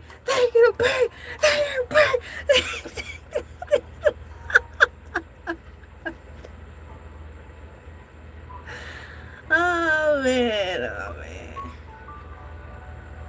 I'm having a good time for a set amount of time here on elaytv. The time right now for me is 11:12. I like when the time is like that because they be like, what time is it? 11:12. Then you go 11, 12, 13, 14, 15, 16, 17, 18, 19, 20.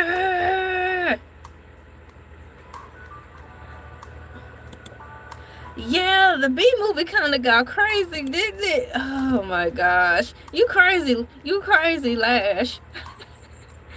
Oh man. Yeah, I think they can easily come out with the B movie too. There's another part in the B movie where they said something crazy. I do like the parts with Chris Rock in it when they were on the windshield wiper. That was funny. But to each his B movie, good memories, good movies. Wow, is this stream going straight to 5 a.m.? I didn't even give it any thought. Once upon a time, I did think about that when I was live streaming sometime this year, I think. I was like, what if I just stayed on till it's time to start morning move?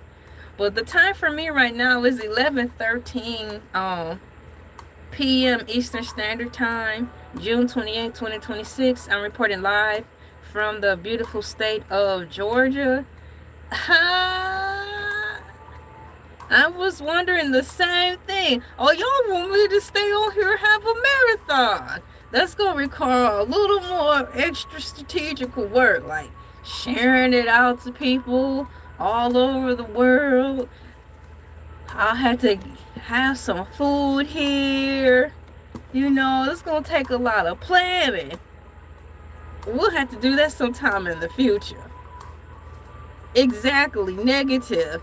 It's 8:14 p.m. in Las Vegas. That's dope. Shouts out from Las Vegas. No, I'm not going to be on here till morning moon. Morning moon will be... Here we go. Moon Kitty trying to encourage me. And a lot of caffeine. Exactly. So it's basically 11:30. I'm not going to do it, but I'm just saying I will probably need 4 pots of coffee to pull it off and a dozen donuts. I appreciate you guys' enthusiasm. Moon Kitty is trying to hype me up. Hype me up. Well, no, I will be back on in a few hours at 5 a.m. ET time for the morning move. Back to my regularly scheduled broadcast. I'm glad I finally got around to talking about this Clarissa Shields Zeus Network thing because it's a fun topic. I'm really excited about the way things are going, quite frankly. Let's see here. Yup, so in a few hours, set your alarm clocks. For me, it's 11:15, so that's the time for me. So whatever, how does that work? I just know I'll be on at 5 a.m. this Monday, which is in a couple of hours for morning moo. I'll be dressed up as a cow. Thank you so much for coming in. I'm getting ready to wrap up this live stream. I had so much fun. Special shouts out to my replay squad. Thank you so much for all your support and helping us get to where we are. We're chipping away at that watch time to get to our second goal for the YouTube partnership program. Thank you all so much for watching things on here. Hopefully see you in the morning unless the heat knocks out the power again. If that's the case, please be sure you have all your devices charged up. And even if you have an electric devices that you don't use, like tablets, make sure you please get those charged up too, because they make great secondary flashlights. So once again, if you're in that area, if you're going to have some rolling blackouts due to heat, if you have devices that you don't use, still charge them up, because once again, they make secondary flashlights. Alright, on that note, my cool peeps, my name is Elay, pronounced like LA like the city. I'm not from there, but I'm breezy. The heat index tomorrow is supposed to be close to 105. Wow, the heat knocked out your power? That's crazy. Yes, it is happening already. Wow, that's terrible, man. I'm so sorry about that. That's so close to Riddick. Yeah, you might see Riddick while you're there. Maybe Riddick can help you in all that heat. Man, Riddick was good. It kind of lost me when they had like the animated series, because I wasn't expecting that. I thought it was going to be straight human stuff all the way through. But nonetheless, Planet Riddick. Alright, my cool peeps, I'm getting ready. I gotta get out of here so I can get some Z's. I'm back to my regular schedule tomorrow, Monday through Friday, 5 a.m. Eastern Standard Time. Hercules the Shark is on Friday. Thursdays is Freestyle Thursdays. Wednesdays is Basket Head, where we float around in space talking about movies or watching movies. Tuesdays is Cartoon Tuesdays. And Monday, which is tomorrow, is Morning Moo. Have a good night, my cool. Look, we get more people coming in. Y'all, I got to get ready to go. Just catch me on the replay squad. I appreciate your support. See you tomorrow morning at 5. Bye-bye.